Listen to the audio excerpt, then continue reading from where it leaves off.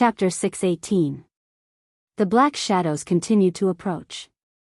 In just a few breaths' time, they appeared not far away. In the dim seawater, these ferocious sharks could be seen clearly. Their sharp, dagger-like teeth gleamed with a cold light. A trace of panic flashed across the eyes of the people who were moving in the seawater. Although they were blessed with underwater breathing and water travel, their combat power in the water was still inferior to those sharks. Now they were in this sea passage. The faces of these ordinary pirates changed drastically when they suddenly encountered these sharks. Dominate the monsters. A flash of light flashed from Sullen's body. The aggressive sharks instantly stopped moving forward and became monsters under Sullen's control in the next second. With more than a dozen sharks, Sulen continued to lead everyone to the treasure cave. After swimming for a few more minutes, they finally reached the end of the seawater passage. A ray of light shone through the dark seawater. After seeing the light, everyone floated up. In the blink of an eye, they arrived at a cave. Above the cave, more than a dozen luminous pearls were inlaid. These luminous pearls quietly scattered soft light around the cave. Through this weak light, Sulen could clearly see the entire cave. This cave was wrapped in rock and was very hard and sturdy. The space inside was very large. Sulen casually looked around and found that this place was at least 1,000 square meters. This was incredible. In this cave, more than a dozen boxes were piled up. Sulen waved at a pirate next to him and asked him to open the boxes. Very quickly, the pirate walked over in high spirits. Picking up his scimitar, he cut off the rusty lock on the chest. Crack. With a soft sound, the lock was directly cut off. Next, the pirate grabbed the box and opened it. Sulen only saw a flash of golden light in front of his eyes. All kinds of gold, silver, and jewelry in the box appeared in front of him. Then, the pirate waved his scimitar and passed through the boxes quickly. With a swing of his scimitar, more than a dozen boxes' locks were cut off. Boxes of gold appeared in front of everyone. For a moment, the entire cave was illuminated by these golden lights. Sulen came closer to check. Among these boxes, some were filled with gold and various gold products, while others were filled with various gems. The value of this treasure was at least over 1 million. After a simple check, Sulen waved his hand and stored the treasures into his storage space. He then began to search around the cave. After confirming that nothing had happened, Sulen left the space and returned to the Black Shark Island. By the time Sulen returned, the spoils of war on Shark Island had almost been cleaned up. Sulen came to the hall built by the pirates, took a simple rest, and ate something. After a while, Barbossa walked over like Sulen. After putting down the food, Sulen picked up the teacup and took a sip. He then looked up at Barbossa and asked slowly, "Is the celebration over?" "Your Majesty, it's done." Barbossa bowed slightly to Sulen and said, 2 boxes of gold and jewelry were found in the treasure house on the island. The places that other pirates told us to search have been searched. Basically, all the places with hidden compartments have been searched. There are a lot of goods in the warehouse, but they need to be transported out. The total value should be about 130,000 kinnar. Among them, there are about 80,000 gold coins that can be spent directly. The rest are all valuable goods. Sulen nodded. This time, the fleet obtained a lot of gold from occupying Black Shark Island. He was going to take out a part of it as a reward. Soon, Sulen finished calculating in his mind. He then ordered, "Reward everyone who participated in the battle with 15 kinnar. Let them eat as much as they want, but no one is allowed to drink. Arrange some people to take turns to stand guard. Make an inventory of the goods that are easy to get rid of.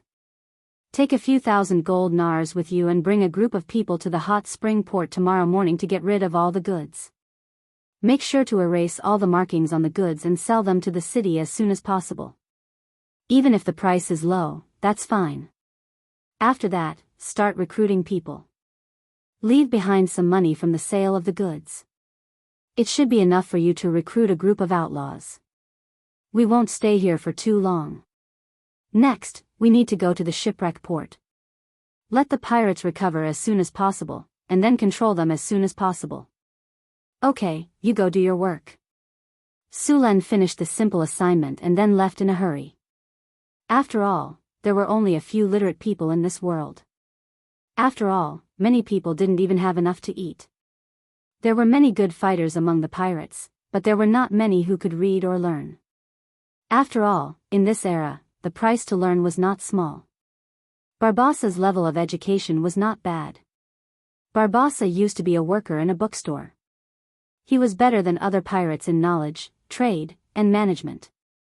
When he was a worker in the bookstore, Barbossa secretly learned a lot of knowledge. North Town City. As time passed, the population kept increasing. North Town City became more and more lively. Caravans from all over the world came in an endless stream. The route to Deepwater City also became busier. The few towns along the way were the strongholds of North Town City. As the embroidered uniform guard continued to grow, a lot of information was sent by the embroidered uniform guard at the same time. Information from the surrounding countries was also collected. The situation in the desert was not right. It seemed that the caravan route was occupied by the Ottomans. The desert was in chaos during this time. It seemed that a powerful monster ran out of a ruin in the desert. The appearance of this monster made the surrounding desert very chaotic. At the same time, there seemed to be traces of devils in some of the cities of the southern kings.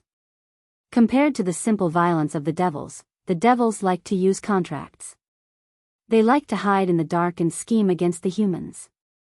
The arrival of the elemental tide had changed the whole continent. Black Shark Island. A few ships slowly docked, and then a group of soldiers came down. In addition to these soldiers, there were also many people who came here.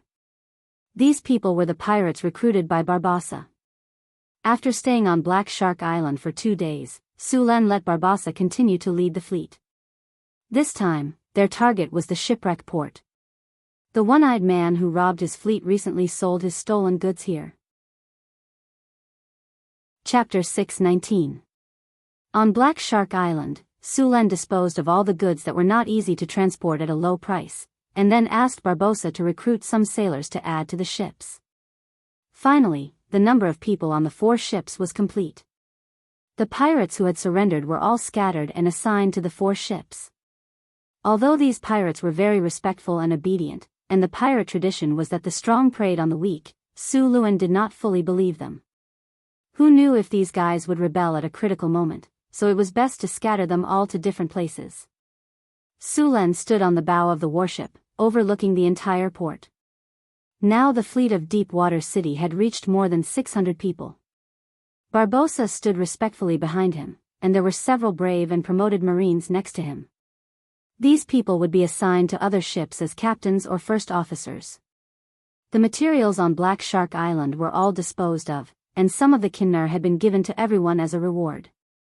The rest was kept in the storage space by Su Len. Next, it was time to deal with One-Eyed Pirate.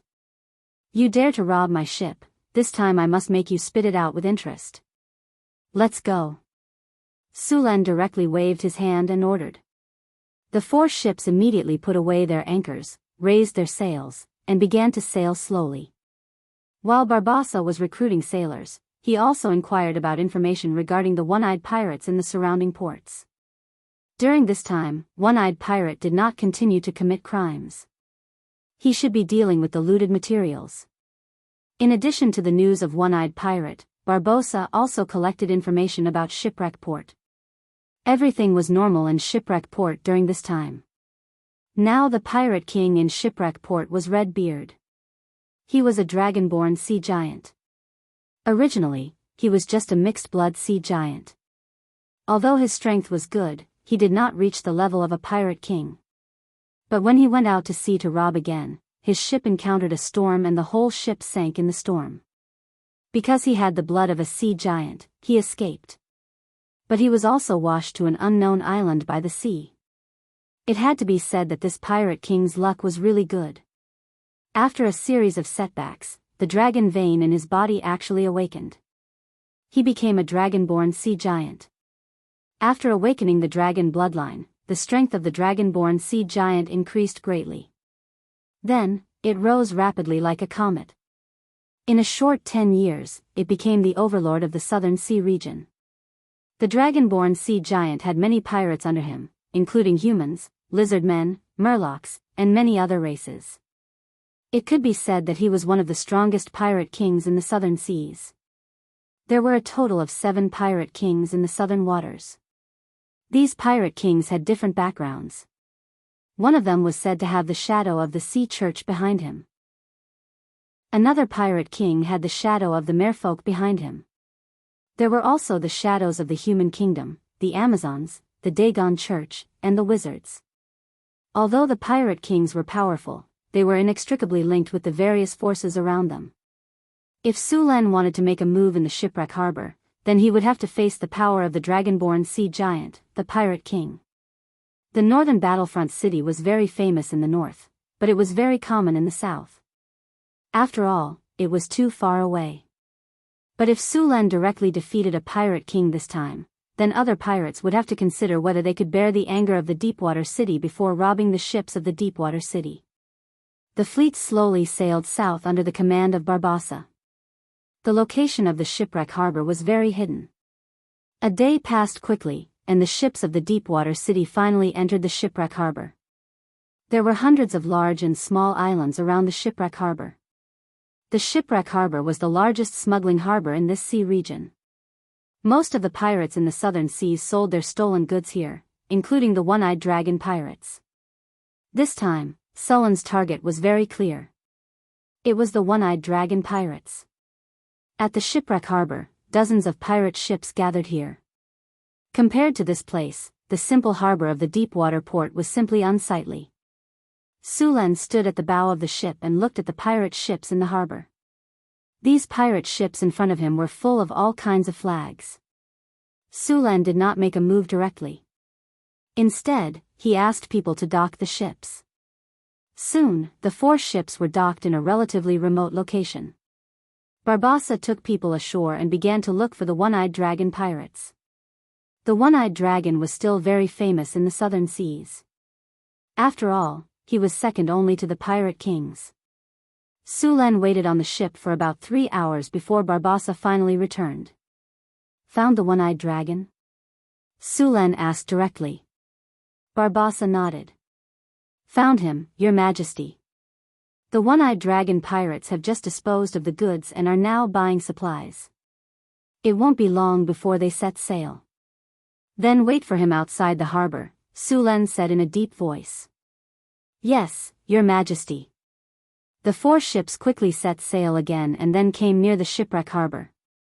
He did not have to wait for long. Soon, a fleet of 6 pirate ships slowly sailed out of the harbor. This fleet was the one-eyed dragon pirates that robbed the Deepwater City's fleet. The one-eyed dragon pirate ship originally had 6 ships. After robbing the Deepwater City's fleet, they directly owned 9 ships. The remaining 3 ships were still being repaired in their nest. After seeing the one-eyed dragon pirate ship appear, Sulan directly appeared on the high platform. His eyes coldly looked at the fleet not far away, and then said in a deep voice, "Warriors, the time for revenge has come. Pick up your weapons and kill them. Victory belongs to us. Victory belongs to us. Do it." With Sulan's order, the 4 ships immediately rushed toward the one-eyed dragon pirate ship. At the same time, in the sea, a huge shadow was moving quickly. A tiger shark of more than 20 meters long was approaching from the bottom of the sea. In the distance, the one-eyed dragon pirate ship, who was happily preparing to return to their nest, did not care that it was a ship on the sea. Although they saw 4 ships rushing toward them as soon as they left the harbor, the one-eyed dragon pirate ship was not too vigilant because they were in the shipwreck harbor area. After all, fighting was prohibited in this area. No one dared to disobey the orders of the 7 pirate kings, but they obviously miscalculated. This time, their opponents were not pirates. It was not until the ships in the Deepwater port were only 200 or 300 meters away from them that the one-eyed dragon pirate ship reacted. Enemy attack! Enemy attack! Full rudder to the port. Everyone, pick up your weapons and get ready to fight. Seeing that the 4 ships did not slow down at all, the one-eyed dragon pirate ship immediately realized that the situation was not right. He immediately ordered the pirates to get ready to fight, but unfortunately, it was too late. Chapter 620.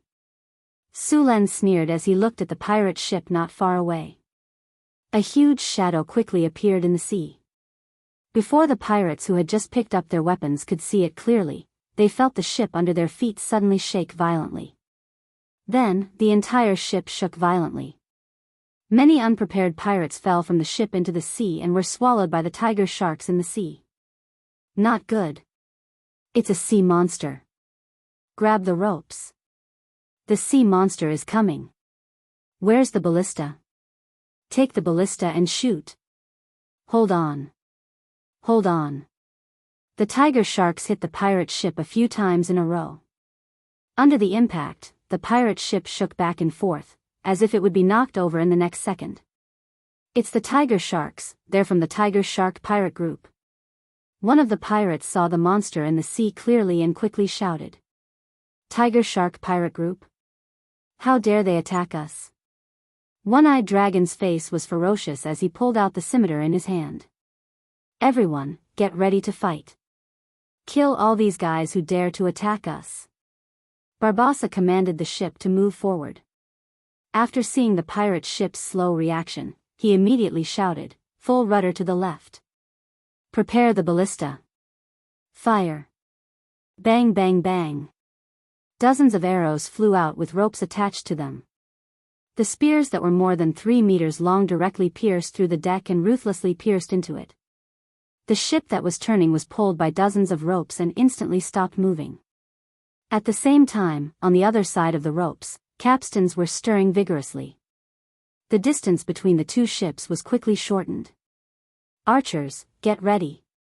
45 degrees, fire in unison. Fire. Buzz. With a buzzing sound, hundreds of arrows instantly flew up and enveloped the pirate ship. A large number of pirates were pierced by the arrows that fell from the sky. After 3 rounds of arrows, the deck was in a mess. Dozens of pirates who could not dodge in time were directly nailed to the deck. Prepare to jump ship and fight. After 3 rounds of arrow rain, Barbossa directly pulled out the long sword at his waist. Then, he grabbed a rope and swung toward the ship not far away. After 3 rounds of arrow rain, the pirates suffered heavy casualties. They were simply unable to stop the enemy from jumping ship and fighting. Su Len had also blessed the army with all kinds of buffs at the start of the battle. These soldiers were full of vigor, and the pirates of the one-eyed dragon pirates weren't their match. After being enchanted, the Navy's weapons were all equivalent to transcendent rank 1 or rank 2 weapons. Facing the ordinary weapons of the pirates, their scimitars were directly cut in half. Deepwater City's navy was very fast. Under the effect of greater haste, these people were like ghosts. Every time their blades flashed, an enemy would fall. The same scene played out on the other pirate ships. Although Deepwater City's navy had fewer ships, they still had the upper hand with the support of arrows and spells. As the leader of the one-eyed dragon pirate ship, One-Eyed Sean had an ugly expression on his face. His men were losing ground on the battlefield. Just as he was about to lead his men to charge forward, a cold voice suddenly sounded in his ears. You're One-Eyed Sean. Who is it? Shaoan's expression changed drastically, and he subconsciously swept the long saber in his hand in the direction of the voice. Clang! The sound of metal colliding was heard, and Sean's palm was slightly numb. Although he hadn't attacked with his full strength just now, his strength wasn't weak at all. However, the result was that his wrist was slightly numb. Looks like it really is you.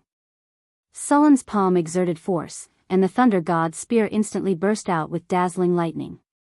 One-Eyed Sean was directly wrapped in lightning, and he lost control of his body in an instant.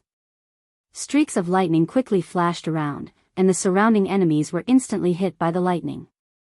The powerful lightning swept across, and the pirates with weaker physiques were directly burned to charcoal. Only a few pirates managed to survive. Since he had already made his move, Su Len gently waved the Thunder God's spear in his hand. The originally clear sky was suddenly covered by dark clouds, and countless lightning snakes kept rolling in the dark clouds. The thunderclouds kept rolling, and the whole sky seemed to be destroyed. The next second, countless lightning bolts fell from the sky, and these lightning bolts instantly hit the pirates who were resisting on the pirate ship. The powerful lightning power directly paralyzed the pirates and made them unable to move. The surrounding navy immediately seized the opportunity and directly beheaded the pirates with their long sabers. It only took a few minutes for several pirate ships to be cleared out, and a strong smell of blood came from the air. At the same time, the battle on the sea attracted the attention of the shipwreck harbor. After a while, more than a dozen ships appeared on the sea, and they formed an arc to surround the fleet of Deepwater City. Sulan glanced at the ships, and then let Barbossa clean up the battlefield. Soon, the pirates who saw that the situation was not good and surrendered were escorted over. Sulan sat on a wooden barrel on the deck, and his eyes swept over the captives. Although a large number of enemies were killed in the battle just now, there were still many pirates alive. All the pirates knelt on the deck, trembling with fear. These pirates were completely stunned. From the beginning of the battle, there had been several waves of arrow rain, and then jumping to fight. These pirates were completely powerless to resist and were killed like vegetables. In the end, Sulan directly summoned a group lightning spell to clear out the pirates. From the beginning to the end of the battle, less than half an hour, all the battles were over. The strength of these pirates was not high. Most of them were around Tier 1, and only a few of the leaders were Tier 2. Only the leader, One-Eyed Sean, had reached Tier 4. However, even a Tier 4 powerhouse was not much stronger than a goblin when facing Sulan. With the divine weapon, Thor's spear, coupled with a profession level of over level 30, he could defeat the enemy with just a flick of his finger. Do any of you know where One-Eyed Sean's lair is? Sulan looked at the captives in front of him and asked. Sir, I know. Sir, Sean. Bah, I know his lair. It's on Poison Dragon Island. Where is Poison Dragon Island? Sulan asked in a deep voice. There were tens of thousands of small islands in the southern sea. Most of these islands did not have names, and they did not even have numbers. For example, Poison Dragon Island should be what they called it in private. If there was no familiar person leading the way, it would be impossible to find this island. Poison Dragon Island is about 300 nautical miles away from Shipwreck Harbor. It's a small island, one of the pirate captives said. Very good. I'll give you a chance. Those who submit to me will be free. Sulan glanced at them and said, You should feel lucky that you didn't die on the battlefield just now. Alright, I'll give you 30 seconds to consider. If you haven't made a choice by then, there's no need to choose. Chapter 621. After defeating the one-eyed pirate, most of the captured pirates chose to surrender, and some of the injured pirates were directly dealt with. 6 pirate ships. If he killed all the pirates, who would help him sail the ships? After accepting the surrender of a large number of pirates and taking control of all 6 pirate ships, Sulan looked at the one-eyed Sean on the deck next to him. At this time, the one-eyed Sean looked a little miserable. The power of thunder just now had caused a lot of damage to him. The powerful electric current had electrocuted many parts of his body into charcoal. If it weren't for the fact that the body of a level 4 warrior was strong enough, such serious injuries would have killed him. Although the warrior was the most popular profession with the lowest threshold, it didn't mean that this profession was useless. The body of a legendary warrior was so strong that he could bathe in magma. Even if his heart was pierced, his strong muscles could forcibly close the wound. If he could find a high-grade priest or wizard as soon as possible to cast a high-grade healing spell or a high-grade light of redemption on him, such fatal injuries could be quickly healed. Even without the help of a wizard or a priest, the powerful vitality of a legendary warrior would still continue to fight for a few minutes before dying. Although the one-eyed Sean looked miserable now, if he was given some time, he would soon be alive and kicking again. However, it was clear that Sulan didn't intend to give him this opportunity. Bring him here. The 2 guards behind him stepped forward and dragged the unconscious one-eyed Sean over. Wake him up. A marine lifted a bucket of seawater from the sea and poured it directly on his face. Whoosh. The pain from the wound caused the one-eyed Shan to wake up from his coma. Are you awake? Sulan looked at the battered and exhausted Shan and said in a deep voice. Who are you? I don't think I have offended you. Shan shook his head and looked at Sulan with his one eye. You didn't offend me? It seems that one-eyed Shan's memory is not very good. Sulan sneered and continued, not long ago, the goods you dealt with were mine, and you say you didn't offend me? You are from Deepwater City? Shan's eyes turned cold when he heard Sulan's words, and his heart sank. Looks like you still remember. Sulan sneered, now that you know who I am, tell me the truth. Who did you sell my goods to? And how did you know that my fleet would pass by the Norman Islands? How did you set up an ambush there in advance? Ha ha ha, you captured me just to ask me this? Xiaoan laughed heartily, ignoring the stinging pain from his wounds. Cough cough. After a while, Xiaoan finally stopped panting. Why aren't you saying anything? Are you planning to fight it head-on? As long as you answer my questions honestly, I'll give you a quick death. Sulan looked at the pirate leader in front of him and scanned him up and down. Speak. Why don't you speak? Then he looked at Sulan with a mocking expression. I dare say that you dare to go and settle the score with them? Your goods have been sold by me. The buyer is in the shipwreck harbor. He has the white gloves of the dragonborn sea giant. Do you dare to go? Xiaoan struggled to say, and then he was suppressed by the two guards. Dragonborn sea giant, I see. Now, the second question. How did you know the sailing route of my fleet? Sulan said expressionlessly. That's simple. Someone told me. Xiaoan said with a smile. Someone sent me the message when your fleet left the harbor that day. How do you think I know? Sulan's face darkened. Although he had suspected that there was a mole in the fleet, now he finally confirmed it. Why did you attack my fleet? Sulan continued to ask. It's simple. Someone doesn't want to see Deepwater City develop. Xiaoan didn't hide anything and directly told him what he knew. Someone has taken a fancy to the specialties of Deepwater City, so they want to monopolize it. I'm just their pawn.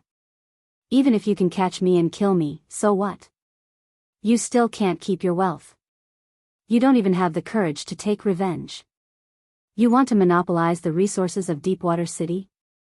Sulan frowned slightly. This result surprised him. You don't understand? You have to know that you produce sugar, honey, rum, perfume, and paper. These things are in high demand in the southern seas. They can be sold for a high price. How can no one be jealous of such a huge profit? Sure enough, money moves people. Sulan nodded and continued, didn't you want me to find trouble with those people? Tell me, who is behind this? The people behind this are very simple. They are the nobles of the Netherland Kingdom. You sent the goods here to sell. They want more, so they are ready to control the supply of goods in their hands. Of course, there is also the work of the Dragonborn Pirate King. These pirate kings cooperate with the surrounding countries and make a fortune together. You think they are opposing each other, but in fact, the pirate kings are inextricably linked with the surrounding big forces. How about it? Do you dare to take revenge? Ha! Cough cough. Xiaoan laughed at Sulan and then couldn't help but cough. That's it? Sulan shook his head slightly. That's what you're relying on? That's it? Xiaoan looked at Sulan in surprise. You don't think that I dare to fight you directly here because I don't know the ban here, do you? Sulan glanced at him and said, to be honest, I don't care about that Dragonborn Pirate King at all. Since he is also one of the people behind this robbery, let's take advantage of this opportunity to get rid of him once and for all. Sulan curled his lips and said. Get rid of the Pirate King? Xiaoan's brain couldn't react. Well, the matter is over. What's the use of buying it? Kill him. Sulan waved his hand at the two guards. Wait, you don't want the treasure I hid. Before he could finish, a guard beside him pierced his heart with his sword from the back. Xiaowen's eyes widened. He couldn't believe that Su Len didn't even ask about his treasure and killed him directly. As the long sword was pulled out, Xiaowen's body trembled slightly twice. Bright red blood spurted out from the wound, and the light in his eyes dimmed in an instant. Su Len naturally wanted the one-eyed man's treasure, but the one-eyed man would definitely not tell the truth, so Su Len planned to use a simpler method, which was to let Hathaway use a prophecy spell to find the treasure. As there were already enough clues, this kind of prophecy spell didn't need to pay any price, and it wouldn't cause any backlash. P.S. Recommend a friend's book, The Reborn Prince Charming Starts Making Games. He was reborn in 2000, made a dating game, bought 10 cents at the beginning, and had a single female lead. Chapter 622. Sir, there are pirates approaching us. They have crossed the warning distance. At this moment, a soldier hurriedly came to report. Su Len looked at the sea not far away. He saw more than a dozen pirate ships on the sea rushing here aggressively, and all the pirate ships had raised their flags. It was obvious that they were going to attack. These pirate ships all belonged to the Dragonborn Pirate King. Several pirate kings took turns to be in charge of Shipwreck Harbor. During this period, the Dragonborn Pirate King was in charge. Now Su Len directly attacked another pirate outside Shipwreck Harbor. This completely disregarded the Pirate King's ban. The Pirate King naturally would not let it go. Without any shouting, the pirates directly launched an attack. The Pirate King hated Su Len's behavior of breaking the rules. This was contempt of their authority. If these people were not dealt with as soon as possible, their so-called ban would become a piece of paper. This was not a situation they would allow. The largest of these pirate ships was a large warship that was 70 meters long. At the front of the warship was a dragon head ram. This ship was not modified from an armed merchant ship like the other pirate ships. Instead, it was a warship, and even among warships, it was a big guy. On this dragon-head warship, the Dragonborn Pirate King was staring coldly at Su Len's fleet. There was a trace of coldness in his eyes. He was a hybrid giant monster. He had half sea giant blood and the other half human blood. However, the human blood was mixed with dragon blood. After awakening the dragon blood, he had become a dragonborn sea giant. Because of the dragon blood, there was a layer of dragon scales on the surface of his body. Even his palms had a dragon-like appearance. There was also a group of strange-looking dragonborn around him. These dragonborn were the products of some Euron creatures he hunted for dragon blood baptism. It was not only the blood of pure-blooded dragons that could be used for dragon blood baptism. Euron blood could also be used. However, the attribute bonus obtained from Euron blood baptism was far less than that of pure-blooded dragons. However, if there were many baptisms, the attribute bonus obtained from Euron blood baptism was still very good. In addition to these strange-looking dragonborn, there were also some sea creatures, such as quatones, sharkmen, and so on.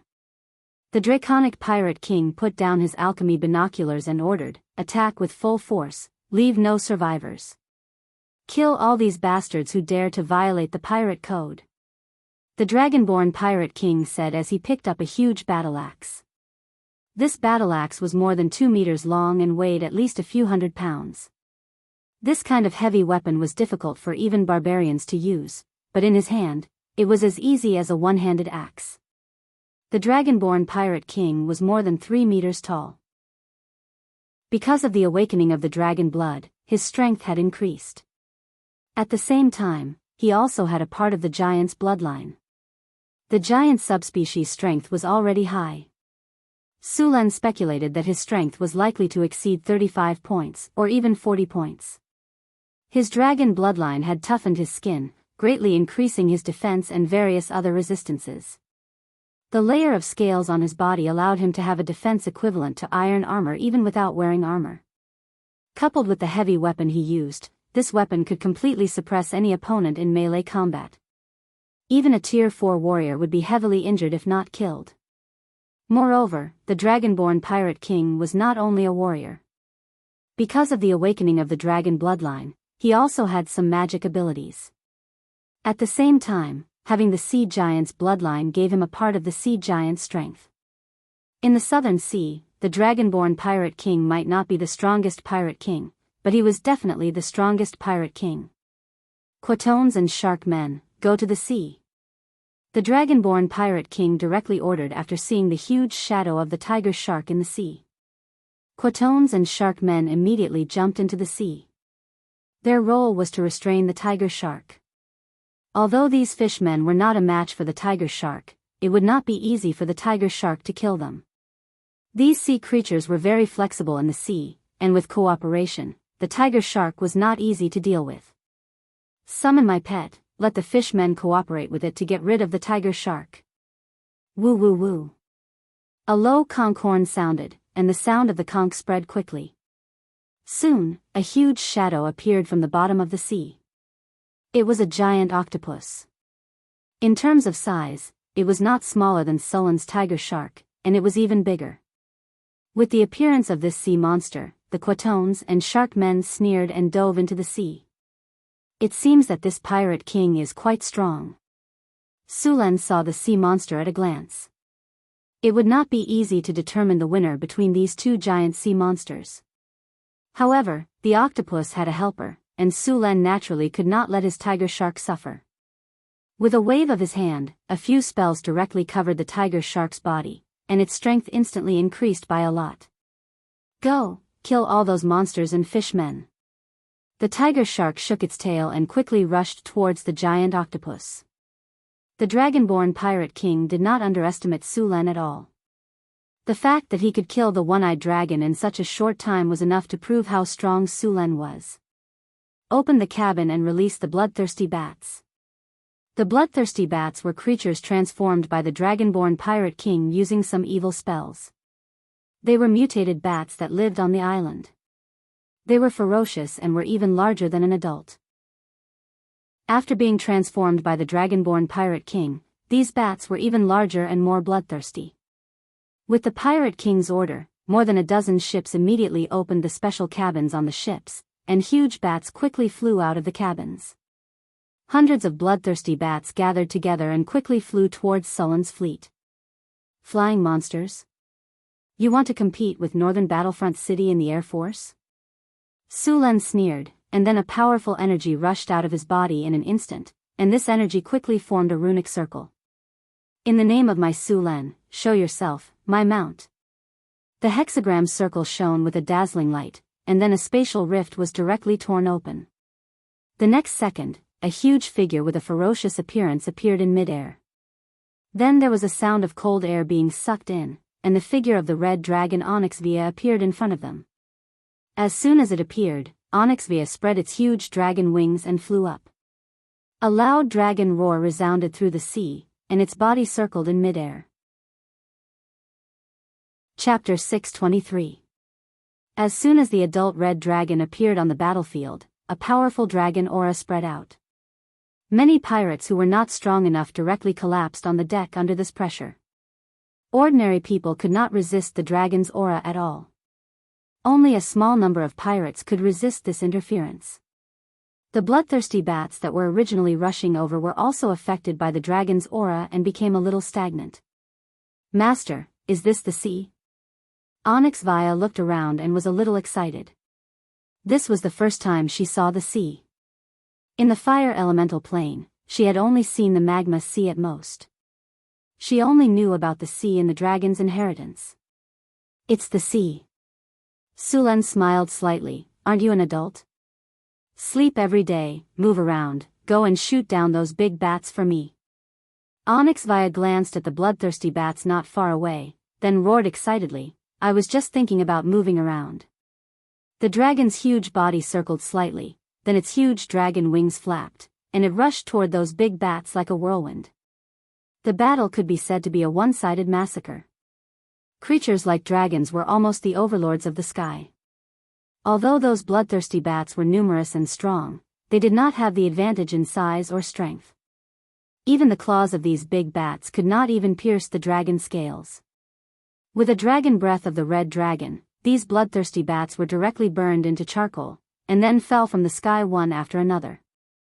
In the blink of an eye, all the bloodthirsty bats in the sky were killed. On the other side, when the dragon descendant pirate king saw the sudden appearance of the dragon, he suddenly had a bad feeling in his heart. Then the dragon killed all the bloodthirsty bats that had just been released. Even after eliminating those bloodthirsty bats, the dragon dived toward a pirate ship next to it. The pirates on the pirate ship were scared and hid everywhere. Many pirates even jumped directly into the sea. Boom! The scorching flame dragon blood instantly hit the pirate ship. The 40-meter-long sailboat instantly turned into a big fire torch. The whole ship was ignited by the dragon's breath. The pirates on the ship who had no time to escape were directly burned into charcoal. The whole sea was illuminated red by this flame. As soon as the battle began, the pirates had already burned down a ship. This is evil, evil dragon. Not good, it's flying over. Run! Many pirates were so frightened by the sudden appearance of the dragon that their teeth chattered. When these ferocious pirates saw a powerful pirate ship being destroyed in just a breath, their confidence was completely shattered. Don't be afraid, quickly rush to the enemy. The dragon descendant pirate king saw that his subordinates were about to collapse and immediately shouted. Hurry up and get close. As long as we get close to those people's boats, the dragons won't be able to attack. Don't even think about running away. No matter how fast a ship can run, can it compare to a dragon's wings? The faster you run, the faster you die. Hurry, hurry, hurry. This dragon was summoned by the other side and has a time limit. As long as we survive the time limit, the dragon will leave immediately. This is our only chance to survive. It had to be said that the dragon descendant pirate king had a high prestige on the island. In this case, the pirates subconsciously followed the orders of the dragon descendant pirate king and rushed towards Sullen's fleet. The dragon descendant pirate king's approach was right. Escaping in this situation was courting death. Only by rushing up to Sullen's fleet and fighting hand to hand, the dragon could not use dragon's breath. In order not to accidentally injure Sullen's fleet, the dragon basically could not attack. Seeing the pirate ships rushing up, Sulen smiled slightly and waved the thunder god's spear in his hand gently. A flash of light instantly flashed from his body. In the next second, a large amount of seawater suddenly rose from the sea. The seawater poured down in all directions, and a behemoth rose from the sea. It was Sullen's magic ship Angry Dragon. What kind of monster is this? This is a magic ship. Not good, dodge. It's too late. The pirates who wanted to rush up and fight looked at the magic ship in horror. As soon as the magic ship appeared, it quickly moved. The terrifying ram flashed with a cold light, and the huge hull quickly collided with the pirate ship in front. Rumble. There was a loud noise, and a large amount of wood chips flew. The pirate ship that was sailing quickly was directly hit in two by the angry dragon. A large number of pirates panicked and wanted to jump off the ship. Unfortunately, the pirate ship sank very quickly. Before these pirates could swim out of the range, a large whirlpool swallowed them all. The appearance of the angry dragon and the red dragon raised the morale of the Deepwater City Navy. Even the sailors who had just joined the Deepwater City Navy were excited. Originally, these people were trembling and pale after seeing the Pirate King's flag, but now it was as if they had been injected with chicken blood. There was a burst of cheers. Barbossa jumped directly on the mast, his whole face flushed red. An uncontrollable excitement came from his body. The long sword in his hand pointed at the pirate ship not far away and roared, "Charge! Kill these pirates! Destroy these trash! Long live the North Wind Kingdom! Kill these pirates! Long live the North Wind Kingdom! Charge!" The Deepwater City Navy all roared at this moment, and the deafening sound echoed on the sea. All the ships launched a charge and rushed in the direction of the pirate ship without hesitation. With the help of the Red Dragon and the magic ship, the morale of the Deepwater City Navy was greatly boosted. On the contrary, the morale of the pirates led by the Pirate King, which had just risen, fell instantly. Facing a situation where they were bound to lose, not many of these pirates could still rush up to fight without hesitation. After the angry dragon sank a pirate ship, it began to show its power. The ballistae on the ship that had been loaded immediately fired. These ballistae were very powerful, and they were nailed to the surrounding ships in an instant. In the next second, there was a flash of light on the angry dragon, and a flame appeared. The flame rushed up like a fire dragon and directly ignited the ship. This special oil was mixed by wizards, and it would burn for a long time if it stuck on it. Soon, these flames spread quickly on the ship. The pirate ship could not resist such an attack at all. Some of the pirates tried to use seawater to extinguish the flames, but after the seawater was poured, the flames did not extinguish at all.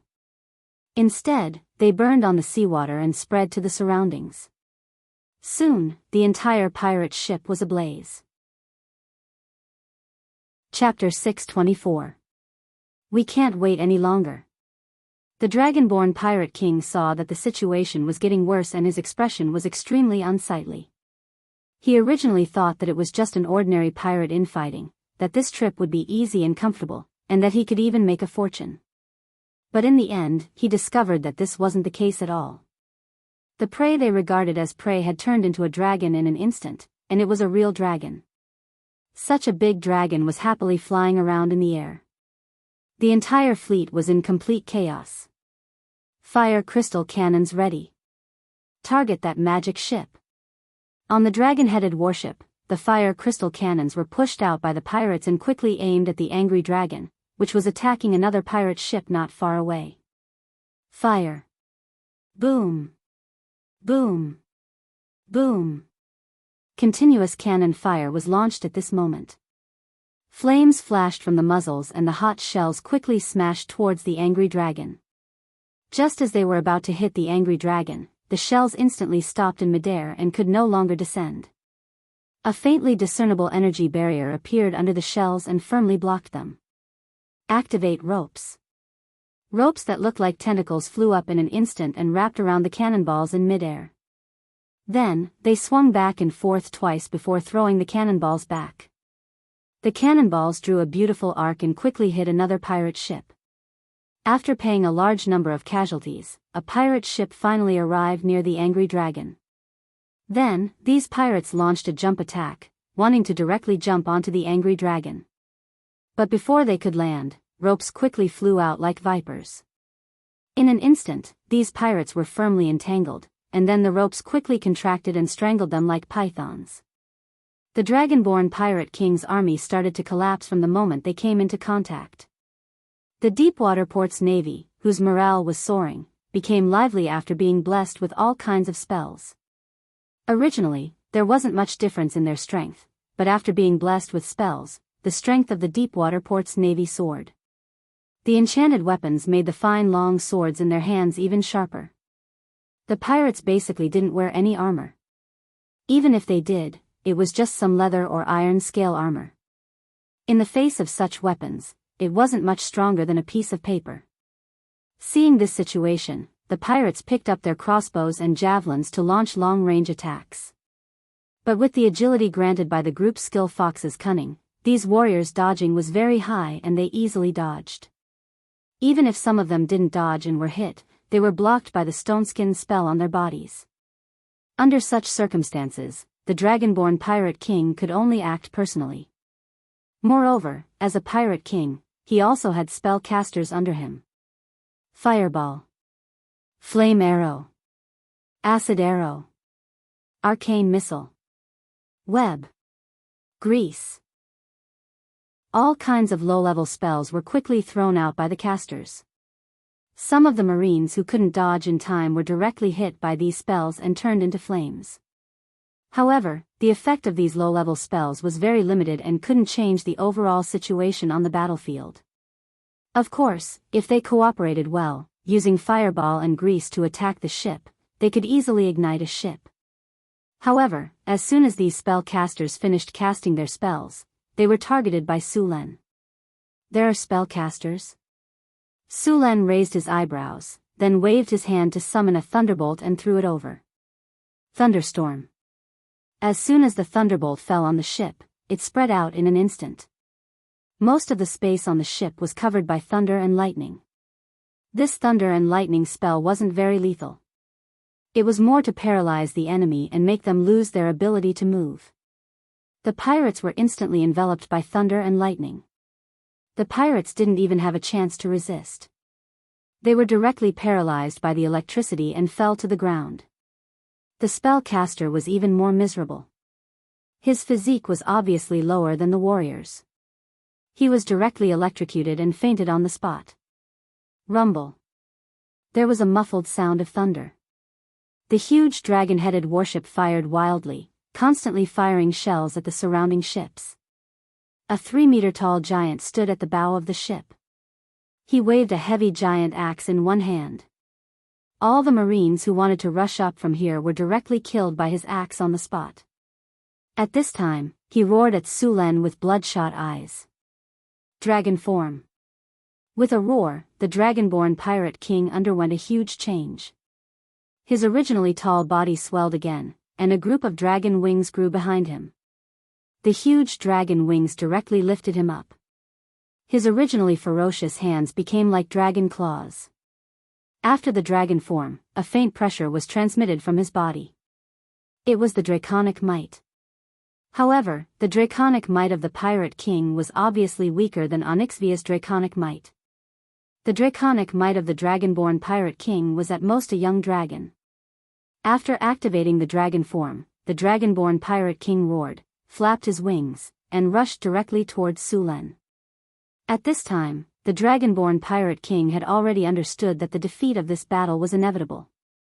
There was only one way to turn the tables, and that was to defeat or kill Su Len.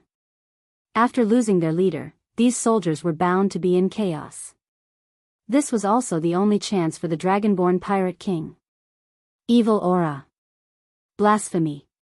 An evil energy field instantly erupted from Sullen's body, and then the dragonborn pirate king rushed towards Su Len with a grin. Su Luen frowned slightly. He could clearly feel that evil power. Then, the power of thunder and lightning quickly spread out from his body. In an instant, Su Len directly opened the thunder domain, and the evil power was directly squeezed back under the effect of his soul domain. The dragonborn pirate king waved the giant axe in his hand and fell from the sky, smashing fiercely at Su Len. It looked like he was going to split Su Len in half. Clang! The deafening sound of metal colliding rang out. Sullen's thunder god spear swept across and directly blocked the powerful attack of the dragonborn pirate king. Sullen's thunder god spear swept across. The pirate king, who had just landed, only had time to block with his giant axe, but the master was sent flying with his weapon. A large amount of lightning power appeared on the surface of his body. Lightning flashed, and even the pirate king's strong physique trembled all over. However, in just a breath, the dragonborn pirate king withstood the lightning paralysis. Then, he swung his chain and smashed it again with a roar. Sullen's body moved and instantly appeared near the dragonborn pirate king. The thunder god's spear in his hand directly hit the pirate king's body. The dragonkin pirate king's body flew away like a ball. Su Luen didn't let him off. His body flashed and rushed up again. The dazzling lightning with unstoppable power fiercely stabbed down. The dragonkin pirate king wanted to resist, but all his defenses were vulnerable in front of the divine weapon. In the end, the thunder god's spear directly pierced through his heart. The endless power of thunder and lightning erupted, killing him completely. Chapter 625. With the death of the dragonborn pirate king, the remaining pirates completely lost their will to fight and no longer had any thoughts of resistance. The entire battlefield was filled with their fleeing figures. But where could they run to on the surface of the sea? With the red dragon Onyx patrolling back and forth in the sky and a mutant tiger shark eyeing them covetously in the sea, these pirates had long since lost the chance to escape. In the end, these pirates could only throw down their weapons and surrender in order to survive. The battle ended quickly, and Barbossa was already very familiar with cleaning up the battlefield and settling the captives. However, things were not over yet. After defeating the dragonborn pirate king, they still had to receive the spoils of war and retrieve Sullen's goods. Escorting the surrendered pirates and the captured pirate ships, the entire fleet had a total of 18 ships.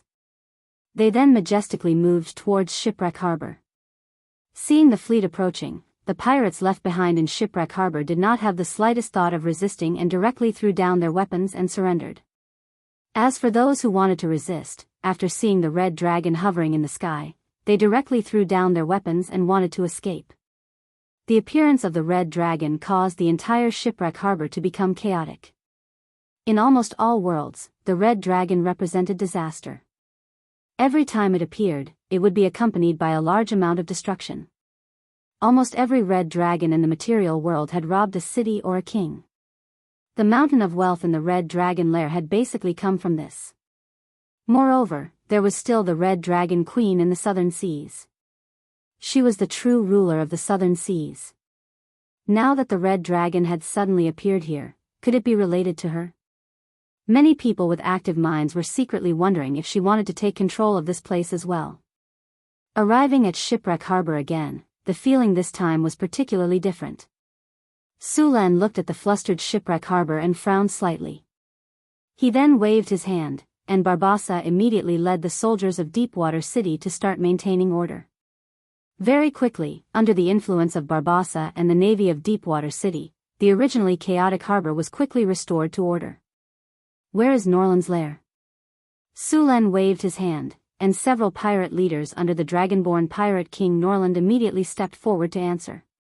Your Grace, Norland's lair is in the Crystal Palace behind the harbor. Almost all of Norland's wealth is gathered there. Send someone to load all the wealth onto the ship.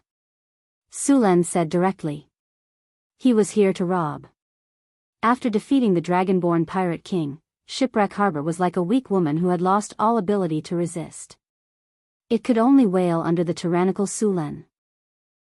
Sulan did not show any mercy to these pirates. His fleet had almost been completely wiped out. He had spent so much time and effort to build the fleet, and after a few voyages, more than half of them had been killed by the pirates. The pirates of this era were not like the Captain Jack in the movies and novels. These pirates could be said to be committing all kinds of crimes. Murder and arson were the most basic of their crimes. These pirates robbed and killed, forcing captives to jump off the deck into the sea was a common occurrence. It could be said that these pirates should all be hanged according to the law. Under Sullen's order, the soldiers of Deepwater City immediately began to collect the spoils of war. Sulan and his men were not familiar with Shipwreck Harbor, but the pirate captives were. These pirates were very skilled in treachery. They led the soldiers of Deepwater City to rummage through the city's wealth and send it to the ships docked at the harbor. Apart from the pirates, the richest people in Shipwreck Harbor were the black market merchants. These people could be said to be extremely daring, selling their souls for profit. As long as there were benefits, these merchants dared to trade with the devil. All kinds of goods stolen by the pirates were sold by them, and each of them could be said to be overflowing with wealth. Sulan naturally did not intend to let these merchants go. Carlos, take your men and let these captives lead the way. Go and catch the black market merchants for me. Also, find out how much money these merchants have and bring it to me. Suluan said to a marine admiral who had just been promoted by him. Yes, Your Grace. After saying that, he bowed and led a group of soldiers and a few surrendered pirates to capture the black market merchants. Shipwreck Harbor was the largest port among the pirates, and the wealth here was astonishing. Soon, boxes of kinnar were transported over. Your Grace, the wealth left behind by Norland is astonishing. According to our preliminary estimates, there are at least 1.5 million kinnar, including a large number of gems, precious utensils, and so on. If all of them are converted, it's estimated to be more than 3 million kinnar. Barbassa said excitedly. 3 million kinnar. Sulan could not help but rub his hands. His northern city could be considered to be making a lot of money every day. Sugar, rum, paper, perfume, excellent weapons, and so on, all of these things added up to only a little more than 1 million kinnar a year. After all kinds of expenses, there was not much left. He had only killed one pirate king, but there was actually so much wealth. Su Len immediately wondered if he should kill the other pirate kings as well. However, the other pirate kings did not provoke him. It would not be good to kill them directly. Moreover, these pirate kings also had other forces behind them. If he really did that, it was estimated that the entire southern waters would not do business with him. After thinking about it, Su Len temporarily put aside this tempting idea. Load all these things onto the ship, Su Len said. 1 or 2 million kinner were piled up like a small mountain, but the ship Su Len brought could easily fit them. Norland is really a good person. Looking at the wealth piled up in front of him, Su Len kept sighing in his heart. In addition to the gold, Norland also sent a large number of pirate slaves, experience, and treasure chests to Su Len. He was just like a child of wealth.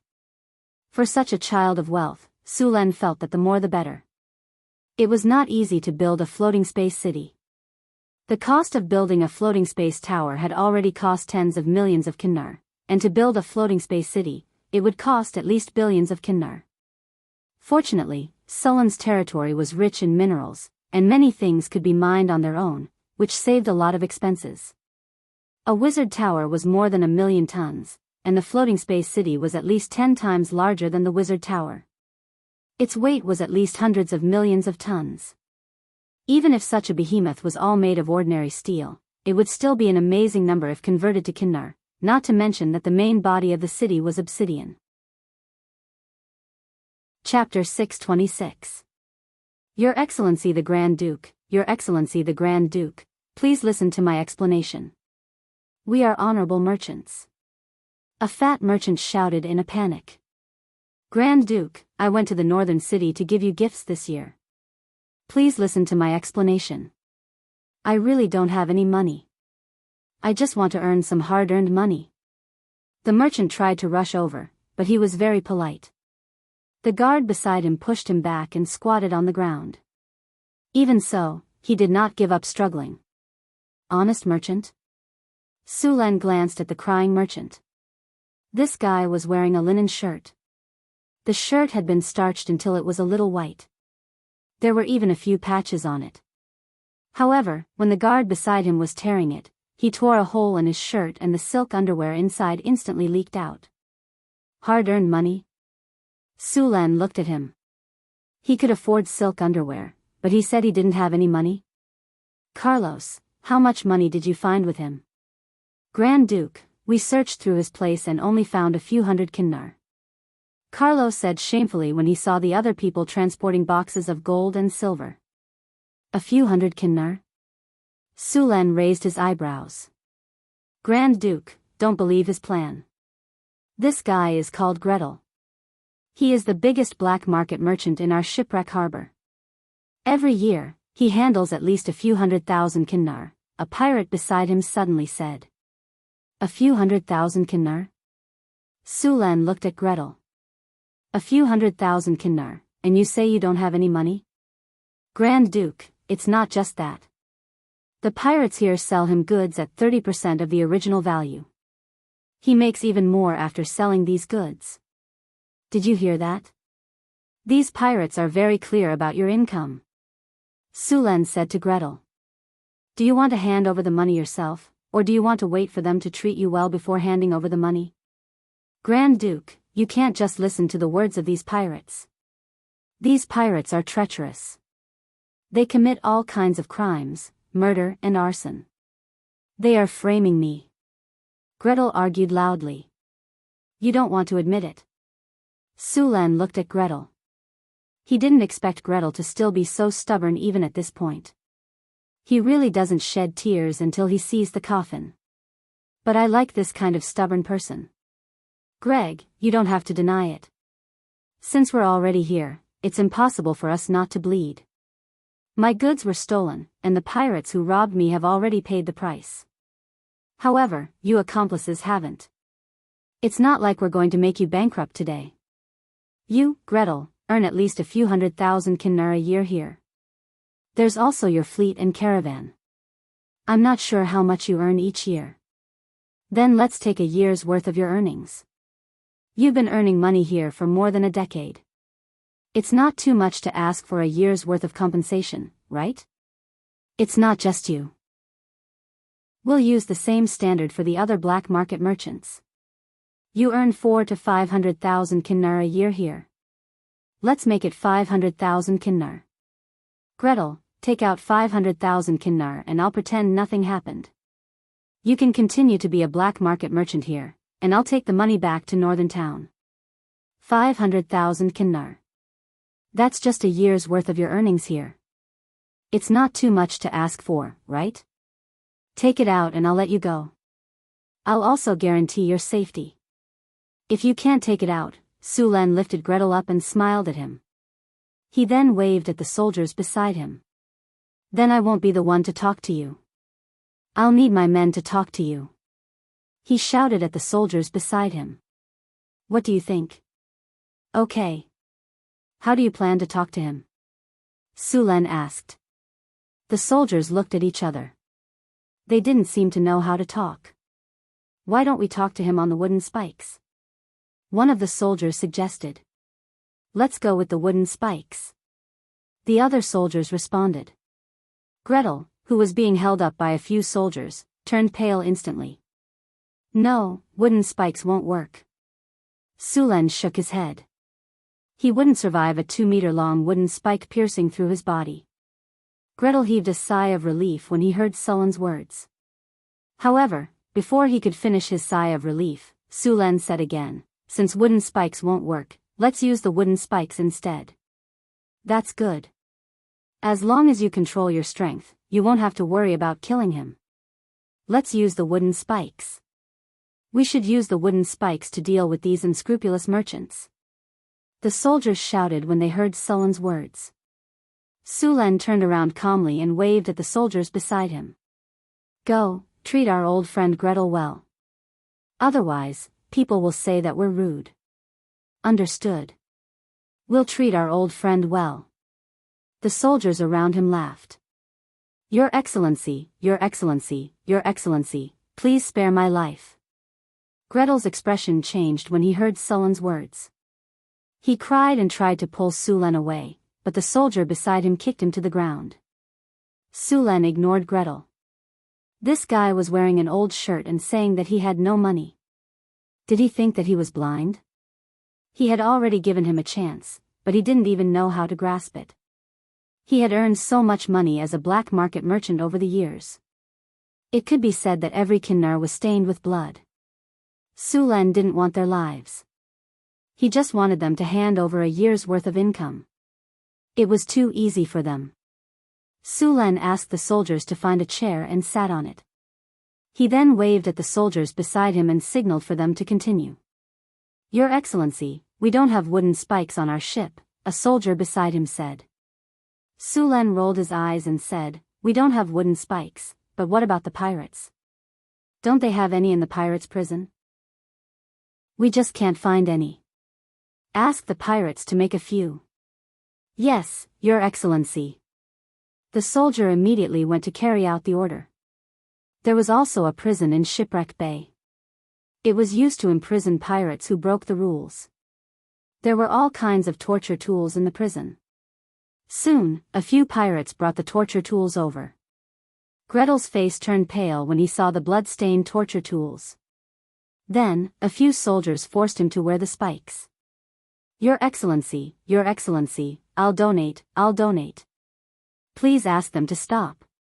Gretel shouted when he saw that they were serious. Wouldn't it be better if you cooperated earlier? Sulen put down his teacup and smiled. But since you've already brought the spikes, it's not good to just take them off. It's better to let Gretel experience our service. He waved at the soldiers and 2 of them immediately pulled the spikes down. Chapter 627. Amid a series of hysterical screams, Gretel was pinched so hard that he almost died. Finally, after a round of pinching, the soldiers around him finally let him go. Lord Duke, please spare my life. I'll donate. Gretel screamed as he begged for donations. His voice was like a cuckoo crying blood. It was heart-wrenching and tearful. Lord Duke, I'm willing to donate 500,000 kiner to make up for your loss, Gretel said without hesitation. That's more like it. Sulen nodded in satisfaction. Mr. Gretel is a good man to be willing to donate 500,000 kiner. You are indeed a friend of Beifeng Principality. Quick, quick, quick. What are you doing? Mr. Gretel fell down. Why didn't you help him up? You didn't even know how to control your strength. Sulen reprimanded the soldiers around him. Hurry up and help Mr. Gretel up. A few soldiers immediately went up to Gretel with smiles on their faces and tried to help him up by his arms. It's not your fault. I lost my balance and fell down. I fell down. Gretel quickly explained. If that's the case, Mr. Gretel, please hand over the kiner that you donated. Sulen nodded. 500,000 kiner is not too much, is it? Not at all, not at all. I'm willing to donate this to Beifeng Principality. Soon, a group of soldiers followed Gretel to an ordinary-looking house. They then opened the cellar in a hidden corner of the house and took out the kiner that was stored inside. After a while, a caravan carrying 500,000 kiner slowly walked out. A caravan was needed to carry all these kiner. Each kiner weighed 4 grams. 80% of it was gold while the rest was made up of other metals. 500,000 kiner weighed about 2 tons. It would take 10 caravans to transport all of them. Fortunately, these merchants had prepared a large number of caravans to transport the goods. Each caravan carried a few hundred pounds of kiner. These kiner were all packed in boxes. In order to make it easier to transport, each box weighed 100 pounds. There were exactly 4 boxes in a caravan. There were a total of 10 caravans in a row. With Gretel as a demonstration, dealing with the other black market merchants was a walk in the park. After sending kiner to the port, Sulen waved his hand and said, Mr. Gretel has donated everything. I'll leave the rest to you. Gretel donated 500,000 kiner, but he is the biggest businessman in Shipwreck Harbor. The other businessmen have smaller businesses than him, so 500,000 kiner is a bit too much. We have to calculate his annual income first, and then collect the compensation according to his annual income. Your Excellency, these merchants are used to cheating. If they hide their income, we won't know either. Carlos asked. That's easy. Although we don't know, someone else does. Sulen pointed at the pirates and said, these pirates have been living here for a long time. Although they don't know the exact income of these merchants, they know all the warehouses and shops. It's enough to calculate. Besides, don't we have an expert here? I'll ask Mr. Gretel to help me calculate it. It'll definitely be accurate. Sulen patted Gretel's shoulder and said, I'm sure Mr. Gretel will help us with this small matter. Yes, Your Excellency, I'll definitely help you.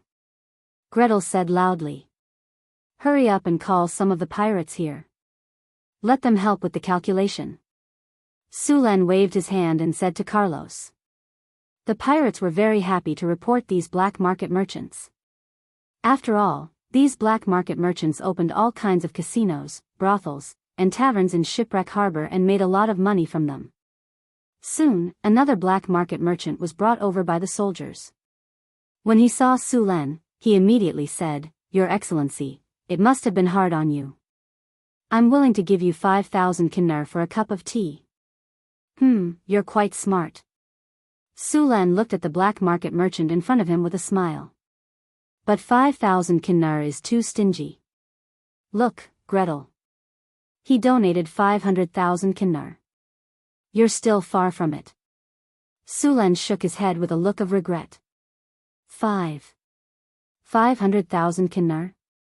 The black market merchant was so surprised that he couldn't close his mouth. Yes, 500,000 kiner. Sulen nodded. However, I won't force you to donate as much as you want. It's all up to you. If you want to be friends with us, then donate more. If you don't want to, then it doesn't matter. Sulen said generously as he patted the black market merchant's shoulder. Just as Sulen was speaking, a few soldiers beside him brought over the prepared pincers. These pincers from the prison were stained with blood and looked a little dirty. Pincers were considered the lightest punishment in the pirates' prison. The pincers were made of 3 pieces of wood that were then strung together with iron bars. Grooves were dug in the middle of the wood. These grooves were where the ankles were placed and were strung together with ropes. When it was used, the prisoner's feet would be placed in the grooves. Then, 2 other people would pull the rope and tighten it. If they were lucky, they would make a frame for the prisoner to lie down. If they were in a bad mood, they would make the prisoner kneel on the ground and torture him. This kind of torture device depended on the size of the opening at the ankles. If the opening was too big, it wouldn't even clamp the ankles. The pincers that the pirates had prepared only had a shallow groove. It didn't feel good to be clamped. In fact, there were 2 other types of pincers. One used sticks as thick as chopsticks that were strung together in a row. This was specially used to clamp fingers. The most ruthless pincers were specially used to clamp the head. This kind of torture device could even crack a person's skull. How could Su Len use such inhumane torture devices? Your Excellency the Grand Duke, Your Excellency the Grand Duke, I really don't have that much money. A black market merchant screamed. Then, he was grabbed by a few ferocious soldiers as if they were grabbing a chick. Then, they forcefully put torture equipment on him. You dog, you still want to lie to Your Excellency the Grand Duke. A pirate next to him went up and kicked him. You dog, you opened a casino here. You make money like water every day. I alone lose dozens of kinnar in the casino every day. But your casino has at least thousands of customers every day. How much money do you make? This black market merchant was also raised to be a respectable person. When had he ever been treated like this? Garrett, it seems like our merchant doesn't intend to tell the truth. Calculate for him. We're not pirates, we're regular navies. We do things based on evidence and reason. Su Len waved at Garrett who was beside him. Garrett, who had become a lackey, immediately calculated according to the description of the pirates. It didn't take much effort for him to calculate the black market merchant's annual income. Chapter 628. The casino's daily income is about 3,000 kinnar, but this money needs to be shared with the other pirate kings. In the end, 500 kinnar will fall into his hands, which is about 100,000 kinnar a year. Also, the J Court and the tavern in his hands are also making a lot of money every day. In this way, his annual income is at least 450,000 kinnar. Gretel added up all the income and quickly came up with the annual income of this black market merchant. There are some miscellaneous things, which is about 10,000 to 20,000 kinnar. In that case, let's not be so calculative. Let's calculate according to 450,000. Su Len directly made the decision. Gretel's calculation was indeed accurate. This black market merchant's annual income was indeed more than 450,000 kinnar, but the more he earned, the more he spent. He needed to maintain the fleet, various fighters, guards, and so on. The expenses were not small, but 450,000 kinnar was definitely something he could afford. Carlotte, I'll leave this to you. Treat him well. Hee, don't say that we're making things difficult for you. Today, no one will be able to escape. You have to take the 450,000 gold coins, even if you don't want to. Now, let us brothers serve you well. Carlotte grinned, revealing a row of white teeth. Your Excellency Grand Duke, I really didn't earn that much money.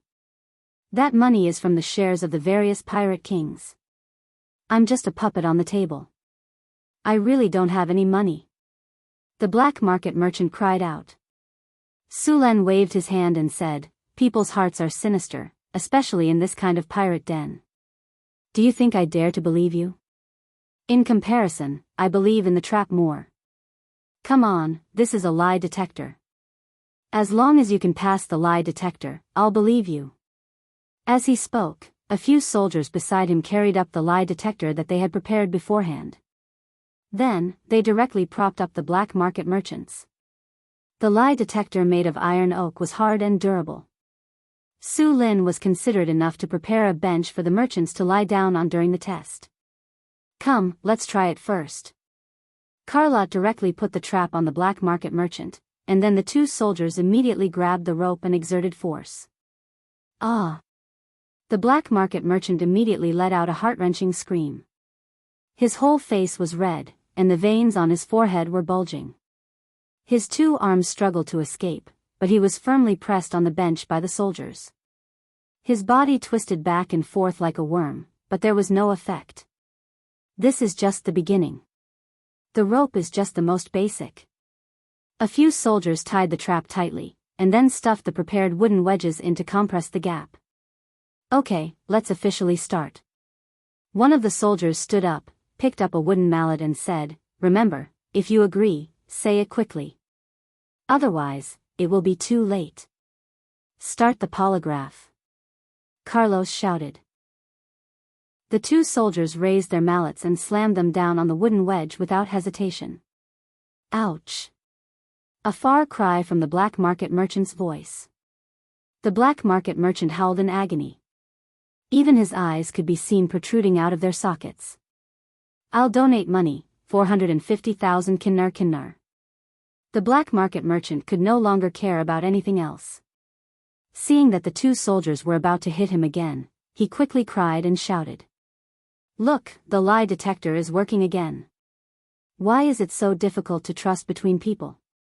Sulen said bitterly. "I've already told you so earnestly, but you just don't want to tell me the truth. Now, we've finally reached an agreement." Then, the soldiers put the black market merchant down from the lie detector. Then, they took the carriage that had just been unloaded and followed the black market merchant to his manor. When the other black market merchants saw Sulen's actions, their faces turned ashen, as if they had lost their parents. In the end, they all gave in. One by one, they accepted Sulen's friendship and became friends with Beifeng Duchy. They expressed that they were willing to donate all their income for a year to Beifeng Duchy. Of course, Suluan couldn't refuse the sincerity of these businessmen. Soon, a large number of kinnar was transported over. The 7 black market merchants donated more than 3 million kinnar to Sulen. In addition to the income of the dragonborn pirate king, just the kinnar alone gave Sulen at least tens of millions of kinnar. Sulen's first fund to build the floating city was finally settled. In addition to the kinnar, after killing the dragonborn pirate king, Sulen also received a lot of rewards. After dealing with the shipwreck harbor, Sulen had time to check the rewards. "Congratulations, host. You have successfully killed a dragonborn sea giant. You have received 53,400 experience points, you have received 1 legendary skill point, you have received 2 platinum treasure chests. The battle is over. You have received the item Sea Giant's Heart Blood *1. Rise of the Navy, Legendary Battle, September 1689 of the Huiwa calendar. Due to the wealth of the deepwater port, it attracted the attention of others, leading to a pirate attack on the fleet. The newly born Huiwa port suffered huge losses. In order to take revenge, Sulen led the fleet to continue the counterattack. You have defeated the Black Shark pirates, the One-Eyed Dragon pirates, and successfully killed the Pirate King in the final battle. You have received a huge reputation in this battle. Reputation +5.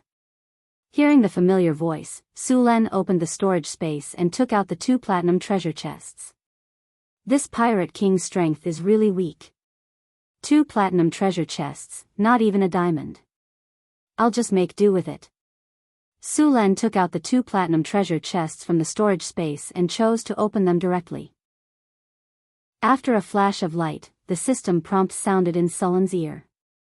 "Congratulations, host. You have successfully opened the platinum treasure chest. You have received the item Elemental Furnace Fuel. Congratulations, host. You have successfully opened the platinum treasure chest. You have received the item Legendary Soul Crystal." Sulen looked at the 2 items in front of him, the Elemental Furnace Fuel and the Soul Crystal. As the name suggested, the Elemental Furnace Fuel was used to burn the elemental furnace. This type of elemental furnace fuel was not produced much, and it would only appear occasionally in some mines. Although the elemental furnace fuel was less than 1.5 kilograms, it could be used for more than 15 years at full load if used in the elemental furnace. This was good news for Sulen. At least he did not have to look for elemental furnace fuel all over the world.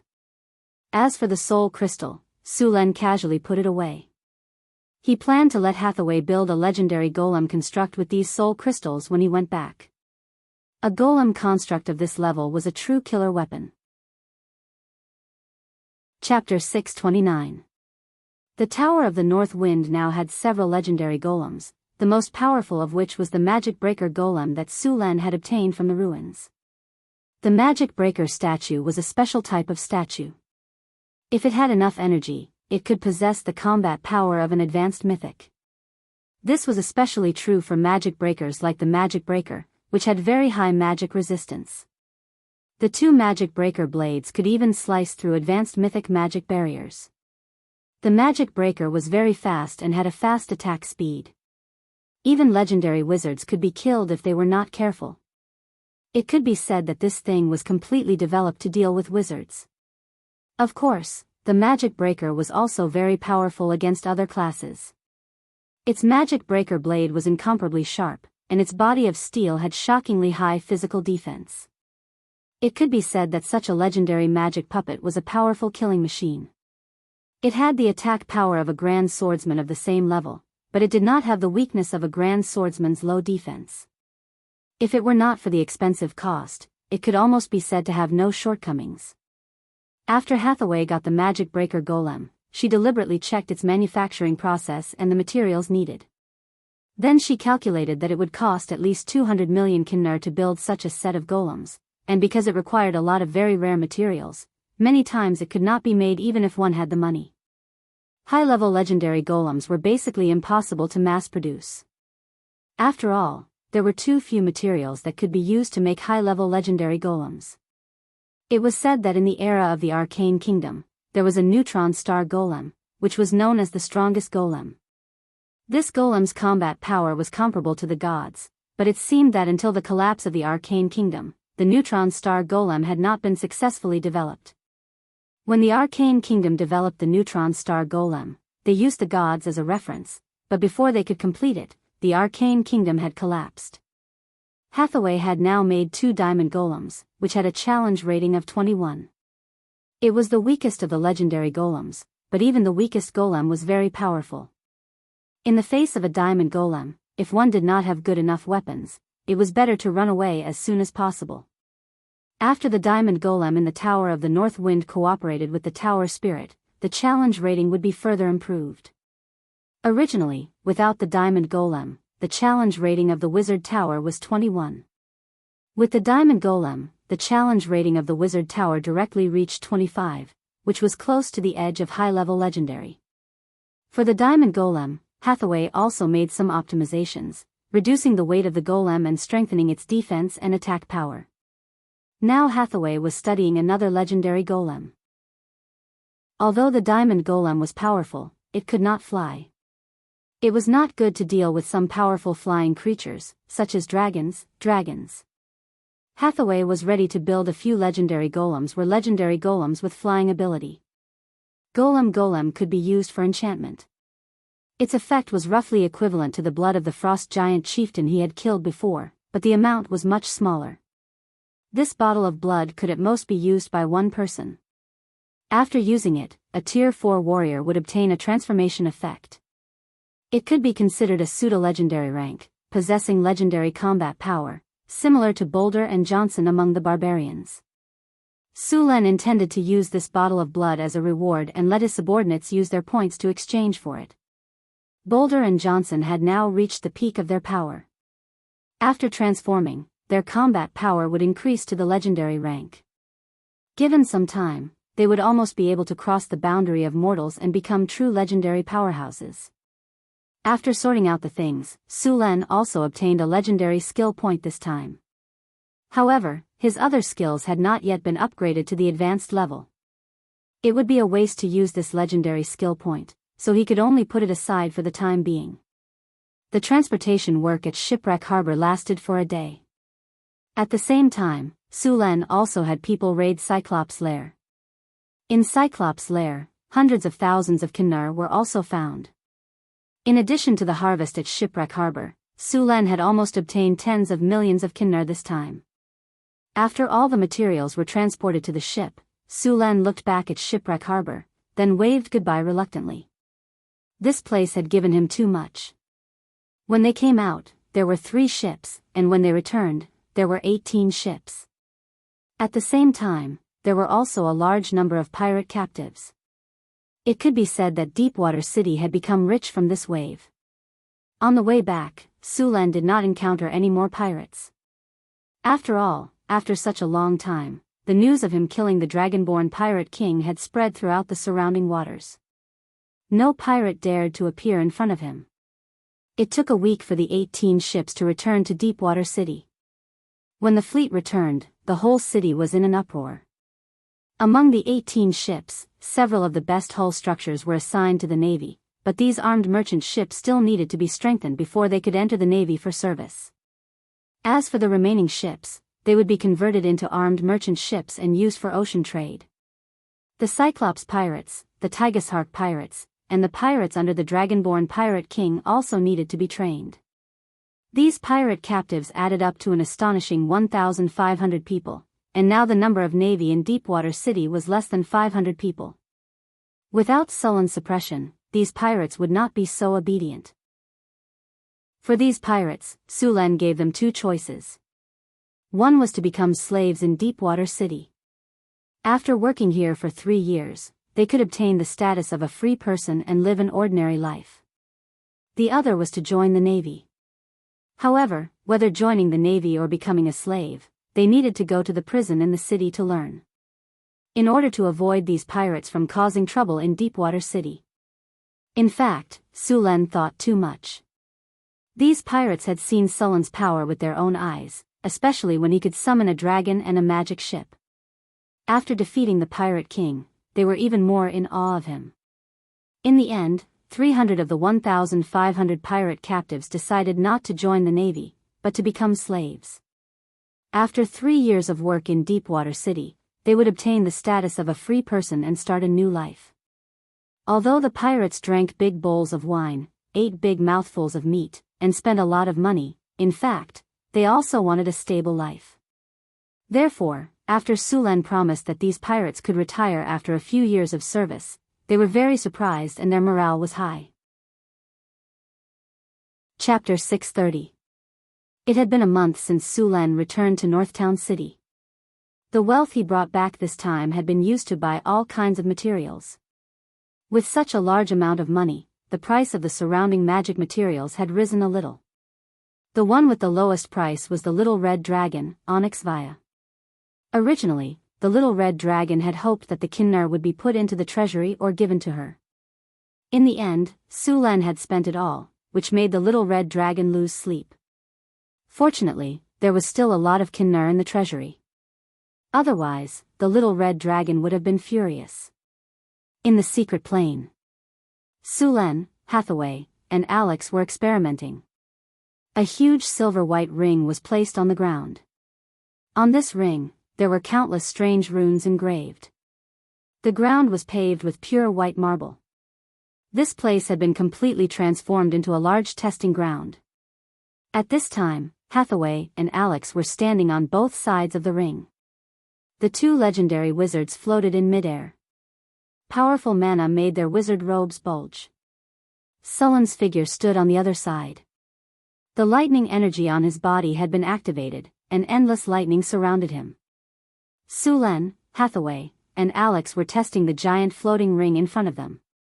This was a super large floating ring that Hathaway and Alex had finally created after several optimizations.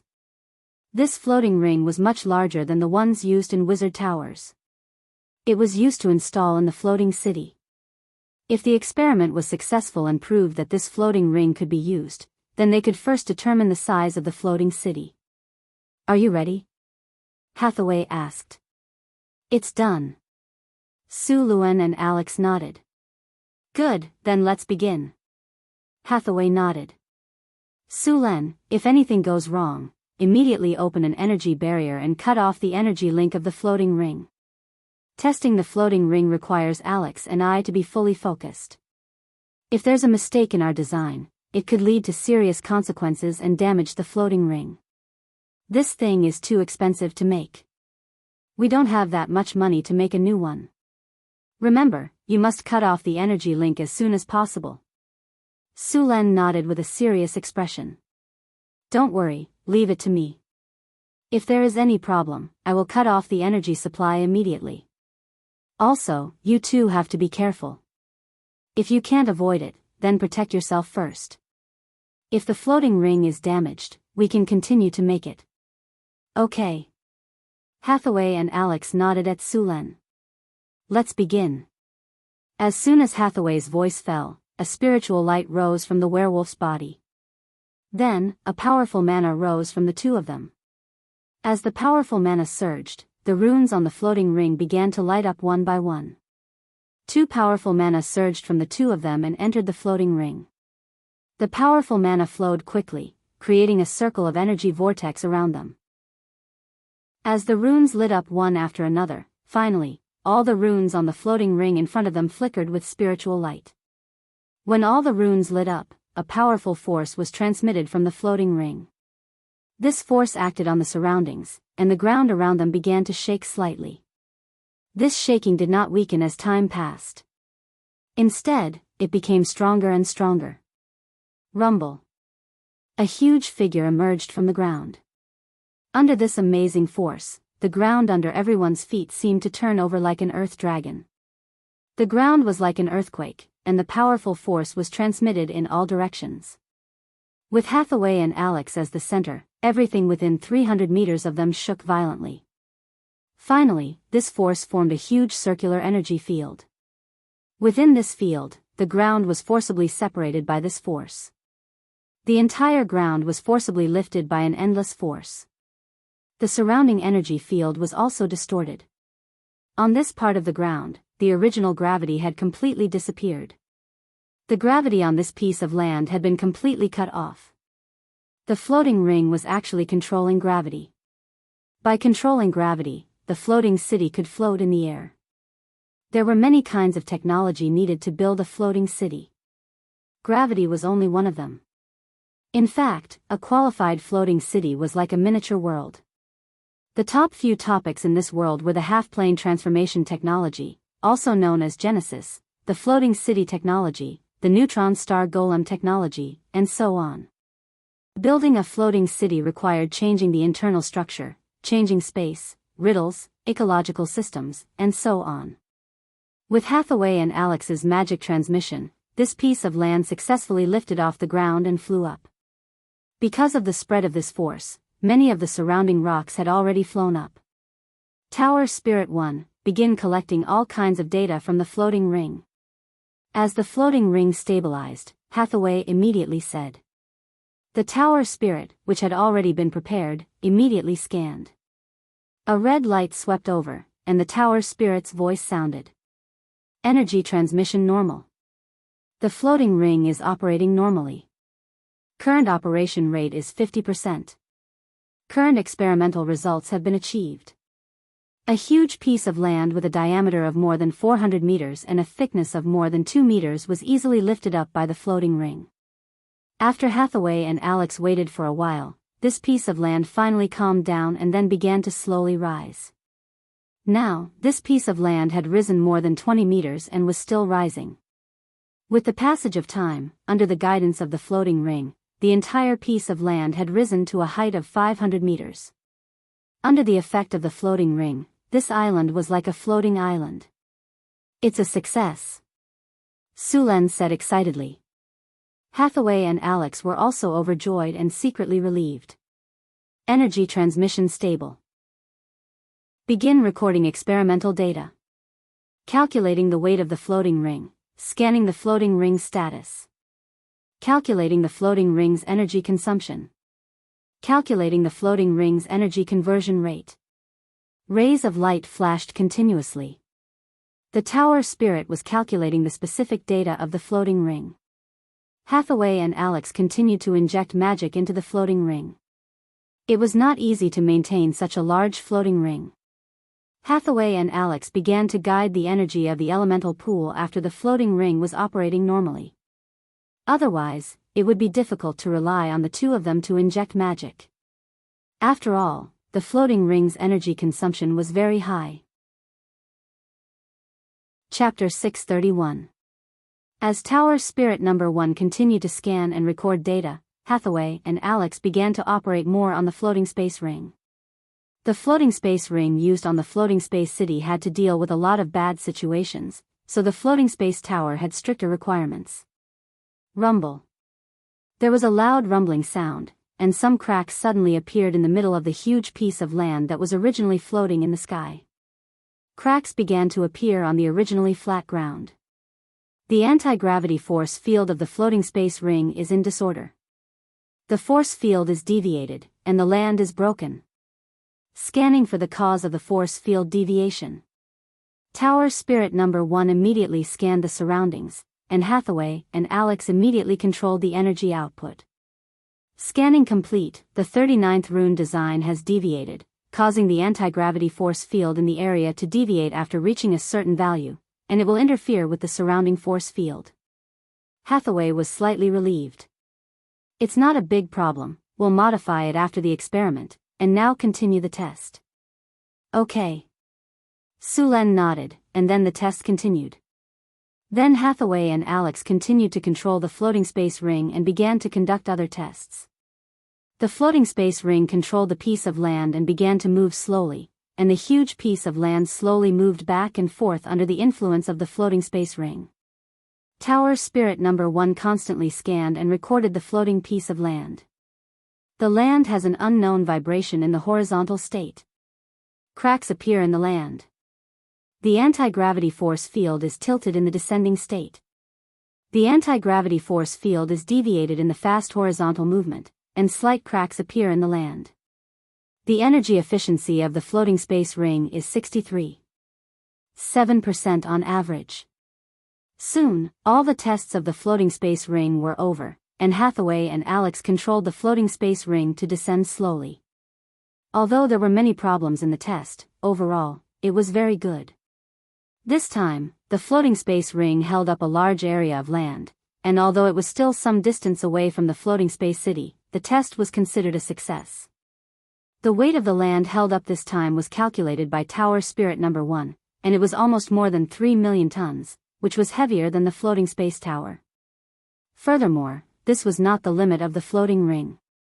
If the floating ring were to operate at full capacity, the power output would be very high.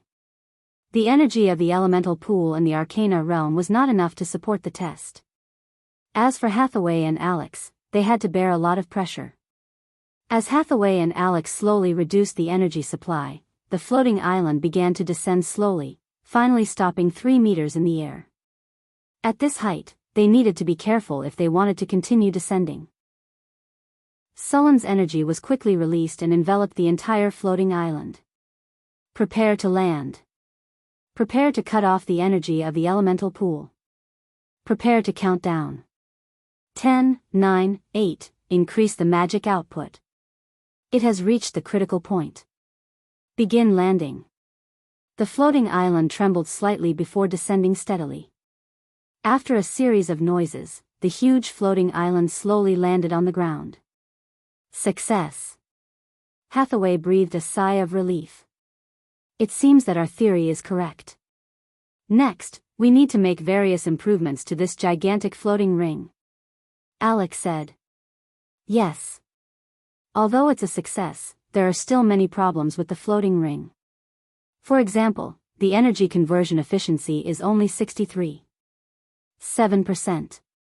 You should know that the floating ring in the Tower of the Northern Winds has an energy conversion efficiency of more than 95%. This difference is more than 30%. We need to optimize it again. There's also the energy field deviation that occurred during the test. These problems need to be solved. Otherwise, even if the floating ring flies, it will fly in a slanted direction.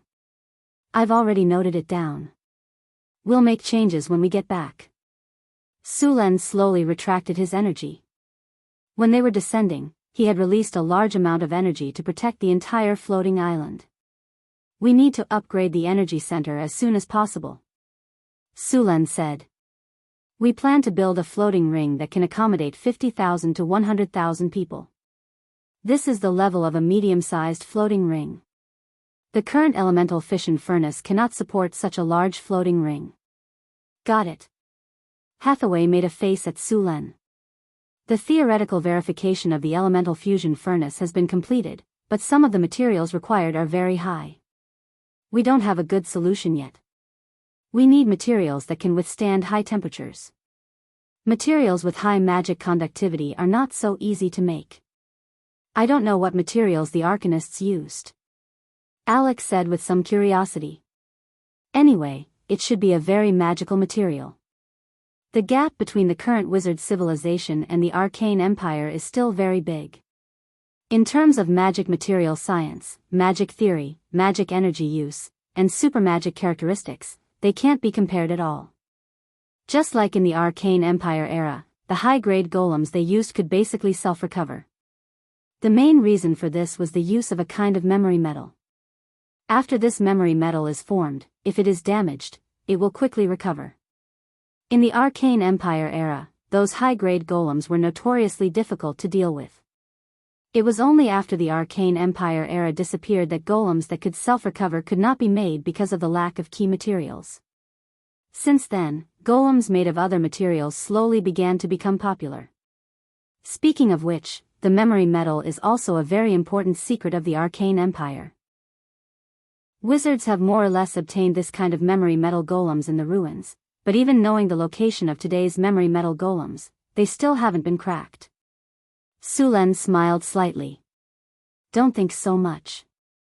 When I have the chance, when I go to the secret realm again, I'll see if I can get you a memory metal golem. That's great. I've only heard of these memory metal golems in some information. I haven't really seen them yet. When the time comes, even if I can't crack the secret of the memory metal, I can still understand some of them. Hathaway said excitedly. Don't think so much. Now let's improve the floating ring. Alex interrupted the conversation between the two. Now this kind of floating ring consumes a lot of energy. Although the elemental fission furnace can also support a city with a scale of 50,000 to 100,000 people, even the most radical arcanists won't consume more than half of their power to maintain the floating state of the city. The floating city requires a lot of energy, but the energy consumption must be kept below 20%. Otherwise, it can't afford the energy consumption of the floating city. Chapter 632. The elemental fission furnace could indeed be used as the energy core of a floating space city, but it could only drive a miniature floating space city. This kind of floating space city was larger than a floating space tower and could accommodate 5,000 to 10,000 people. The floating space city Su Len intended to build was a medium-sized floating space city. This kind of floating space city was the most numerous floating space city in the era of the Arcane Empire. A large floating space city was a floating space city with more than 100,000 people.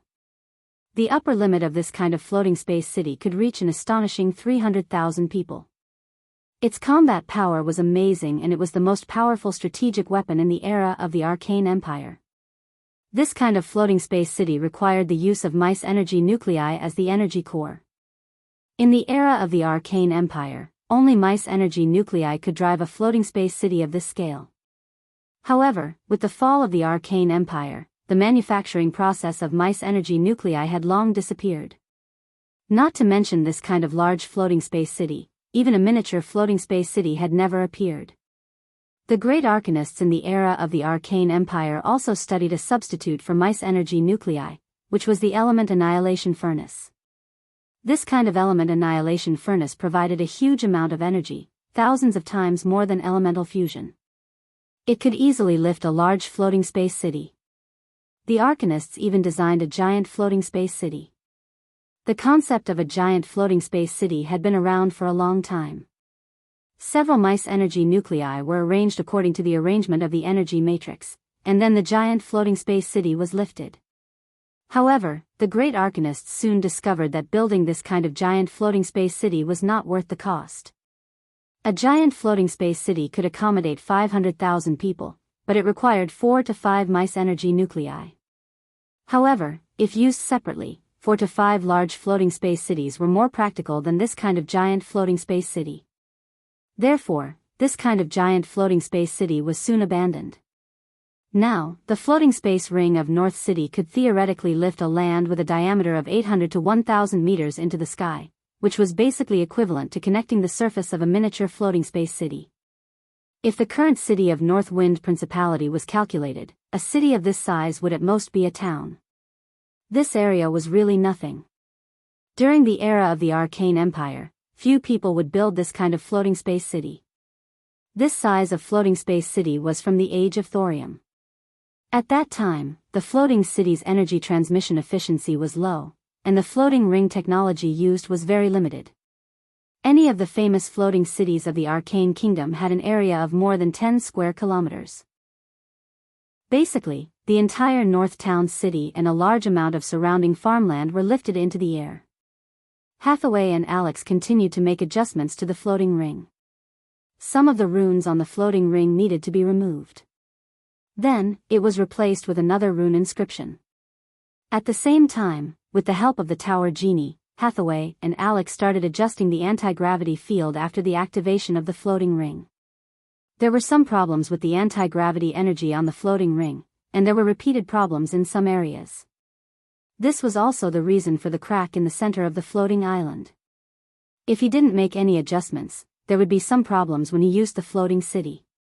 Of course, the entire floating city was made of obsidian, so it was very resistant to stretching. There wouldn't be any cracks like the previous floating island experiment, but after a long time, there would definitely be problems, and it would also consume a lot of energy for nothing. After Hathaway and Alex continued their research, Sulen left North Town City and came to the underground world. The underground world had been controlled by the little succubus Chrissy. The underground world was a raw material base in the Duchy of North Wind. It was rich in all kinds of ores and a large number of magic gems. The little succubus with amazing charm could easily enslave these underground creatures. This kind of enslavement was much better than the enslavement of the wizards. Now, just Chrissy alone could easily enslave tens of thousands of underground creatures. As the elemental tide became stronger and stronger, the planar barrier of the main material world began to weaken gradually. This wasn't a good thing. The weakening of the planar barrier of the main material world would lead to some powerful creatures from other worlds entering the main material world. According to the news sent by the Imperial Secret Service, there was an amazing sandstorm in the Desert Kingdom, covering the sky and the sun. It was like the end of the world, and there were many elemental creatures in Icewind City in the north. There were reports of a large number of mutant beasts in many places. Some people even found traces of devils. The south had always been very popular with all kinds of devils and demons. When there were more people, they could do something. The elemental tide had a great impact on this world. Sulen was making some preparations for the floating city. He was going to build a half-plane. It wasn't easy to create a half-plane. It required a very high level of basic knowledge, such as plane knowledge, spatial knowledge, elemental knowledge, ecological knowledge, and so on. Under normal circumstances, this kind of knowledge could only be seen when one reached a very high level. Sulen had a photographic memory. After this period of learning, he finally met the requirements of building a half-plane. After reaching the legendary level, wizards would have the ability to create half-planes. Sulen didn't care much before. But now that he was preparing to build the floating city, he naturally had to bring the half-plane. With Sulen's current strength, creating a world was too easy. If it was a god, creating a half-plane wasn't very difficult. Gods had the talent of changing reality. As long as they put in a little effort, their lives would be relatively comfortable. The half-plane needed to form an elemental circuit, forming a simple ecological cycle inside. Sulen took out the Thunder God's spear, which was brought back by Sulen himself. The divine weapon, the Thunder God's spear, shone with a dazzling light. Sulen gently stroked, and a spatial crack suddenly appeared in the original space. The crack quickly expanded. Sulen's figure flashed and had already passed through the crack. It was a deep darkness, and there was no light around. Sulen's figure stood in the void, the Thunder God's spear in his hand flashing. The dazzling lightning cut through the darkness, and then a small space appeared in front of him. Infinite power of thunder and lightning spewed out from Sullen's body, and the half-plane that was shaking suddenly stopped. The half-plane still needed to be connected to the 4 elemental planes and rely on the 4 elemental planes to stabilize this half-plane. Only when this place was completely stabilized would it no longer be needed. A divine light emerged from Sullen's body, followed by dazzling lightning. The half-plane, which was originally only a dozen square meters in size, began to expand rapidly. It only took about a few minutes for this half-plane to expand to 300 meters. Then Su Len waved the Thunder God's spear and stroked it hard. A spatial passage appeared in front of him. Chapter 633. A golden bolt of lightning flashed across the dark world. The dark world was illuminated by this bolt of lightning. After the expansion of the half-plane ended, the space inside had reached a diameter of 500 meters. After the half-plane expanded to this size, the space barrier at the edge began to tremble slightly, and some areas even showed signs of collapsing. Seeing this, Su Len decisively stopped the expansion of the half-plane. Then, a ray of light rose from his body. Mana reshaping plus space construction.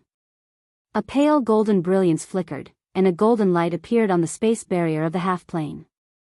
The planar barrier that was showing signs of collapsing instantly stabilized. The newly established demi-plane was completely empty. Apart from Su Luen, there was nothing else. If he wanted to enrich the demi-plane, he would have to connect the 4 elemental planes and extract elemental energy, or he could directly connect the demi-plane to the prime material plane. Although the demi-plane was only 500 meters in radius, it would continue to grow with the input of energy. These demi-planes could even grow to a state not inferior to the prime material plane. Of course, the amount of energy needed to grow to this extent could be said to be an astronomical figure, and it would also take an astonishing amount of time. Perhaps only those large wizard organizations had the time and energy to cultivate a half-plane to a state close to the main material plane.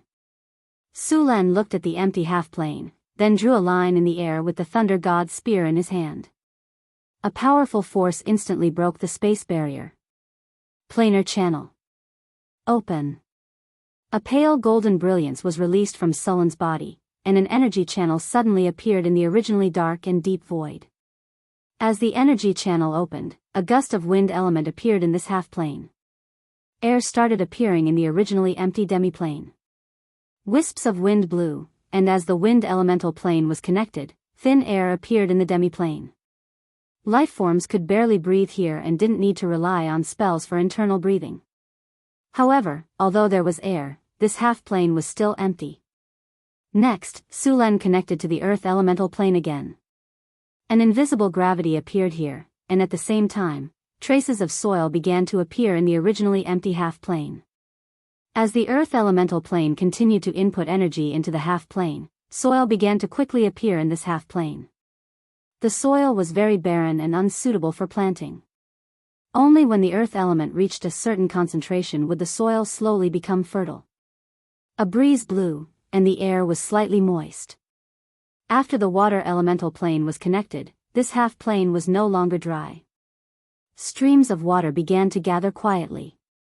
As the water elemental energy continued to increase, a new small lake appeared in the half-plane.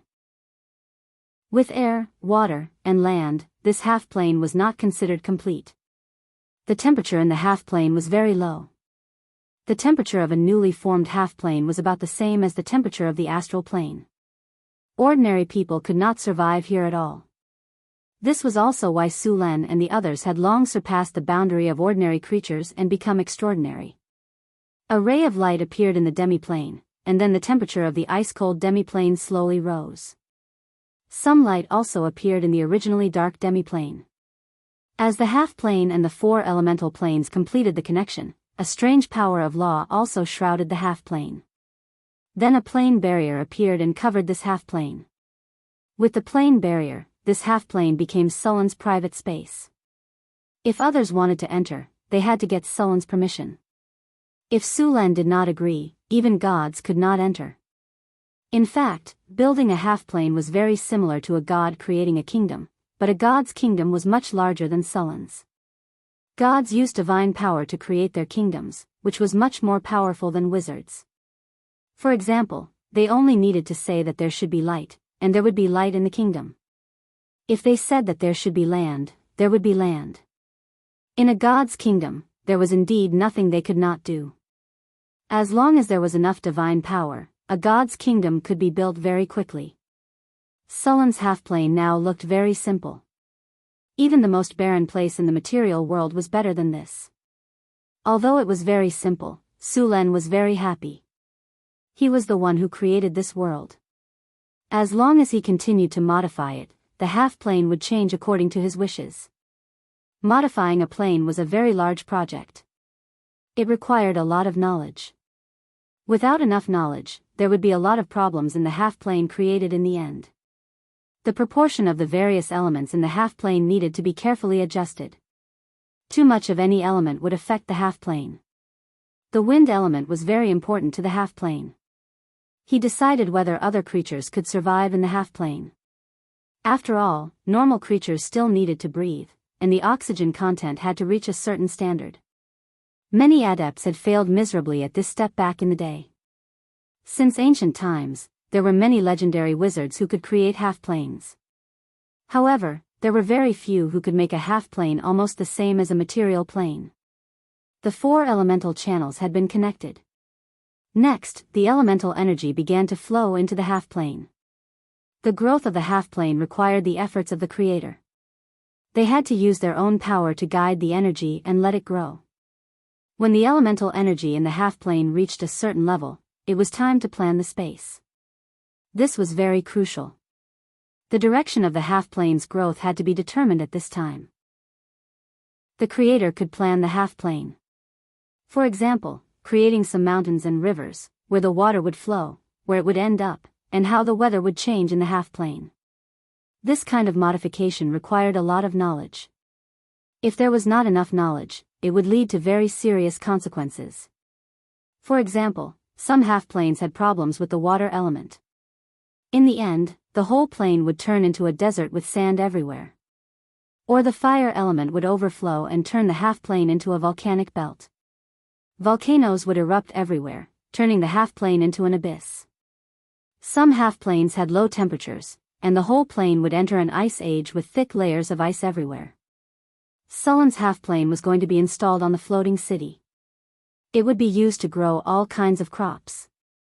After all, the space in the floating city was limited. With this half-plane, it would become the floating city's logistics base. Many floating cities could roam in the astral plane for thousands of years. Other than energy, the half-plane of the floating city could produce all kinds of things. P.S. I recommend this book, Old God's Ruler, by Akina-san. It's very boring, so don't worry. Chapter 634. Transforming a demiplane was a technical job. Any mistake could lead to serious consequences. Even the gods would be very careful when transforming their kingdoms. When different types of energy met, they would have different changes. For example, fire and earth elements could create magma. Magma could cause volcanoes to erupt. Metal veins could be added, or land could be added. When wind and fire elements fused together, there would be a monsoon. Then, there would be cold air and hot air. When the cold air and hot air met, they would form wind. If the water element was fused together, it would become rain. If Suluan wanted the demiplane to grow, then he needed to understand this knowledge as well as make detailed calculations. This kind of calculation required a lot of work. Fortunately, Suluan already had 3 tower spirits. With the 3 tower spirits working together, the calculation speed would be much faster. The creation of a demiplane was not something that could be done in a short time. After connecting the 4 elemental planes, Sulan left the demiplane and returned to North Town. The demiplane would slowly grow as it absorbed elemental energy. Sulan only needed to guide it. When the demiplane grew to a certain level, he would do other things. Demiplanes were basically useless right now. They could only be used as a storage space to store things. Only when the demiplane grew to a certain level would it be transformed. Many legendary wizards would transform their demiplanes into storage spaces or other things like laboratories or fortresses. There were very few who would transform their demi-planes into material planes. After all, it would take a lot of time and money. Liches usually liked to transform their demi-planes into fortresses or castles and move their wizard towers inside. This way, they would not be disturbed and could study spells in peace. Liches were not necessarily evil creatures. Many liches were neutral, and many wizards would turn into liches for the sake of magic research. After all, in theory, liches could exist as long as they were not killed. There were many demi-planes in the astral plane. Some of them were created by the laws of the multiverse. Others were left behind by other wizards. There were even some fallen kingdoms in the astral plane. These places were the favorite of the astral plane explorers. Such semi-planes or fallen divine kingdoms usually had some good stuff. Over the long years, from the beginning of the Silver Age to the later era of the Arcane Empire, until now, the strong people born in the material plane had never given up on the exploration of the astral world. There were many things that couldn't be found in the material plane, but there were many in the astral world. These experts who explored the astral world were also known as astral world explorers. One of the prerequisites for becoming an astral world explorer was to be a legend. Although legendaries could enter the astral plane, most of the time, only high-level legendaries could become explorers of the astral plane. After all, there were many dangers in the astral plane, and even legendary wizards were not safe here. Legendaries could only conduct limited exploration near planets or material planes. Only high-ranking legendaries could adventure in the astral plane for a long time. After the astral world explorer was the astral world traveler. At this level, it meant that he was very powerful and could travel for a long time in the astral world or go to other planes. These astral travelers were also known as astral merchants. They would trade with each other when they traveled to other planes. These astral world travelers often had many good things in their hands. The profits of the astral boundary caravans were astonishing. Basically, every astral merchant was filthy rich. As for the highest level astral world traveler, it had been a long time since they appeared. These experts could basically move freely in the astral world. Even if they encountered demons, evil gods, or abominations, they could easily deal with them and escape unscathed. The light of dawn illuminated the earth. Chris slowly woke up from her sleep. She moved her arm that was a little uncomfortable, then sat up and stretched. A few rays of sunlight penetrated the curtains and reflected her amazing curves. She had just woken up from her dream and was still a little dazed. Although the legendary succubus was already very strong, she was still far from being Sullen's opponent. However, compared to the others, her current state was obviously much better. Hathaway and Alex were still a little tired. After all, as wizards, their physical fitness was even stronger than that of an ordinary legendary warrior, let alone Sulen. "Is it morning already?" Alex rubbed her eyes and asked as she got up. "It's 9 o'clock. Do you want to sleep for a while more?" "Don't worry, the master has already left." Chris gently lifted Alex's delicate chin with her slender fingers and teased. "Nah, I still have some unfinished experiments." Alex gently slapped Chris's arm away and yawned as she got up from the bed. "Sister Hathaway, you still have unfinished experiments on your side? Do you want to come with me?" Alex shook Hathaway next to her and said. Hathaway stretched her body beautifully. Her beautiful curves were enviable. She was also a little tired, so after hearing Alex's voice, she casually agreed. A third of the elemental fusion furnace is already completed. The rest will take at least 2 or 3 months, Hathaway said. Now that the Northwind Tower had a few legendary wizards, the progress of their research had greatly increased. "I think we should make another tower spirit. We have too much research going on right now. Most of the time, we need a tower spirit to calculate and record." "That is indeed necessary, but we don't have any legendary soul crystals right now. We need to ask Sulen for one." "Let's ask Sulen later. We need an auxiliary tower spirit." "Right, the floating city would definitely need more than one tower spirit in the future." Luckily, Sulen had a few legendary soul crystals, which would be enough. By the way, have you completed the elemental annihilation furnace? Alex suddenly asked. This kind of high-grade elemental furnace is too difficult. Right now, I only have some theoretical knowledge. Hathaway shook her head and said. The few of them quickly changed their clothes and got up, then went to the wizard tower to work.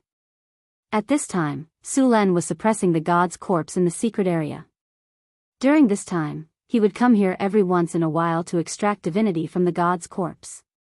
The god's corpse had very high divinity. Although part of it had been absorbed by the god's abomination, the remaining divinity was still shockingly high. After some simple calculations, Su Len estimated that there were about 20 points of divinity left in the god's corpse. With so much divinity, if Su Len absorbed all of it, it would be more than enough to directly upgrade to a weak divine power. Chapter 635. Although it was not the first time that Su Len had stood near this corpse, he still felt a sense of awe. This awe came from the depths of his bloodline. It was the awe that mortals had for gods. Although Su Len was already a demigod, he was not a god. It was unknown how long the god's corpse had been dead, but it still contained some vitality. The god's corpse was broken.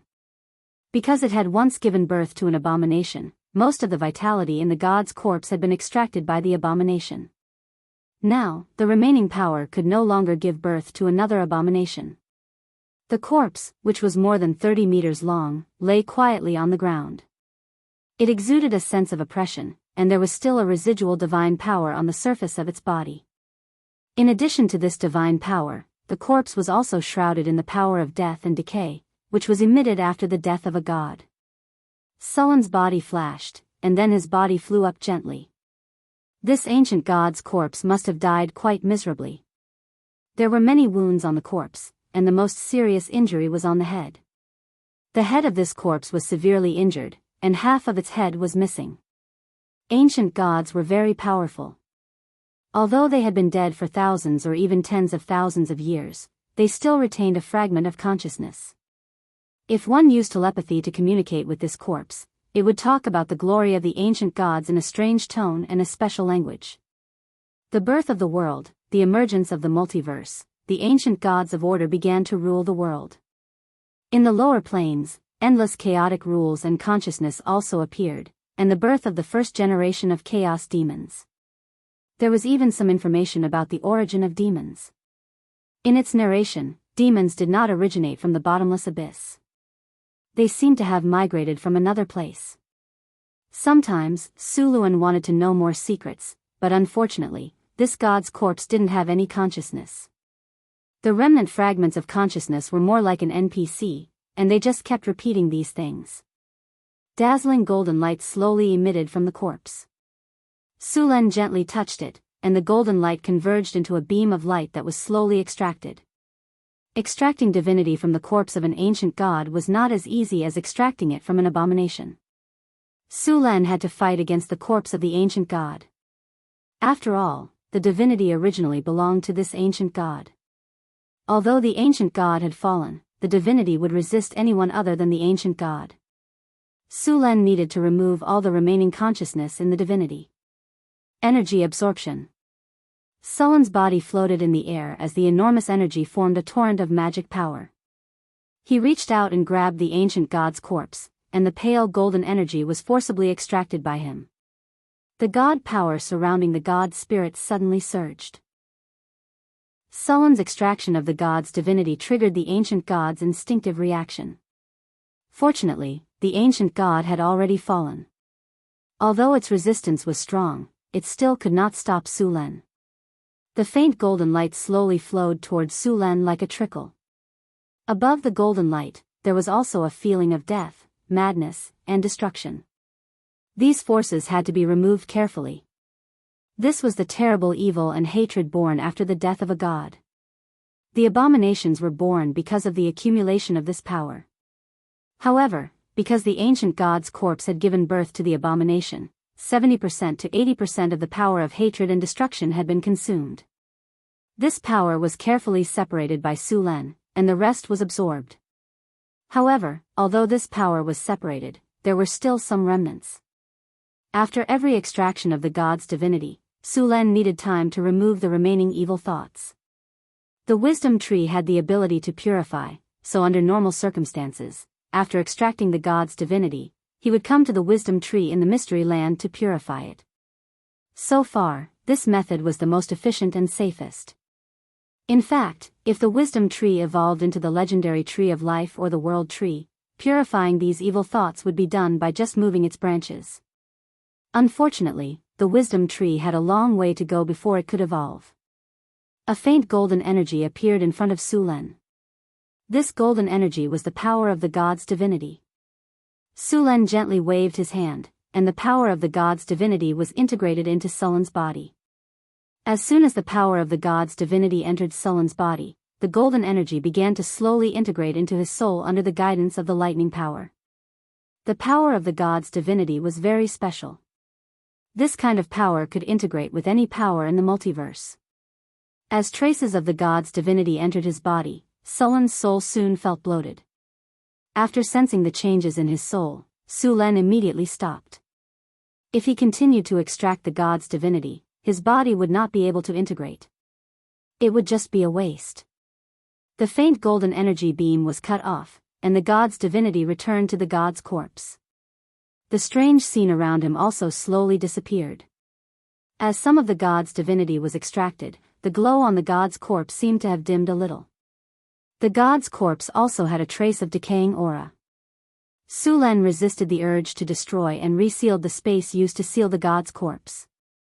He then closed the wizard tower again and let the tower genie continue to watch over the place. Only then did he use a teleportation spell to leave this place. North Town Mystery Land. Su Len hurried to the vicinity of the wisdom tree. After greeting Sandy and the others, he returned to his room. As soon as he got close to the wisdom tree, Su Len's original irritable impulse to destroy everything began to weaken. What followed was a tranquil and natural smell. In fact, the best target to extract divinity was not the god's corpse, nor the ancient evil creatures. It was the unicorn, the eastern condor, the feathered serpent god, the totem spirit, and so on. The divinity contained in these divine creatures or divine spirits was very pure. It was not like the one Su Len extracted, which was full of chaos, evil, and destruction. Of course, the unicorn, the eastern condor, the feathered serpent god, and the totem spirit were not to be trifled with. After the arcane kingdom, the unicorn had become very rare. The eastern condor had also disappeared. The feathered serpent god had also left the material plane. As for the totem spirit, if one wanted to find this kind of intelligence, one had to go deep into the mountains and forests to find the uncivilized natives. The totem spirit was the god that the primitive tribes worshipped. Although they were not true gods, they had part of the power of the gods. It could be said that they were very difficult to deal with. The strength of the totem spirit was usually at the level of a demigod. However, there were some who worshipped a large number of people or worshipped for a long time. Their strength would not be inferior to that of a true god. Su Len meditated while slowly removing the remnant thoughts in his body. At the same time, he integrated the god's power into his body. Chapter 636. The faint aura of nature shrouded him, and the ancient tree of wisdom constantly emitted the power of nature. Su Len woke up from meditation, and the remaining evil thoughts in his body had dissipated a lot. Looking at the situation, it would be completely eliminated in about 2 more times. Without the ancient tree of wisdom, Su Len usually needed a week or even longer to use meditation to get rid of the remaining evil thoughts. According to the research on the ancient god's corpse, the divinity in the ancient god's corpse can be extracted more than 20 times. In addition to the divinity extracted from the ancient god's corpse when the abomination was born, this ancient god's corpse originally had more than 40 or even 50 points of divinity. Su Len rubbed his forehead and calculated, an ancient god's corpse contains 40 or 50 points of divinity, so how much divinity did he have when he was alive? A demigod needs 10 points, a weak god needs 20 points of divinity, and a weak god needs 50 points. This giant ancient god's corpse is at least a weak divine power god. It might even be a mid-divine power god.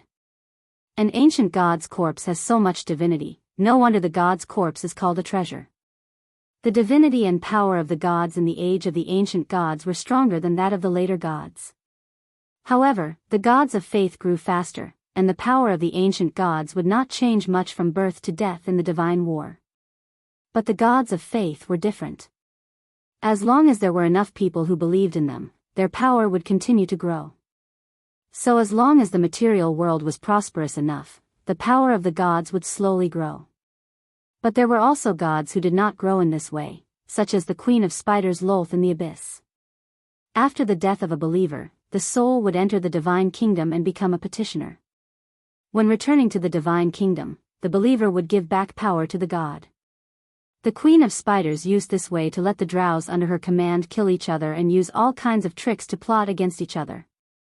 At the same time, she gave these drows the characteristics of sexual chaos, which also led to the drows having the highest fertility rate of all elves. Of course, if the fertility rate of the drows was the same as that of other elves, maybe the drows would have disappeared by now. After all, the drows had learned all kinds of infighting, backstabbing, betrayal, and so on. Clans would kill each other for revenge. Spider Queen Lolth used this method to make her believers kill each other. No matter who won, she would gain a lot of benefits. It was also through this method that the strength of God Empress Lolth continued to increase after a long period of fighting among the drows. Finally, taking advantage of a series of major events, he successfully became a god with great divine power. The price was that for thousands of years, the population of the drows had not increased but decreased. Drow infighting would cause a lot of deaths. Sometimes, the population would drop below the warning line. At this moment, the Spider Queen would directly surrender. Although the Spider Queen Lolth's method allowed her to obtain a large amount of divine power, it also came with considerable repercussions. Time passed little by little. In addition to extracting and digesting the divinity, Su Lin spent the rest of his time modifying the floating space tower. Su Lin had already decided to build a floating city, and various preparations had already begun. In order to reduce consumption, Su Lin planned to use Northgard City as the main body of the floating city. There were many buildings of wonder in Northgard City. These buildings of wonder had magical powers, and Su Lin was reluctant to leave these powers behind. After all, it would cost a lot of money and time to rebuild these buildings of wonder. After planning to use Northgard City as the main body of the floating city, the construction of the floating city could be said to have saved a lot of money. However, after using Northgard City as the main body of the floating city, it seemed that Northgard City needed to be modified. The foundation of the city needed to be replaced with obsidian and blessed with hardening, so that the floating city would become harder than steel. In the laboratory, Su Lin was conducting an experiment. He was making magic diamond, which was the main material for making diamond golems. Magic diamond was actually not diamond, but a kind of crystal, but it looked very similar to diamond in terms of hardness and appearance. This kind of crystal needed to be made in a special way. Galaxy. Prepare to record the data and start testing the artificial magic diamond experiment. The Galaxy Tower spirit appeared in mid-air, and a magic aura rose from Sullen's body. Then, countless tiny rune marks appeared in front of him. Rune marks were different from mageweths and runes. No matter what kind of rune it was, mageweths were two-dimensional, usually flat, but rune marks were different. They had a three-dimensional structure. Rune marks were formed by the combination of runes, and this kind of rune marks had great power. The use of rune marks had high requirements. It was a technique created in the Arcane Empire. Compared to runes, it was more efficient and powerful. Su Lin was now using rune marks.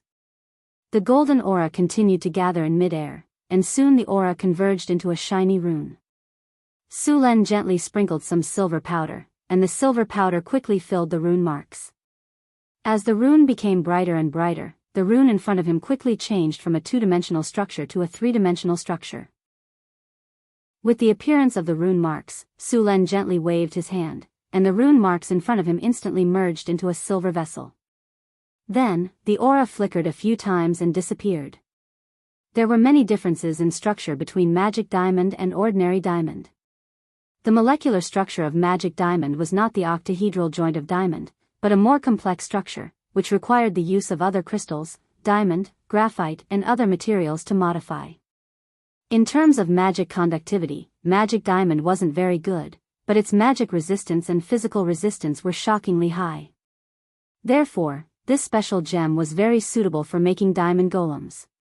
Diamond stones were also called diamonds. Large and pure diamonds were very valuable and could be used in many experiments. Therefore, small diamonds were usually used when making magical diamonds. Diamond reserves were very high, and even high-quality large diamonds were very abundant. As for the rare situation of diamonds in his previous life, it was completely hyped up by businessmen. It was said that the number of diamonds mined by businessmen was enough to give everyone in the world a piece of diamond. Of course, the diamonds here were definitely not large, but small diamonds. That was a diamond less than a carat. How heavy was a carat? 0.2 grams. One could imagine how small it was. In his previous life, this thing was like an IQ tax, but you had to pinch your nose and buy it. As for the value of diamonds, it was even more of a scam. Recycled diamonds were worth less than 1/10 of the purchase price, and many times, they were rejected directly. Chapter 637. Magical adamantine used a part of diamond as raw materials, and another part was magical crystals and colorful gemstone powder. After mixing these materials according to a certain ratio and using some other methods to fuse and refine, the magical adamantine could be obtained. The ratio of this kind of magic diamond could be adjusted. Basically, every wizard had their own secret recipe. Different ratios would produce different properties of the magic diamond. For example, the magic diamond used in Hathaway's diamond statue was very outstanding in terms of physical and magical defense. But on the other hand, these diamond statues were a bit inferior in terms of movement speed and energy conductivity. This was mainly because the 2 diamond golems made by Hathaway were basically used in the wizard tower. They belonged to the defensive type. They would only fight when others attacked the wizard tower. This kind of golem cooperated with the tower spirit to fight, and the wizard tower would bless them with various spells. Others, such as the offensive diamond golems, used magic diamond golems with better magic conductivity and decent physical and magic defense. This kind of diamond golem had powerful attack power, fast movement speed, and all kinds of support spells. The golem army often used this kind of diamond golem. In addition to making diamond golems, magical adamantine could also be used to make another kind of golem, the arcane guard. The arcane guard was a legendary golem that was stronger than the diamond golem. The challenge level of the diamond golem was level 21, while the arcane guard was level 24. It was only a step away from high-level legendary. For example, the ratio of magical adamantine used by the arcane guard was completely different from that of the diamond golem. This kind of magical adamantine had high magic conductivity, and this kind of magical adamantine also had high physical and magical resistance. The only problem was that it was also very expensive. The arcane guard not only had strong melee ability, but it could also release various spells. In short, it was a kind of legendary golem that practiced both magic and martial arts. The strong combat power also meant that the production of this kind of golem was expensive. In the era of the Arcane Empire, there was a famous arcanist who said that the golem army was a combat power that was piled up with money. Su Len was now experimenting with the magical adamantine used to make the arcane guard. Information on golems of this level was basically classified as top secret information. It was very difficult to trade for it. The Northwind Tower only had this kind of information because they had obtained it from the secret realm where the abomination was sealed. Although there was basically nothing left in that place, the Tower Genie's virtual library was still intact. Otherwise, the Northwind Tower would not have such high-end technology. However, there were only a few recipes for the enchanted crystal that he had obtained from the virtual library. Su Len had to mix them himself to find the right ratio. Then, he prepared the prepared magical diamond material and placed it in a special container. Su Len raised his head and looked at the magic clock hanging on the wall. He then said to Yin He, record the situation of the reactor every half an hour. If there are any abnormalities, inform me immediately. If everything is normal, Let me know in 8 hours. Yes, master. The cold mechanical voice sounded in his ears. This method of synthesizing magical adamantine was to simulate a special environment and let the magical adamantine fuse according to certain conditions. This method did not require manual operation. In the era of the Arcane Empire, there were many alchemy workshops. They used professional alchemy furnaces to refine all kinds of synthetic metals and magical materials. It was said that in the era of the Arcane Empire, there were a lot of such factories. Their production in a day was comparable to the amount of magical metals that all the wizards in the Tyrol world could refine in a year. It was also because of this method that during the era of the Arcane Empire, those powerful arcanist teams could obtain a huge amount of resources and easily form all kinds of golem armies or magical creations. This was also one of the reasons why the Arcane Empire was so powerful. As long as they were willing, the number of various golems would increase tremendously under the full production of the factories. Moreover, there were many benefits to the factory. Although the factory standard could not produce high-quality golems, it could control the quality within a very small range, and the advantage of doing so was that the price was reduced. However, it also cost a lot of money to make an alchemy factory. It was necessary to invest in it. For example, the container used by Sulen just now was made of a lot of adamantine. The interior was made of some arcane steel, and the runes on it were engraved with mithril. The cost of this set of equipment was as high as millions of kinnar, which was more expensive than a diamond golem. The amount of money an adept had was also an indication of how powerful that adept was. Of course, some of the guys who were favored by the goddess of luck needed to be distinguished. The world was very unfair. It was destined from the moment of birth. Family, power, and so on, there was a very special existence among them. These people's luck was so good that it made people jealous. It was not an exaggeration to say that they were blessed by the goddess of luck. For example, the arcanist who found the body of the ancient god. In the boundless astral world, the probability of finding the body of an ancient god was basically 1 in tens of millions or even 1 in a billion. The arcanist who found the body of the ancient god was favored by the goddess of luck. It was just that the arcanist had some problems with the use of the ancient god's body. How exaggerated would it be to be favored by the goddess of luck? It could be said that it was more powerful than having a protagonist's halo. When one went out to pick up money, one could do whatever one wanted. One could find treasures by just running around, and enemies would come knocking on one's door by just waving one's sword. It could be said that when the time came, the heavens and the earth worked together. Of course, the goddess of luck liked the new and hated the old. She was temperamental. You might be favored by the goddess of luck 1 second, but the next second, the goddess of luck had already left. The goddess of luck and the goddess of misfortune were a pair of twin goddesses, and the two of them did not get along well. The goddess of misfortune was jealous that the goddess of luck was loved by humans, while she, as a goddess, was feared by humans. This made the goddess of misfortune very jealous, so she deliberately went against the goddess of luck. The result was that after being favored by the goddess of luck, once this favor was lost, they would be cursed by the goddess of misfortune. As a result, many people ended up dying because they believed too much in luck. It was said that in the multiverse, there was a mithril mine that was entirely made of mithril. Perhaps only those who were favored by the goddess of luck could find this mithril mine. After about 8 hours, Sulen walked out of the meditation room. The tower spirit, Milky Way, had already told him that the alchemy reactor had stopped working. Sulen came in front of the reactor and checked the various data on the tower spirit, Milky Way's record. After confirming that everything was normal, he gently pressed a few times on the reactor. Accompanied by a burst of energy fluctuation, the sealed container on the reactor slowly opened at this moment. Sulen snapped his fingers, and a wizard's hand appeared in front of him. Sulen skillfully operated the wizard's hand and took out the item from the reactor. A purple crystal the size of an egg appeared in front of him. This purple crystal was very transparent and hard. It looked like a purple diamond. It was the enchanted diamond, also known as the enchanted crystal. Looks like the effect is not bad.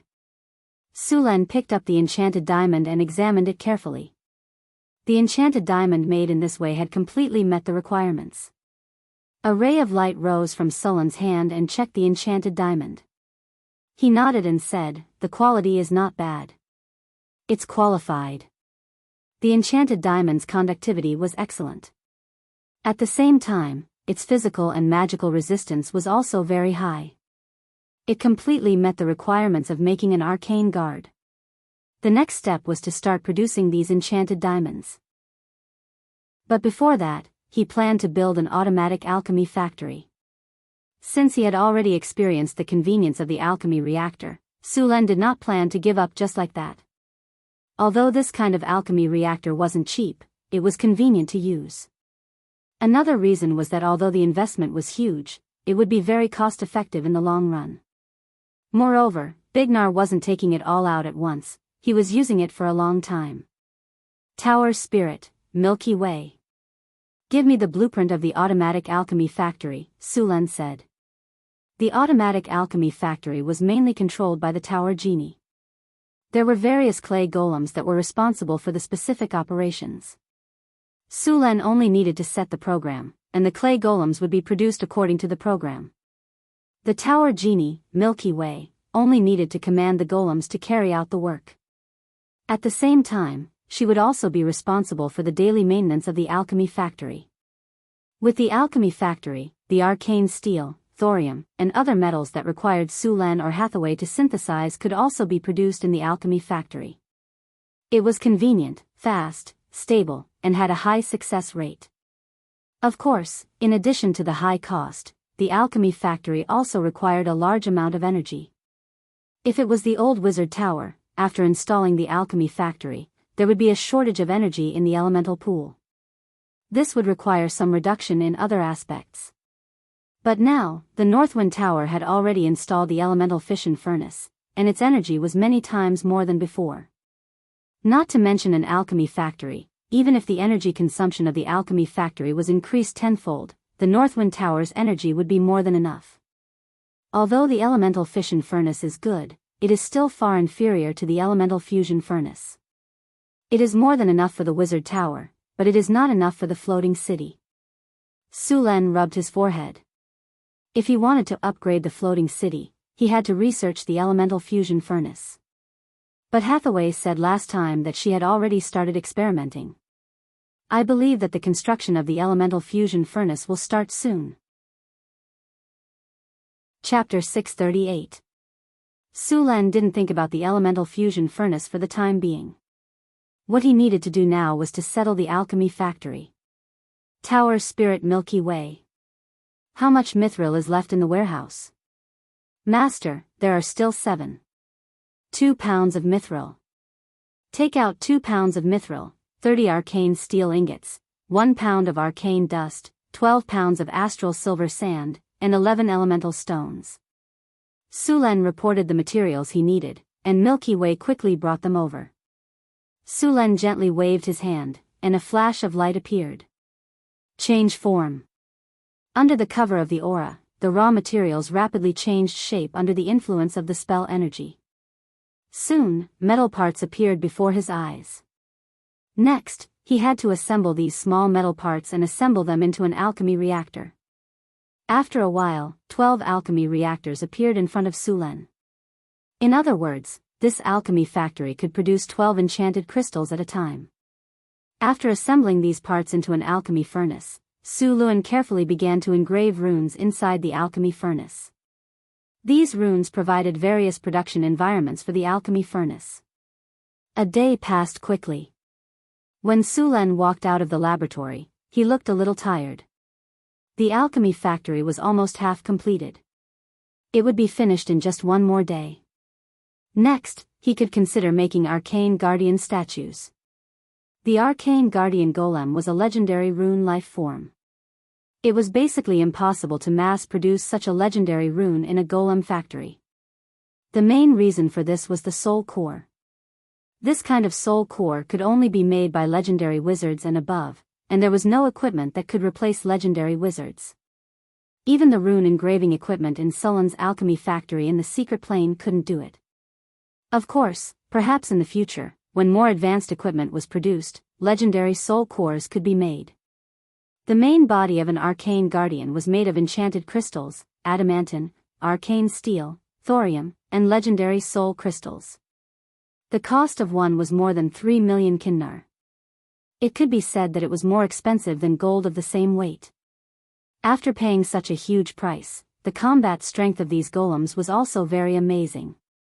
They had high resistance to all kinds of elemental damage, and the arcane guard was immune to most spells. It was very difficult to destroy them with ordinary attacks. These golems had powerful melee combat ability, and even legendary warriors couldn't face them head-on. Moreover, they also had the ability to cast spells below the 7th circle, or energy rays. At the same time, these arcane guardians also possessed high intelligence. Defeating these magic golems would not be an easy task. These statues were the same as the diamond statues. They were immune to ordinary attacks. Only rare high-quality weapons could damage them.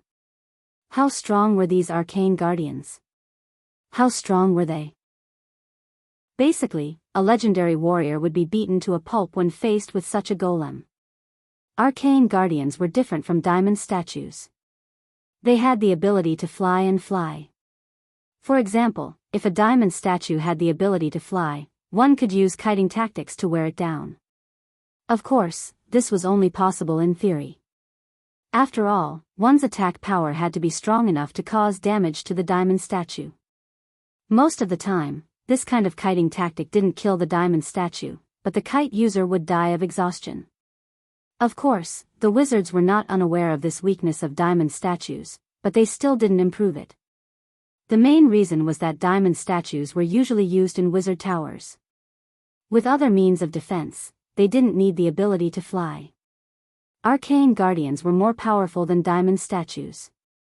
The cost of one arcane guardian was enough to make several diamond statues. 2 days later, Su Len looked at the sci-fi reactor in front of him with excitement. After 2 days and a lot of materials, Su Len finally finished the alchemy factory. Su Len didn't have time to rest. He immediately ordered Milky Way, start producing enchanted crystals. Ding. Generating mission log. Mission establishing, quest, make enchanted crystals. Alchemy factory starting self-check. Self-check complete. Everything is normal. Ready to work. Alchemy factory officially activated. A light flashed, and then a powerful elemental energy rushed out from the energy connection channel. The light blue elemental energy was steadily consumed. The 12 reactor furnaces slowly turned on, and the golems next to them put the various raw materials they had prepared. When all the materials were put in, the reactor furnace slowly flashed and started to work. It took 8 hours to produce a piece of enchanted crystal. Of course, this time wasn't fixed. The longer the reactor furnace was in production, the more enchanted crystals it would get in the end. However, the reaction furnace couldn't work forever. After all, there was a limit to the size of the reaction furnace. There was a limit to the size of the magic crystal. Once it reached that size, even if no one ordered it, the reaction furnace wouldn't continue to operate. This was the insurance that Su Len had set to protect the alchemy furnace. In the blink of an eye, 8 hours had passed.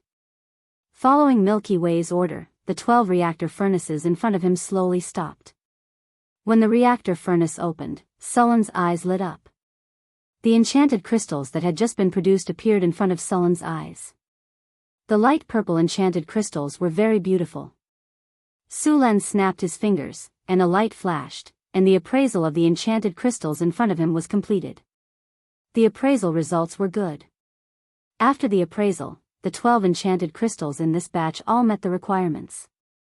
All of them pass. Su Len nodded in satisfaction, and then put the enchanted crystals on the table next to him. Oh right, Milky Way, try refining other alloys. Su Len immediately said. As soon as Sullen's voice fell, Milky Way controlled the alchemy factory to start work again. The refining of arcane steel took far less time than the refining of enchanted crystals. After about half an hour, the 12 reactor furnaces opened again, and the finished arcane steel appeared in front of Sullen's eyes. Su Len picked up a piece of arcane steel ingot and checked it. Although it wasn't as good as the ones he made himself, it was still of high quality and could be used. Next, Su Len seemed to have found a new toy. He kept letting Milky Way use the alchemy factory to refine other enchanted materials. And as expected, the alchemy factory completed the task quickly and well. Chapter 639. The early morning mist gradually dissipated, and the first rays of the morning sun shone on the northern city. This pearl of the north became very busy. Outside the city, the giant dragon bone water wheel kept turning, and the clear river water watered the newly planted farmland outside the city. Just half a month ago, the northern city had a big harvest again. Now, the main food crop in the northern city was no longer potatoes. In addition to potatoes, wheat, barley, soybeans, and other crops were widely planted here. There were also a lot of oats and corn. However, even if the planting area of potatoes was reduced, the yield of potatoes was still the highest. The land in the northern city was originally quite fertile, and with an abundant water source, the yield of food was quite good. More importantly, after the harvest altar, the land in the northern city became very fertile. It could almost be said that there were no pests or diseases. Therefore, although it was in the north, the yield of food here was enough to supply the entire Northwind Principality and the northern provinces of the Kingdom of Florence. Although the commoners here still ate potatoes as their staple food, they could still eat white bread once or twice a month. They could even occasionally buy a few fish to satisfy their cravings. This was completely unimaginable in other places. One had to know that in other countries, it was already a luxury for commoners to be able to eat black bread for every meal, let alone white bread and grilled fish. After a few years of development, Northern Town City was very rich in resources. With the addition of the centaurs, there were a lot of cows and horses in Northern Town City. Meat was also very plentiful in the market, and the price wasn't too expensive. Even commoners could afford it. Many people who came to this city wanted to live here. It could be said that the population of Northern Wind Principality was growing very quickly. After getting up in the morning, Su Luen stretched himself and moved his body. Then he picked up the breakfast prepared by Angela, his personal maid, and ate it. "Master." Another half-elf maid suddenly came over and said. Su Len was slightly surprised. "What's wrong? What's the matter?" "Today, I received a message from Madame Hathaway. The star cluster spire in the south wants to communicate with us," Anna said with a standard bow of a court lady. Also, Madame Chris said that she found a place where monsters were entrenched in the underground world. She also found some special ores there. Star cluster spire? Special ores? What is the stellar spire doing here? Su Len was a little puzzled, but he still nodded and promised to meet them. Compared to the stellar spire, he was more concerned about the special ore found in the underground world. Su Len quickly arrived at the underworld through the teleportation circle. Due to the underworld's environment, a small number of monsters would often appear, so there were always patrols to clean up. When Su Len arrived, a small group of Tauren guards was already waiting for him. There was a heavy metal box beside the guard. Seeing Su Len coming over, the guard respectfully opened the box. Su Len took a look inside and found some gray-looking ores without any luster. Su Len slightly frowned. There didn't seem to be anything strange about these ores. However, at this moment, Su Len suddenly sensed a very weak energy fluctuation. Moreover, this energy fluctuation was somewhat familiar. "Is this uranium ore?" Su Len looked at the ores in front of him with a look of surprise. Although the radiation on it was very weak, he still recognized it. The last time he opened the box, he got some fuel for the elemental furnace from the system. The energy fluctuation in it was very similar to these ores. "Sorry, Your Majesty, the master didn't tell us what this ore is." The Tauren shook his head in confusion. Su Len didn't pay attention to him. He reached out and picked up the ore, then used identification on the ore. Soon, the identification result appeared in front of him. It was indeed uranium ore, but the content of uranium was very low. The raw material for the elemental furnace. "It seems that my luck is really good." Su Len thought for a moment. It was difficult to use elemental fuel of this concentration directly, but he could slowly purify it in the future. Isolate this mining area, and let people explore the reserves of the mine as soon as possible. After explaining the matters of the mine, Su Len left the underground mining area and went to the Northwind Spire. Northern Citadel was now very prosperous. The manager of the city was Karina. Su Luen just realized that this drow was actually a management expert. She managed the whole city in good order. Hathaway had mainly focused on studying all kinds of wizardry knowledge. The core task of the Wizard Tower now was to build a floating city. After several years of development, the Northwind Spire had become a lot more popular. A large number of wizard apprentices were studying here. When they saw Su Len, they couldn't help but slightly bow to him and respectfully said, "Mr. Su Len." "Your Excellency." "Mr. Su Len." Su Luen nodded slightly to these wizard apprentices. These wizard apprentices were the best cheap labor force in the Wizard Tower. They were responsible for many things that the golems couldn't do. Su Luen gave them some encouragement and made them work harder. Soon, Su Len arrived at the reception hall of the Northwind Spire. He saw a few wizards in purple robes sitting inside. They had a few shining stars on their badges, and there was even a faint starlight around them. Needless to say, Su Len guessed that these were the wizards of the Starry Spire. As if sensing Sullen's gaze, the leading wizard turned his head. An old face appeared in front of Su Len. Although he looked old, the energy waves on his body were very strong. There seemed to be stars in his eyes. The wizard nodded to Su Len and showed a very friendly smile. There were a few other wizards around him, but their robes were not as luxurious as his. However, Su Len found that the weakest among them was a high-grade wizard. The strongest old man was even a legendary wizard. Hathaway saw Su Len come in and greeted him with a smile. "Su Len, you're here."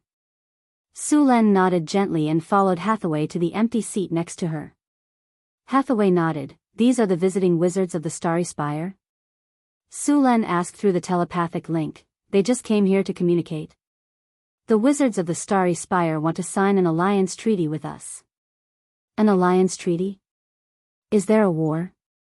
"No, it should be to deal with the elemental tide. After the appearance of the elemental tide, magical beasts have appeared everywhere. Even the demons in the lower planes have become restless. They want to unite more forces to fight against these enemies." Chapter 640.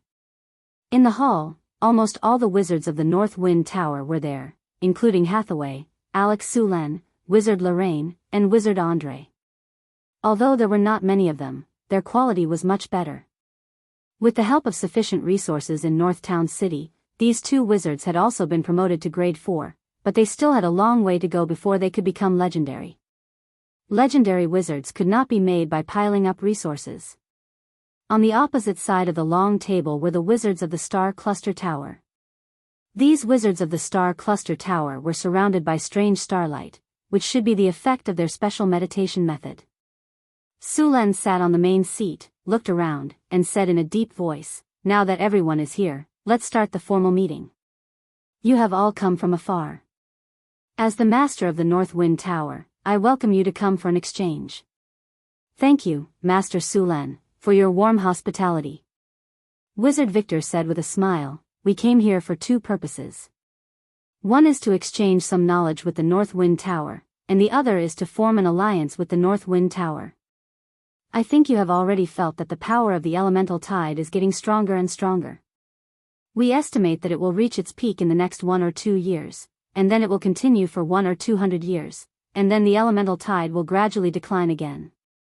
And during this period of time when the elemental tide is rapidly rising, it can be said to be the most dangerous period.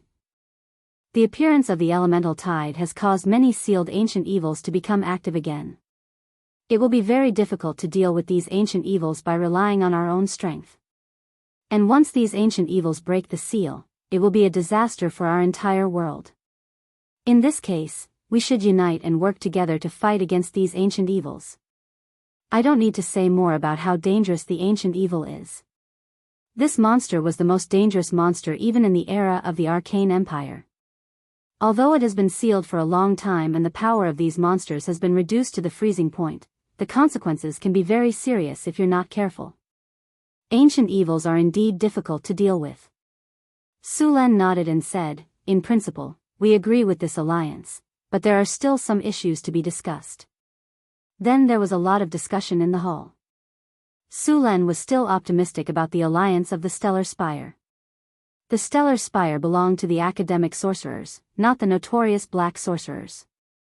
The Stellar Spire had a good reputation in the Wizard Academy. The Academy's most famous spell was the Meteorite spell. It was a powerful spell that could directly summon a meteorite from the astral plane to attack. This spell could easily destroy a city. They were proficient in astrology, divination, evocation, and so on. His combat strength was still very strong. If they were black wizards, Su Luan would not sit here with them at all. Black wizards believed in the law of the jungle and survival of the fittest. Su Luan did not trust them to sign an alliance agreement with them and guard against backstabbing by these black wizards. Next, the two sides began to discuss some specific details, mainly about the things that both sides needed to pay and the benefits that they would receive. It stipulated that both sides would not invade each other, and the two academies could trade with each other. During the trade, they would receive more favorable terms than others. If one side was attacked, they would need to send people to help. After some discussion, the two sides finally reached a cooperation agreement. Next, both sides signed the alliance agreement. The Northern Wind Spire and the Stellar Spire became allies. Since the agreement has been signed, let's give the Northern Wind Spire a greeting gift. Wizard Victor let out a long sigh of relief after seeing the agreement was signed. Greeting gift? Su Len was a little curious. Wizard Victor smiled and signaled to a wizard next to him. Afterward, that wizard gently waved his hand, and a ray of light flashed on his body. Afterward, a large amount of light quickly gathered into a 3D map that appeared on top of the hall. This 3D map is an ancient map collected by the Stellar Spire. It recorded the location of some ancient monsters that were sealed in the ancient times. Victor pointed at the map and explained to Su Len and the others. This also includes the Northern Wasteland. Now, we are showing the location of one of the ancient monsters that was sealed in the Northern Wasteland. Everyone, please take a look. This sealed monster is called the Evil Eye Tyrant. Victor pointed at the location on the map and said, according to the information passed down by the Stellar Spire, this is a demigod-level Evil Eye Tyrant. It is also said that it has a part of the evil god's power. Although this monster has been sealed for thousands of years, its power is still very strong. According to our calculations, this ancient monster will awaken in the near future and break the seal. In order to show the sincerity of the Stellar Spire, we are willing to fight this ancient monster together with the Northern Wind Spire. The spoils of war will be divided according to the merits of both sides. Evil Eye Tyrant. Su Len glanced at the 3D map. On the map, there was an obvious red light spot. This light spot was the location where the Evil Eye Tyrant was sealed. The demigod-level Evil Eye Tyrant was indeed very strong. This kind of Evil Eye was the best among the Eye Demons, and the Evil Eye Tyrant was the king among them. This kind of monster had a strong mind control power and was proficient in all kinds of ray spells. It was very difficult to deal with. However, it had been sealed for so long, so this Evil Eye Tyrant's strongest power was basically useless. The reason why the Evil Eye Tyrant was dangerous was that they could forcefully control a large number of monsters. An Evil Eye Tyrant could easily enslave a large number of monsters and form a monster army. Now that it was sealed, even if it was a monster army, most of them would have died after thousands of years. The current Evil Eye Tyrant was a general without an army. As long as one was careful, it would not be difficult to deal with it. Thank you very much for your information. I will send people to investigate as soon as possible. If there is really an Evil Eye Tyrant there, I will deal with it immediately. Su Len said confidently. Alright, if you encounter any difficulties, please ask us for help at any time. Victor nodded and said. Since he knew that there was an ancient monster that was ready to make a move, Su Len did not delay and immediately sent people to investigate. At the same time, he also asked the Northern Wind Spire to prepare for war. A demigod-level monster was not so easy to deal with. At the same time, Su Lan did not plan to ask the Stellar Spire for help. The main reason was that if they were to interfere with such a demigod-level monster, they would definitely receive a lot of benefits in the end. Especially the divine power. Su Lan did not want to share it with others. Chapter 641. All right. Victor wasn't surprised when he heard that Su Lan was going to deal with the Evil Eye Tyrant himself. After all, there were at least 3 legendary wizards in front of him. After the discussion ended, Su Lan left the hall. The wizards of the Stellar Spire were arranged to rest in the city. These wizards of the Stellar Spire were going to stay in the Northern Wind Spire for a while. Both sides were going to take some time out from tomorrow to exchange knowledge. Su Lan was very interested in the knowledge of the Stellar Spire. After all, a wizard school with a legendary wizard in charge and thousands of years of heritage must have accumulated incredible knowledge, such as spells like meteorite. It wasn't easy to obtain legendary spells. Many wizard organizations regarded these spells as important assets. Because legendary spells were very destructive, some wizard organizations even came up with a treaty to prevent the spread of large-scale destructive spells. The treaty required wizard organizations or individuals who had mastered large-scale destructive spells to not transfer or exchange their knowledge with other wizard organizations or individuals in any form.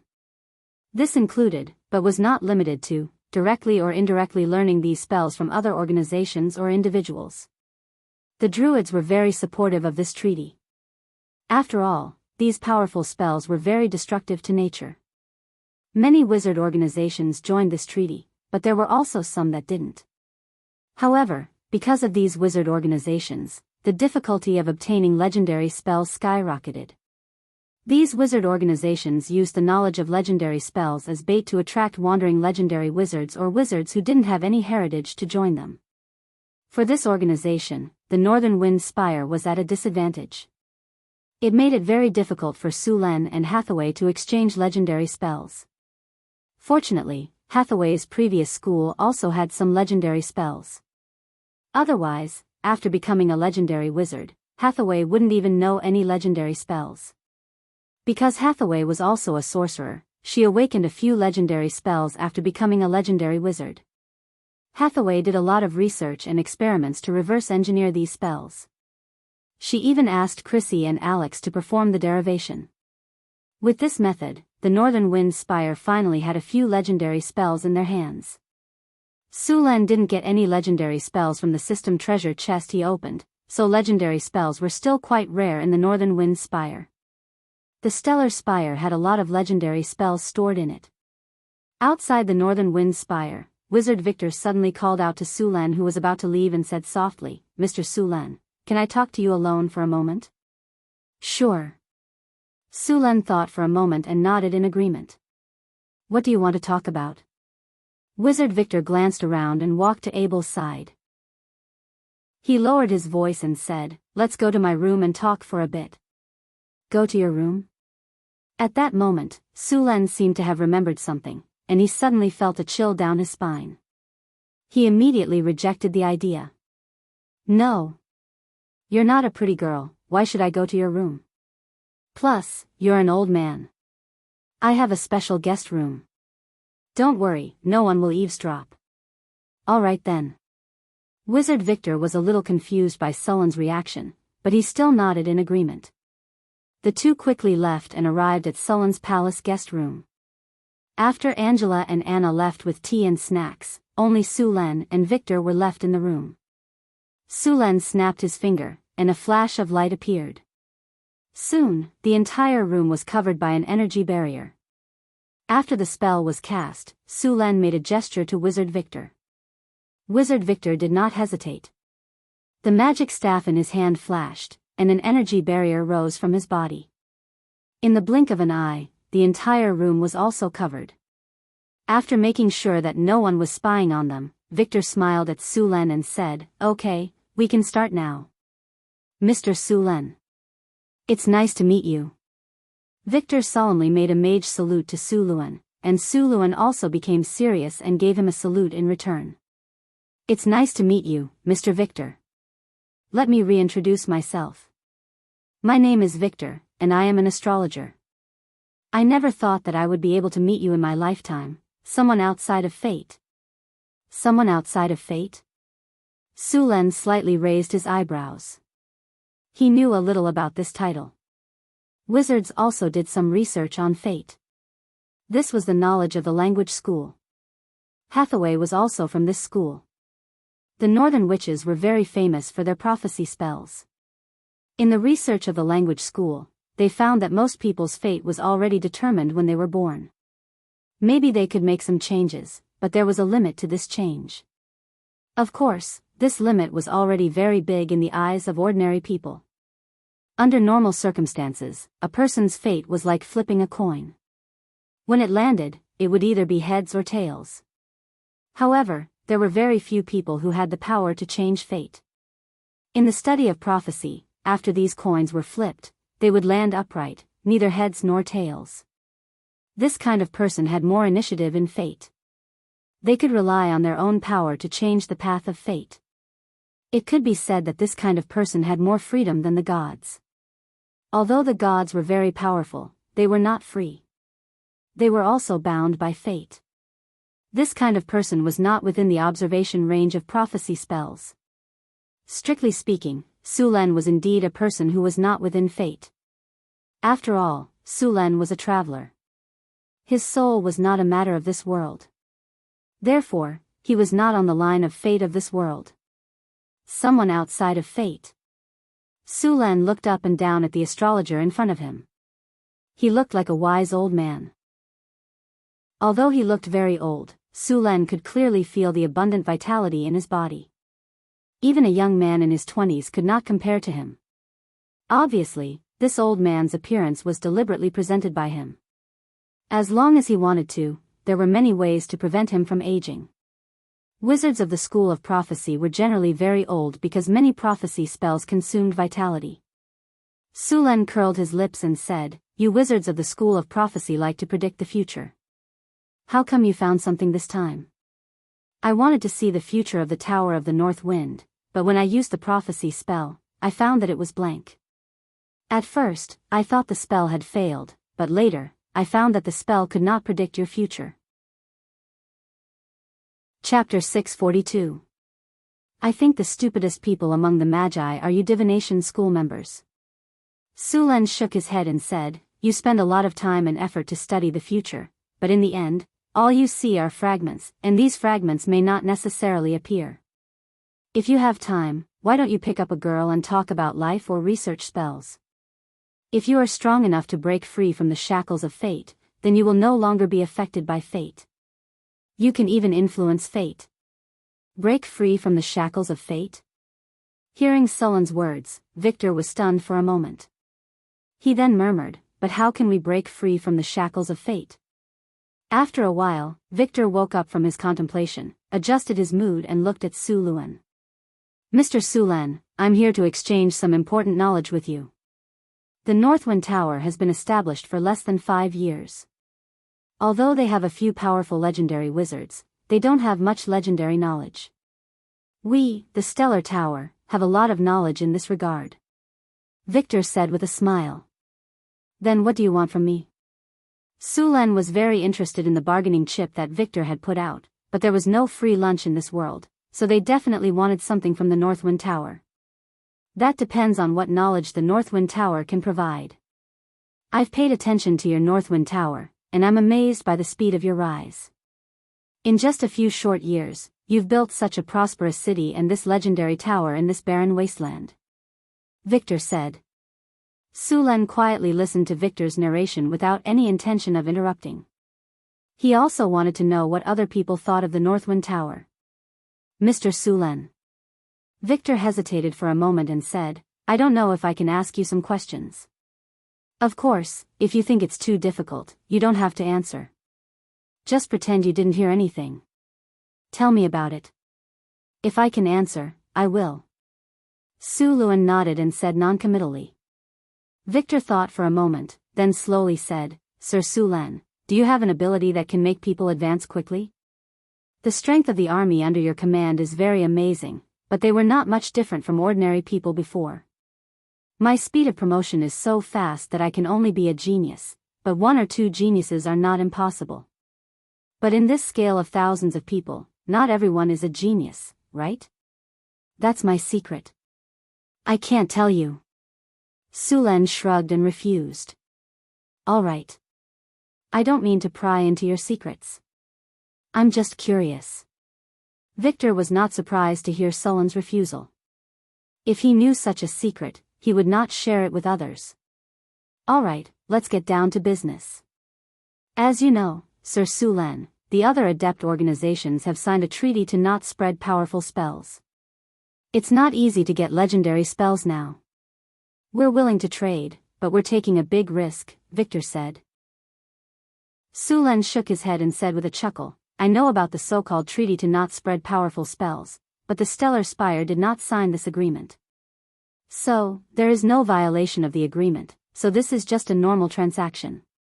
Next, the 2 men completely tore off their disguises.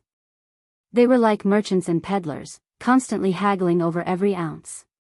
They wanted to get more benefits from each other, but the 2 men had obviously met their opponents. After a dispute, they finally reached an agreement. The North Wind Tower took out the information of the Floating Space Tower in exchange for legendary spells with the Stellar Spire. Although the Stellar Spire had a long history, they did not have the technical information of the Floating Space Tower. They had always wanted to get the technology of the Floating Space Tower, but the adept organizations that had the technology of the Floating Space Tower did not want to see other adept organizations have such a big weapon, so they did not sell it. The transaction between the 2 sides could be regarded as complementary. Su Len used the technology of the Floating Space Tower to get a lot of legendary spell knowledge from the Stellar Spire. With this knowledge, the strength of the North Wind Tower would be greatly improved. Of course, Su Len did not trade the knowledge of the elemental furnace. It was the energy center that could be installed on the floating space city. He traded the technology of the Floating Space Tower because the technology of the Floating Space Tower was more advanced in the North Town. Even if others mastered it, there would be a big gap between them and the North Wind Tower. Su Len's way of trading these technical knowledge was completely learned from his previous life. Before he mastered more powerful and advanced knowledge and technology, he would not trade the current technology. The technology that could be traded was usually 1 or 2 generations behind the technology. The North Wind Tower had to stay ahead of the game. Su Luen didn't even sell the Enigma technology. What he gave Victor was the early Enigma technology, which covered an area of about 1 kilometer. It couldn't be used on the floating space city, but it was just right for the Floating Space Tower. After getting the 3-dimensional map from Victor, Su Len attached great importance to the Evil Eye Tyrant marked on the map. After the meeting, he arranged for people to investigate. Because of the elemental tide, many monsters that were sealed in ancient times were reawakened. The Evil Eye Tyrant was one of them. Although he did not break the seal, if he was given more time, he would definitely succeed. If the Evil Eye Tyrant took the initiative to reawaken, the final consequences would be very serious. So the best way was to get rid of them before they broke the seal. Of course, it was also possible to strengthen the seal, but these seals left behind in ancient times were seriously damaged. It was not easy to repair them. So Su Len chose another way, which was to get rid of these ancient monsters directly. The Stellar Spire had many monsters sealed in ancient times. These monsters would use their power to corrupt humans or other intelligent races, especially the Evil Eye Tyrant. This guy could easily summon an army of monsters. This guy was as annoying as a spirit-sucking monster. Su Len did not want to let him rest before he attacked. Moreover, this thing was also a very important material. The eye of the Evil Eye Tyrant was very precious. This kind of legendary Evil Eye was rare. Su Len had already planned to make the Evil Eye Tyrant's eye into a magic item after killing it. Chapter 643. Kingdom of Florence, San Filto City. It had been more than a year since the last turmoil. At this time, there were no traces of war in San Filto City. Under the leadership of Su Len and Phyllis, this ancient city was full of vitality. A large city would attract farmers from other places to gather here. The population of San Filto City had reached an astonishing 300,000 people.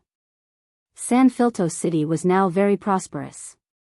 The streets were clean and tidy, and there was an endless stream of people. There was a dazzling array of goods, and every street was patrolled by city guards. In addition, the gangs and other underworld forces of the past had all been eliminated. The security of the city was very good. Phyllis was very satisfied with the current San Filto City. Night fell. Queen Phyllis returned to the palace. She didn't know if it was because she had to deal with too many government affairs today, but she felt inexplicably irritable. The surrounding maids also noticed that Her Majesty seemed to be in a bad mood, so they were all very cautious. They were afraid that something wrong would make Her Majesty angry. Seeing that it was still early, Phyllis didn't go back to rest. Instead, she went to the training ground. She took off her luxurious clothes and changed into tight-fitting clothes. She was ready to practice martial arts in the training ground to vent her irritation. She picked up a training iron oak sword and began to attack the wooden targets in the training ground as if she was venting her frustrations. She hit a few wooden dummies with loud bangs. Bang! Finally, a loud sound was heard. These wooden targets made of iron oak and reinforced were completely shattered by Phyllis. After venting, Phyllis finally felt less irritable. However, this was only temporary. Soon, a wave of irritation rose in her heart, and this wave of irritation was stronger than before. If this happened in Northern Town, she would ask Hathaway for the reason. Now, she wanted to try to solve it by herself. Soon, Phyllis came to the bathroom in the palace. The clear spring water made people feel a chill. As soon as she came here, she wanted to jump in and have a swim. Phyllis immediately prepared to take off her clothes.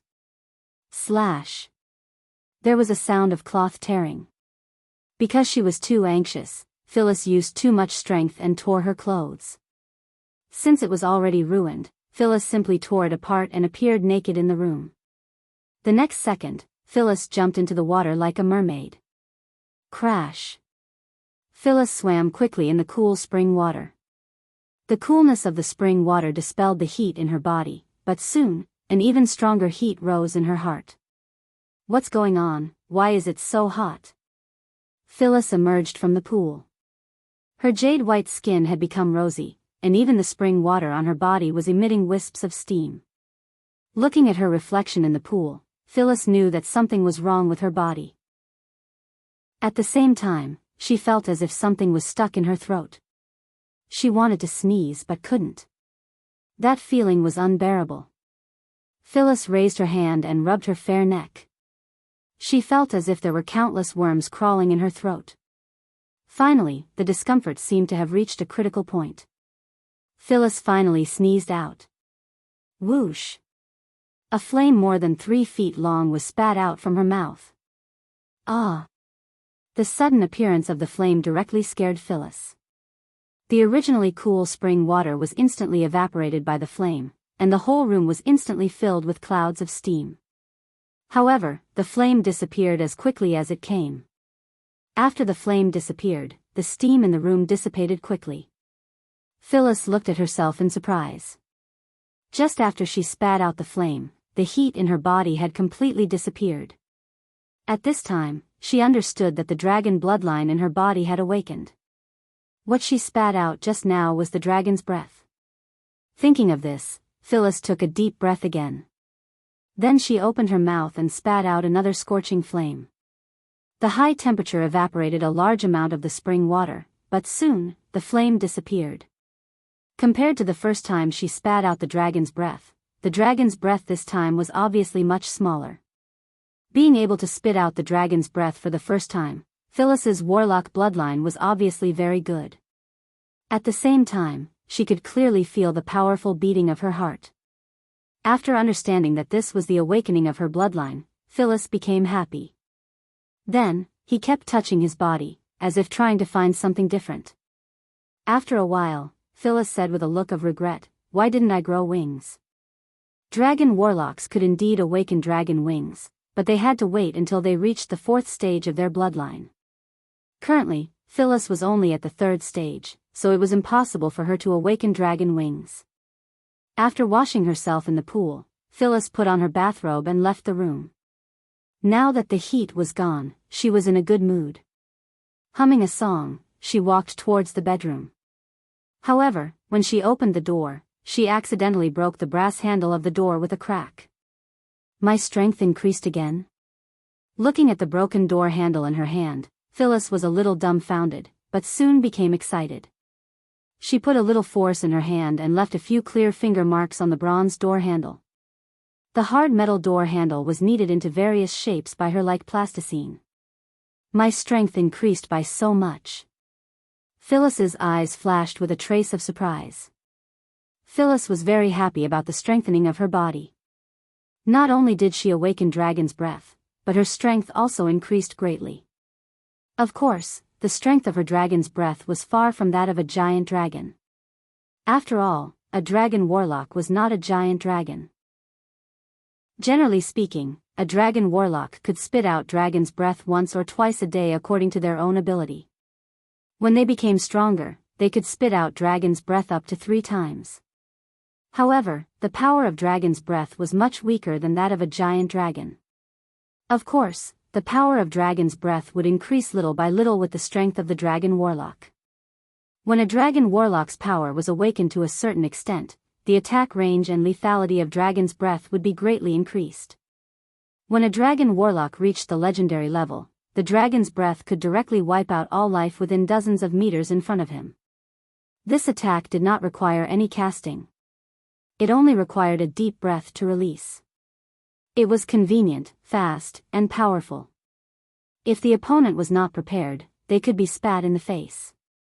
After a dragon warlock awakened dragon's breath, some spell-like abilities began to awaken. It would not be long before Phyllis learned some spells. Chapter 644. When Phyllis awakened her dragon breath, the scouting team Su Len sent out came back with some news. There were indeed some problems with the ancient ruin that Wizard Victor gave him. After confirming that this place was indeed different, the war machine of the northern battlefront city immediately began to operate. Large amounts of information were continuously sent to the northern wind tower. The seal in the ruins that they had discovered this time was also extremely damaged. The evil eye tyrant's power was already leaking out of the seal. If no one disturbed him, he would be able to successfully break through the seal in no time. Even some of the beasts in the surroundings had mutated to varying degrees under the power of the evil eye tyrant. The northern town city also sent out a group of soldiers to clear out these mutated beasts. These mutated beasts were not very powerful, but there were a lot of them. It was just nice for the soldiers to practice. He didn't want to see these soldiers not seeing blood when they were on the battlefield. On the astrology platform, Su Len nodded at Hathaway and said, "Let's begin." Then, Hathaway and Alex began to cast spells together. Soon, a ray of light rose up, and a tall teleportation gate appeared in front of them. As the teleportation gate opened, Su Len walked in first. Following behind him were the 36 iron golems. These iron golems were used for combat testing. This evil eye tyrant was about to break free. He was already very powerful. It was very likely that he had already controlled many powerful creatures. These creatures were just nice to test the strength of the iron golems. After the northern wind tower formed the iron golem army, they had not tested the strength of the army. This was a good opportunity to test it out. The 36 iron golems stepped into the teleportation gate in an orderly manner and appeared at the outpost that the northern town city built. The outer area of the seal had been cleared out by the vanguard of the northern town city, but they did not get close to the core area of the seal. The monsters in the core area were obviously much more powerful. It was not something that these new soldiers could deal with. These new soldiers of the northern town city were just here to practice and level up. Su Len and the 36 iron golems appeared in the camp. This camp was a little simple. The surrounding scenery looked very desolate. The land was barren, and the ground was yellow. It looked very similar to the Gobi Desert. The camp was filled with the smell of blood. Su Len saw many dismembered monster corpses. These mutated monsters would more or less have some parts of their bodies that were enchanted materials. Naturally, these materials would be collected and brought back to the apprentice sorcerers for experiments or to make some potions. After taking a look at the surroundings, Su Len did not stop.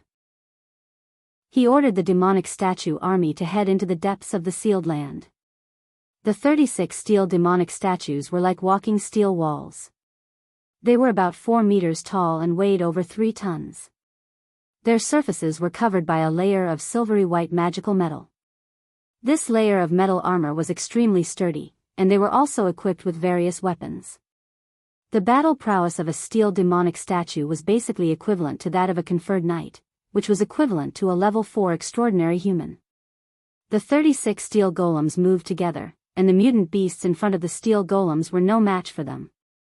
As the steel golems swung their swords, the mutant beasts in their path were crushed, and the mutant beasts were flattened by the steel golems. After discovering these steel golems, the mutant beasts kept on attacking them. However, these attacks did not even leave a scratch on the steel golems. Just then, a black cloud drifted over from the distant sky. It was only when Su Len got closer that he realized that it was not a black cloud but several hundred bats with blood-red eyes. Bloodthirsty demonic bats. Seeing these bats, Su Len frowned slightly. Similar to the diamond golems, the steel golems did not have the ability to fight in the air.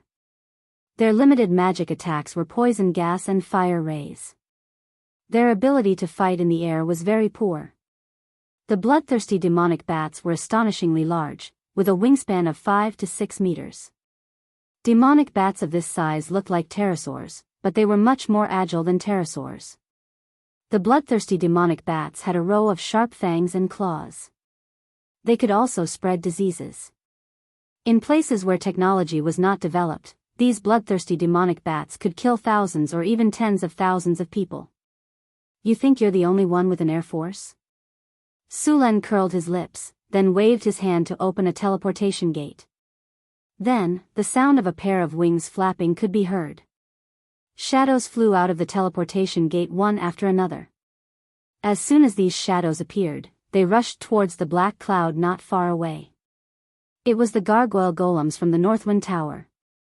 These gargoyle golems flew over in groups and soon clashed with the Air Force. These gargoyles were very powerful. Their obsidian bodies could resist almost all the attacks of these mutant beasts.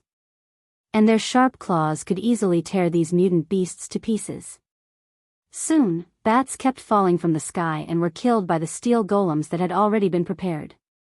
The golem army of Northwind City kept advancing, leaving behind a large number of incomplete epics. A large number of enemies have appeared. Activate the second battle plan. Poison gas spray.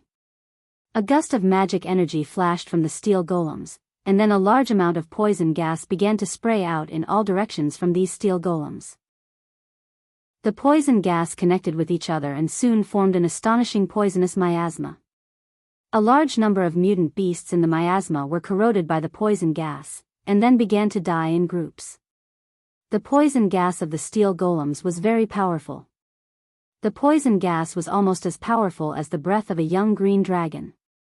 The terrible death gas covered a large area of the battlefield, and groups of mutant beasts kept dying.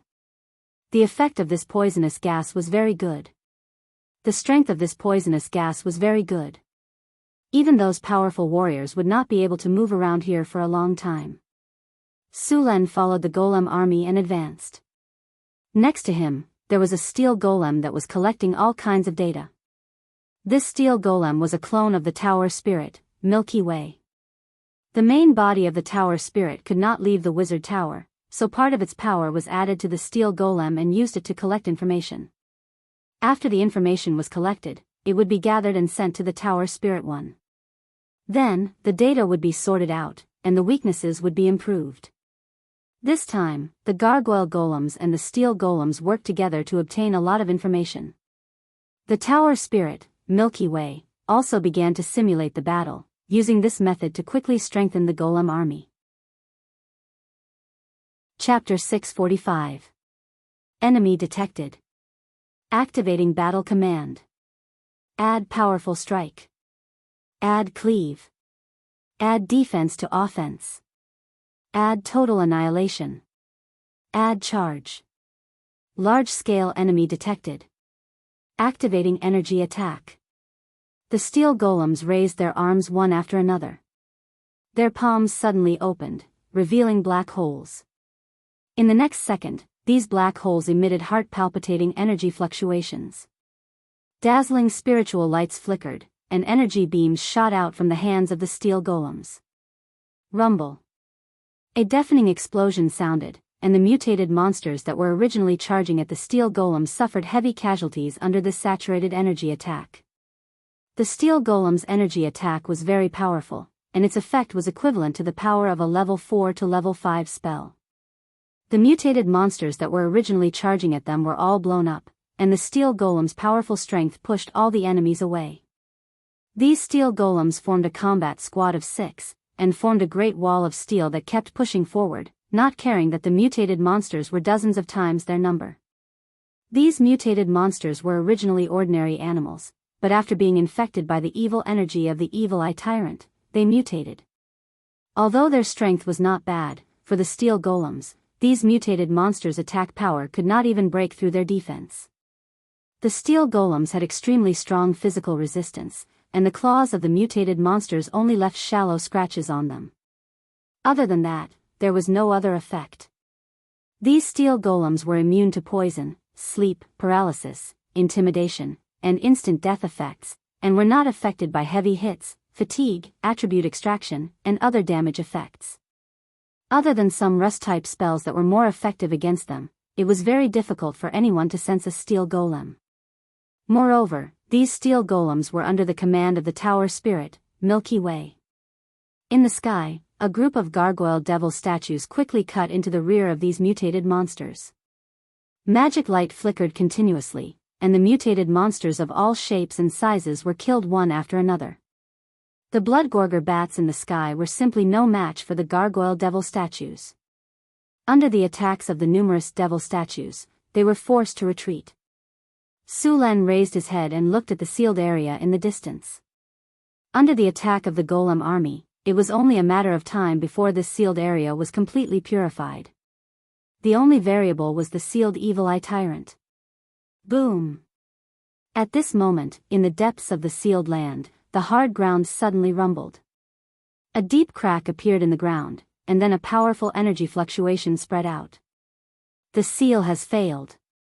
Seeing this, Sullen's expression changed slightly. He instantly flew into the air and stared at the crack. Ding! An energy wave has been detected.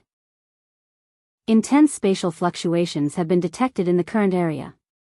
High energy target detected. Target's level is extremely dangerous. Warning. Warning. Unknown dimensional space is collapsing. The seal has lost its effect. It will be completely destroyed in 30 seconds. Evil spirit aura, spell wave detected. All targets within this domain will have their magic resistance reduced. Chaotic spirit chi, spell wave detected. Within the range of this domain, all negative magic immunity will be reduced.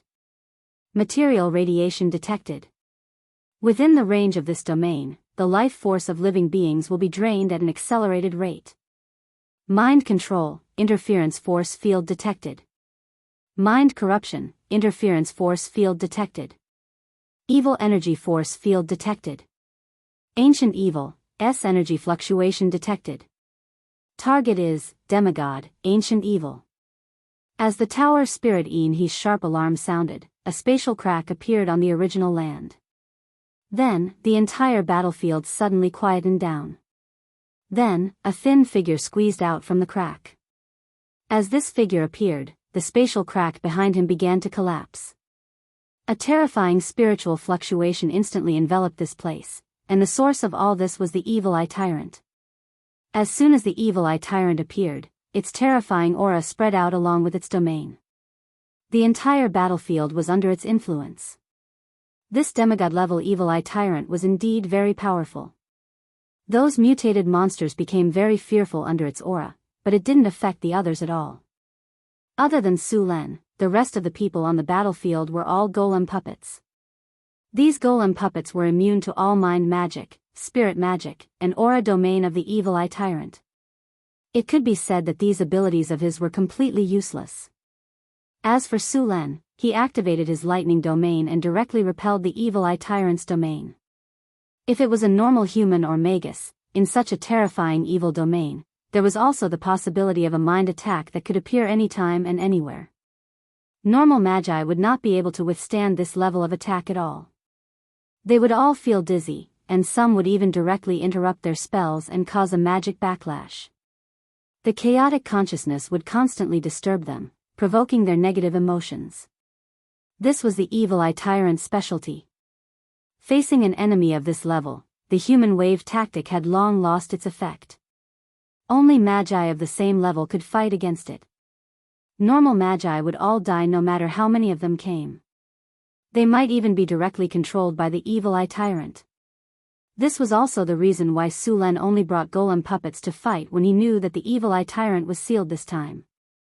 Although Hathaway and Alex could resist the power of this domain, they were not of much use here. Many crazy and violent thoughts kept appearing in Sullen's mind. These thoughts were constantly disturbing his mind. Su Len frowned slightly. Although these thoughts could not shake his mind, they were like toads lying on the back of his feet. They were not very harmful, but they were extremely humiliating. "Damned fellow, get out of my mind!" Su Len roared angrily. After that, a powerful magic wave instantly exploded from his body. Rumble. Dazzling lightning descended from the sky. The lightning flashed across the sky. After the evil eye tyrant appeared, the battlefield that was originally shrouded in negative energy was instantly broken apart by the power of countless lightning bolts. Ah!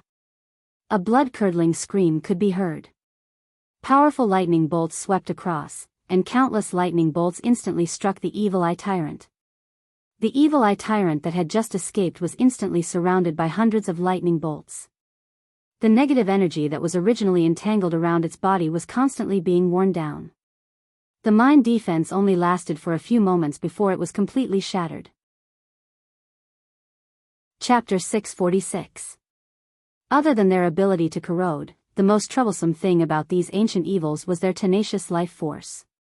They had been sealed for thousands of years, but they still managed to survive. And when the elemental tide arrived, they broke the seal again. Although it was hit by hundreds of lightning bolts, the evil eye tyrant didn't suffer any serious injuries.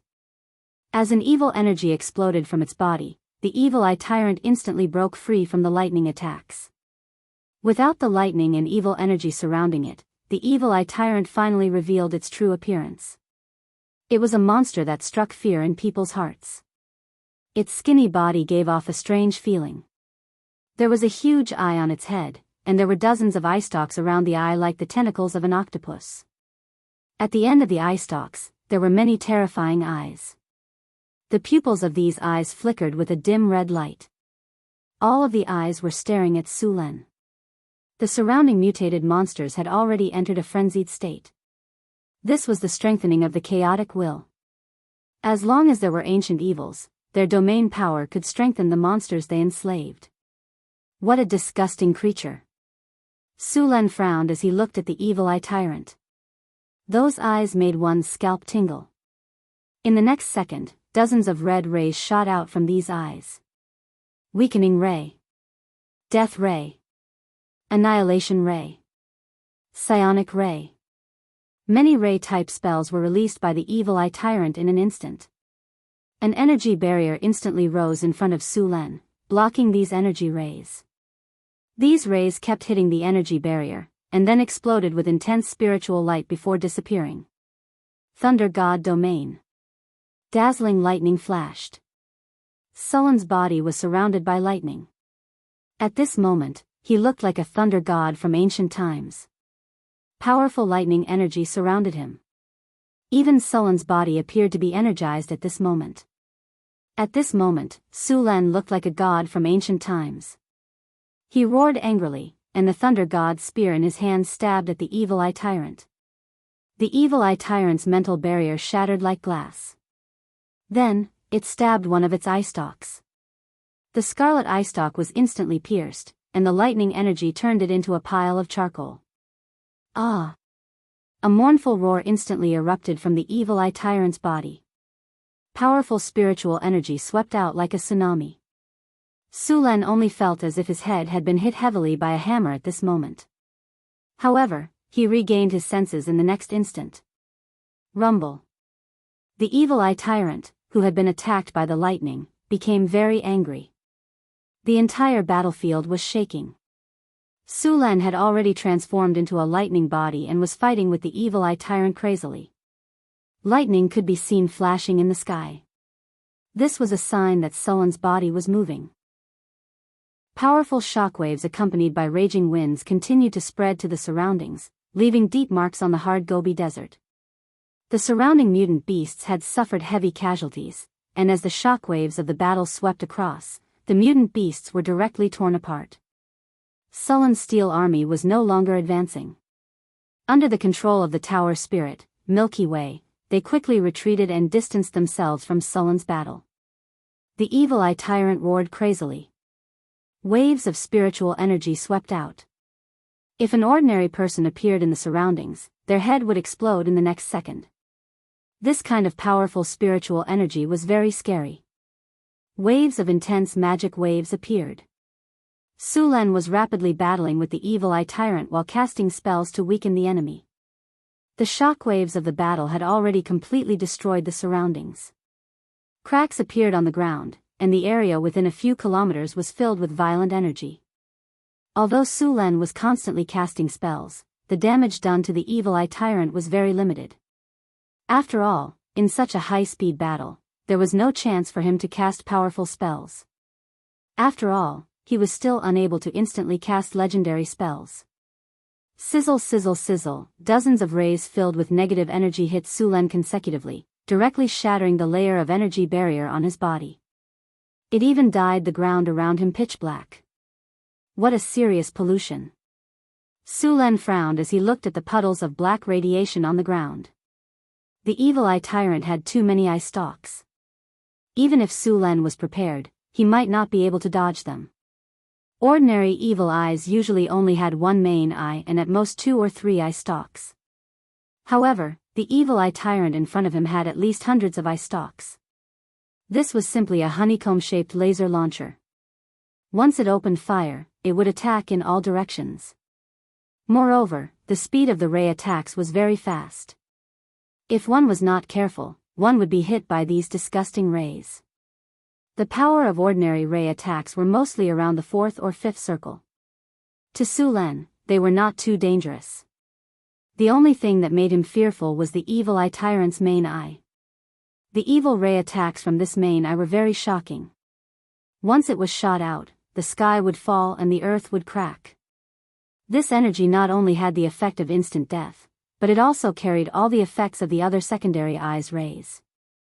This shocking energy had an extremely terrifying attack power.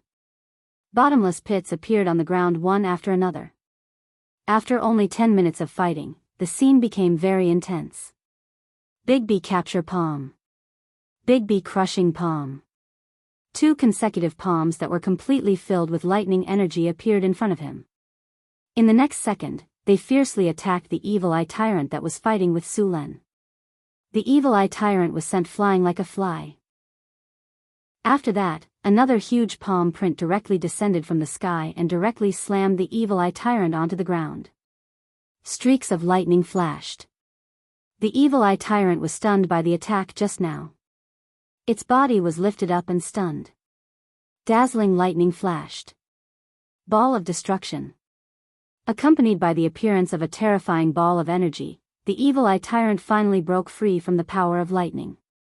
However, before it could recover, another ball of lightning fiercely struck it. The evil eye tyrant, who was suppressed and beaten up, was furious. Hundreds of rays once again exploded from the evil eye tyrant's body. The entire battlefield was filled with traces left behind by the battle.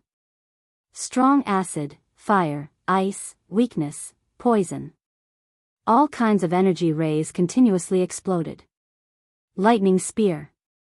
Accompanied by the appearance of a powerful lightning energy, the evil eye tyrant seemed to have realized the danger at this moment. Its body kept flashing as it tried to dodge this attack. However, it had already been locked onto by Sullen's soul. It was completely unable to dodge. With a loud bang, it was hit fiercely. Chapter 647. Dazzling lightning streaked across the sky, illuminating the entire sky. The powerful lightning spear brought with it boundless energy as it pierced the evil eye tyrant's body. The boundless power of lightning exploded at this moment, and the evil eye tyrant's body was electrocuted into charcoal. However, the evil eye tyrant's vitality was very tenacious. This kind of serious injury didn't kill it. Balls of evil energy continued to gather and churn on its body. The charcoal part of its body quickly dried up and fell off. According to this situation, it wouldn't take long for it to regrow. Gate between worlds. A powerful evil energy tore through the space. In the next second, a huge and distorted gate between worlds opened. Following that, a terrifying creature that was more than 10 meters tall crawled out of the gate.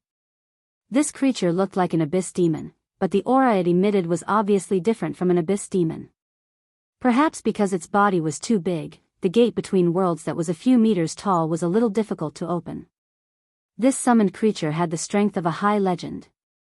After realizing that the gate between worlds was a little difficult to open, it actually used its claws to open up the surface area of the gate between worlds. After that, it crawled out of the gate. Who summoned me? This monster from another world roared excitedly. Its arms hammered the ground forcefully like thunder. However, in the next second, it felt a strong wave of spiritual energy.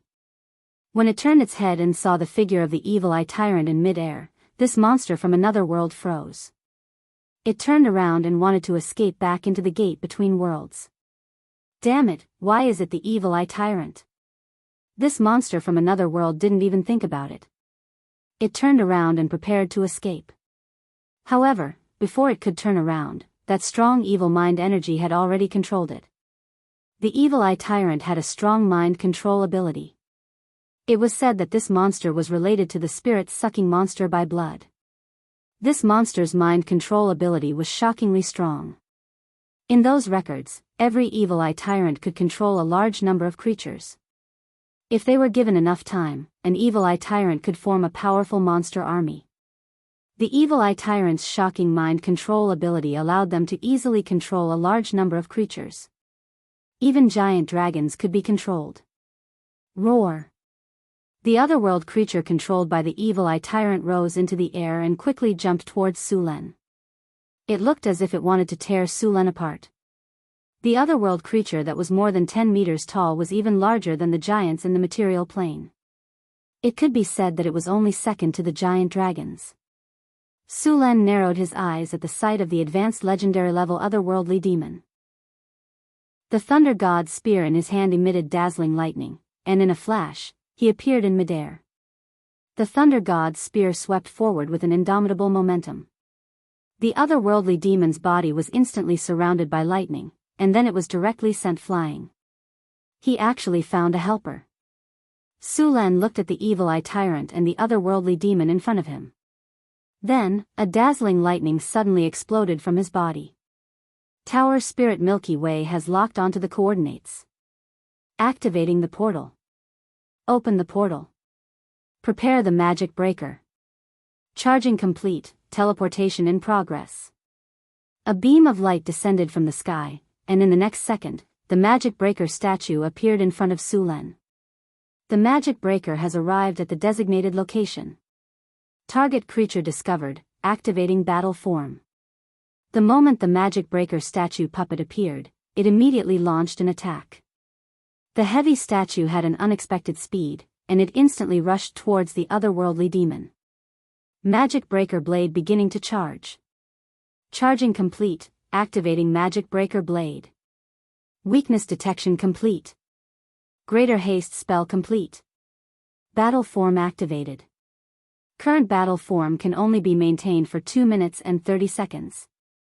Countdown begins.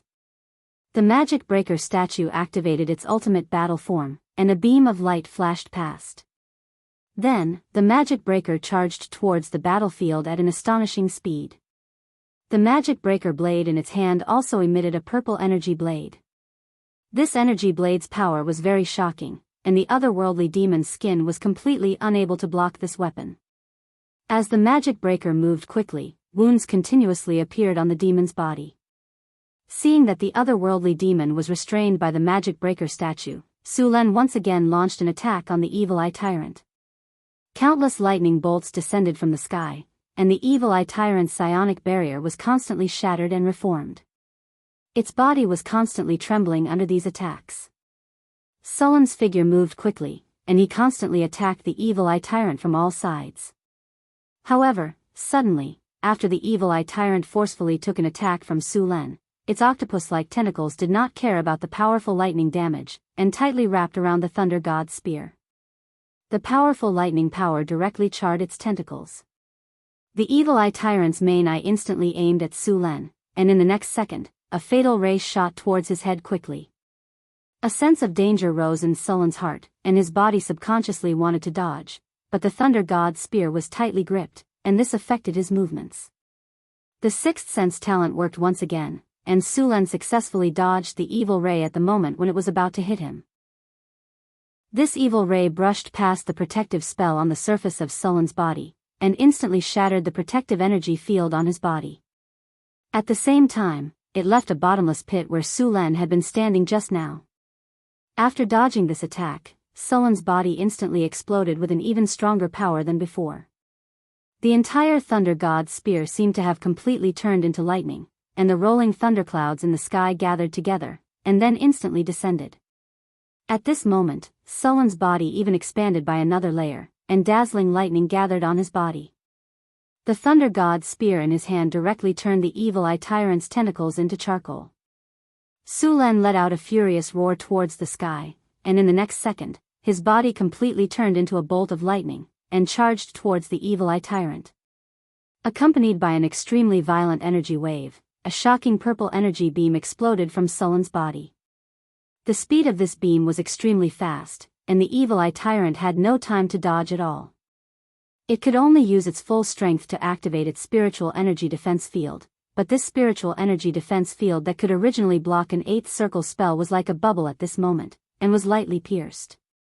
Following this shocking energy beam ruthlessly pierced towards the evil eye tyrant without any resistance.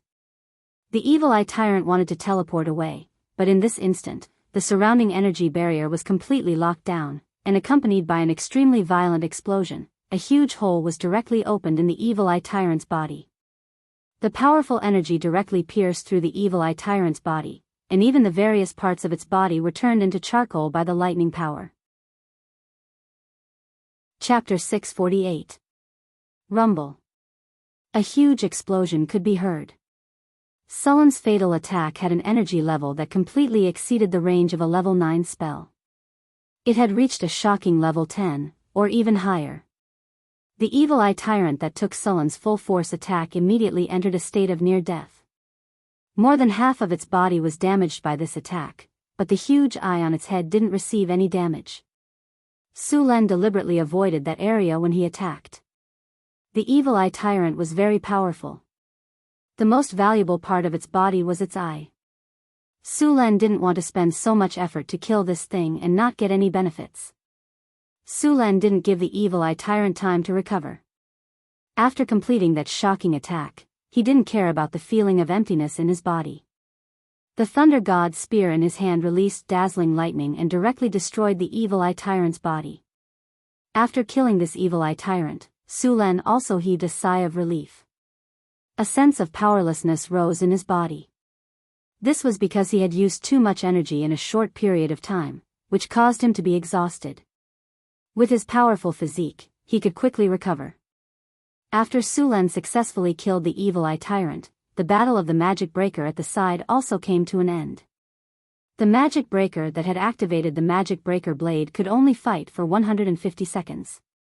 In this short 150 seconds, the magic breaker's power was completely released. Following a dazzling flash of light, the magic breaker swept across its body at an astonishing speed. The otherworldly demon's huge body instantly stiffened on the spot. In the next second, its hideous head slid down. The otherworldly demon's tall body crashed onto the ground, and smelly blood spurted out.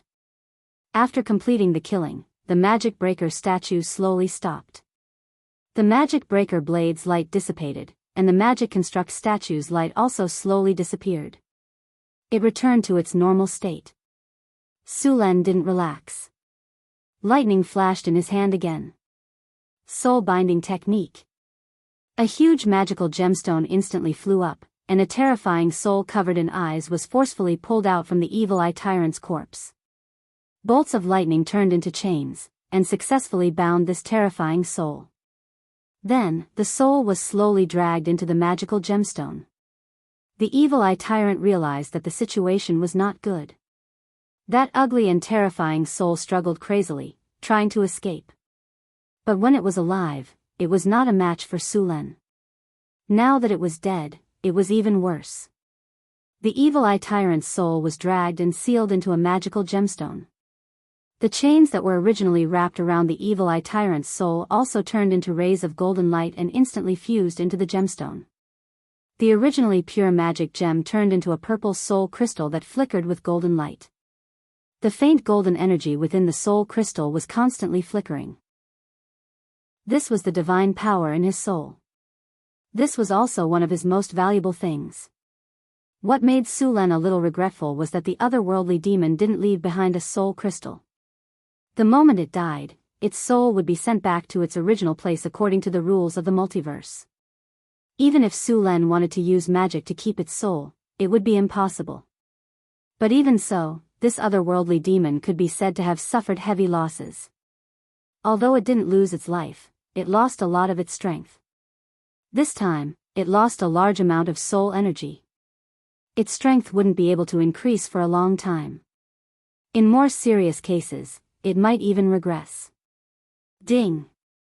Congratulations to the host. You have successfully killed an evil eye tyrant. You have received 397,600 experience points. The battle has ended. You have received a glorious victory. Congratulations to the host. You have successfully killed an evil eye tyrant. You have received 3 diamond treasure chests as a reward. You have received the item Spiritual Gemstone. Congratulations to the host. Your golem has killed an otherworldly demon. You have received 270,000 experience points as a reward. You have received a diamond treasure chest as a reward. Broken Seal, Advanced Legend Battle, Wuxia Calendar, Year 1686, September. An ancient seal in the north of North Town City was broken. The sealed monster successfully escaped. If it wasn't dealt with quickly, this ancient evil creature would have started a shocking battle after absorbing enough energy. You have successfully blocked this monster when the seal was broken and killed it in the end. You have received a large amount of reputation from this battle. Your name has been spread across the continent. Hearing the familiar system notification in his ears, Su Len wasn't in a hurry to look at his rewards this time. There were even bigger rewards waiting for him to deal with. Su Len took out a sharp carving knife. He didn't have time to rest and cut off the evil eye tyrant's huge eye. This eye could be said to be the most precious thing on the evil eye tyrant's body apart from its divine power. The evil eye tyrant's main eye was about the size of a soccer ball. It was olive-shaped.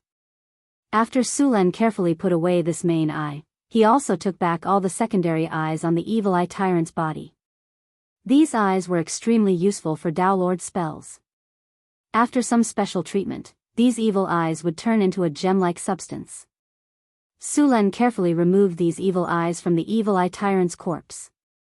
These evil eyes had very good magic conductivity. After adding some other things, these eyes had become very valuable.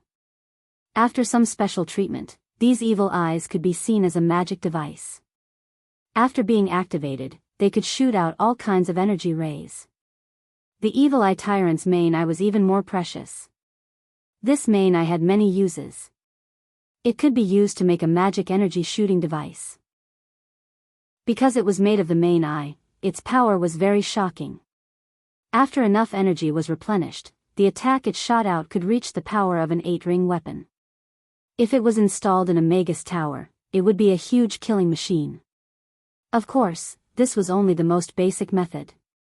The evil eye's main eye still had many functions that hadn't been used. Another way to use it was to refine this eye into the omniscient eye. This omniscient eye could see through all kinds of illusionary spells, as well as camouflage, invisibility, and so on. It could even be discovered if one was hiding in the shadow world. Countless magi wanted to get one of these omniscient eyes and install it in a Magus tower. This way, they wouldn't have to worry about rogues sneaking in. The omniscient eye could observe everything in a part of the space. It could also launch attacks. This kind of thing could be said to be very precious. Just the materials needed to be legendary. If it were to be sold, the price would be at least a few million kinnar. Sulen planned to make this eye into the omniscient eye and install it in a Magus tower. Chapter 649. The power of the omniscient eye mainly depended on the quality of the eye. Of course, some high-quality special crystals could also be used as the main body of the omniscient eye. Of course, the best choice was to use the eye of a high-level beholder because the eyes of these high-level monsters had some special abilities that the omniscient eye made from other materials didn't have. Now, using the eye of a demigod creature, the omniscient eye would be at least an advanced legendary magic creation. Sulen quickly removed the main eye of the evil eye tyrant and its dozens of secondary eyes. These secondary eyes were also very good materials. Although they couldn't be used to make the omniscient eye, they could be used to make the scouting eye. The scouting eye was a careful scouting tool. This kind of magic creation was created by combining a type of spell. Wizards had a spell called Spell Eye. They could use this spell to create an eye for scouting. This scouting eye was created by combining this spell. This scouting eye had the ability to become invisible and fly. It could transmit the observed images to the wizard in real time. It was very useful. Many wizards could make some. Of course, due to the different craftsmanship and materials, the quality of these scouting eyes varied. After spending some time, Sulen finally cleaned up the spoils of war. The next step was to completely clear out the mutated monsters here. These mutated monsters were basically mutated by the radiation of the evil eye tyrant's evil energy. A few pairs of secondary eyes grew on their bodies. Of course, most of them were fake eyes and didn't have any abilities. However, there were some that had mutated seriously and these eyes had special abilities. Sulen opened the teleportation door and asked Hathaway to send the rock golems from the golem army over. They cleaned up the area thoroughly and made sure that there were no more mutated monsters alive. After that, they left and returned to the North Wind Tower. After leaving the cleaning up to the others, Sulen returned to his room to check out his rewards. After killing the evil eye tyrant and the otherworldly demon, he had obtained a total of 4 diamond treasure chests. Sulen went to take a shower first. After washing his hands 3 times, he returned to his room and sat down to prepare to open the treasure chests. He opened the storage space and chose to open the treasure chest. A beautiful sound and light effect appeared in front of his eyes, followed by a series of system notifications. Congratulations, host. You have successfully opened the diamond treasure chest. You have obtained the item, the relationship between weather and magic. Congratulations, host. You have successfully opened the diamond treasure chest. You have obtained a high-grade legendary soul crystal. Congratulations, host. You have successfully opened the diamond treasure chest. You have obtained the item, floating city blueprint. Congratulations, host. You have successfully opened the diamond treasure chest. You have obtained the item, Principles and Application of Energy. As the light dissipated, 4 items appeared in front of Sulen. They were 3 magic books and a soul crystal. No one would complain about having too many soul crystals. He put them away and gave them to Hathaway to create high-level magic statues or tower spirits.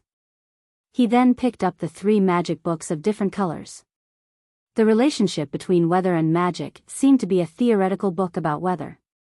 After reading it briefly, Sulen realized that this book was not only about the theory of weather, but also the method of using magic to control and change the climate. In other words, if he fully mastered the content of this book, he could try to change the environment and climate. In the era of the Arcane Empire, the great arcanists had done a lot of things to transform the bit wall. They had transformed the Abyss bit wall into a place suitable for human habitation. Although the knowledge in this book did not record how to transform the Abyss, the knowledge in this book was still very precious. It just so happened that Su Len and Hathaway had opened up a half-bit wall. They could experiment with the knowledge in the half-bit wall. Although this kind of book did not seem to have any lethality, it seemed to be the knowledge of environmental transformation technology. In fact, it was the only way to study weather weapons. Mastering weather weapons could create natural disasters. This kind of power had already appeared in the era of the Arcane Empire. The value of this kind of knowledge was higher than those legendary spells. Su Len simply flipped through it and carefully put it away. This book would be included in the top knowledge of the Tower of the North Wind. After putting away the book, Su Len began to look through the remaining 2 books. Blueprint of a Floating Space City was a book about the design and construction of a floating space city. It contained all kinds of knowledge about the construction of a floating space city. In fact, Su Len thought that this book should be renamed A Step-by-Step Guide to Building a Floating Space City. Of course, Su Len was exaggerating. After all, the knowledge in this book was still very profound. Legendary wizards basically could not understand it. However, as long as they could learn this knowledge, building a floating space city was still possible. Of course, this also required a huge amount of manpower, material resources, and financial support. After all, a floating space city with a capacity of 5,000 people was completely different from a floating space city with a capacity of 100,000 people. Su Len was planning to build a floating space city. Now that he had this book, he could start building it. As for the last book, The Principle and Application of Energy, it also made Su Len's eyes light up. This book recorded the theory and information of the operation and application of various spells and energy. Originally, Su Len thought that it was an academic research book, but after flipping through it, he realized that it was a killer book. For example, it was equivalent to the relationship between nuclear physics and atomic bombs in his previous life. To put it simply, the most famous knowledge in this book was the mana-particle railgun. The killer weapon of the North Wind Tower was one of the products of this book. Hathaway and Su Len spent a lot of effort when making this item. The railgun was an early product. From the appearance of this weapon to the destruction of the Arcane Empire, this mana-particle railgun had undergone several generations of updates. The power of the mana-particle railgun in the North Town was about the 10th circle according to the calculation of the spell circle. In the most glorious period of the Arcane Empire, the power of the latest generation of mana-particle railgun had reached the 12th circle spell level. Of course, even in the era of the Arcane Empire, this level of spell was strictly forbidden to be released in the material plane. Such powerful power would cause very serious damage to the material plane, and the damage might even be irreparable. You're tuning in to the Carefree Valley YouTube channel. Don't forget to subscribe and join us on this journey to catch the most captivating stories.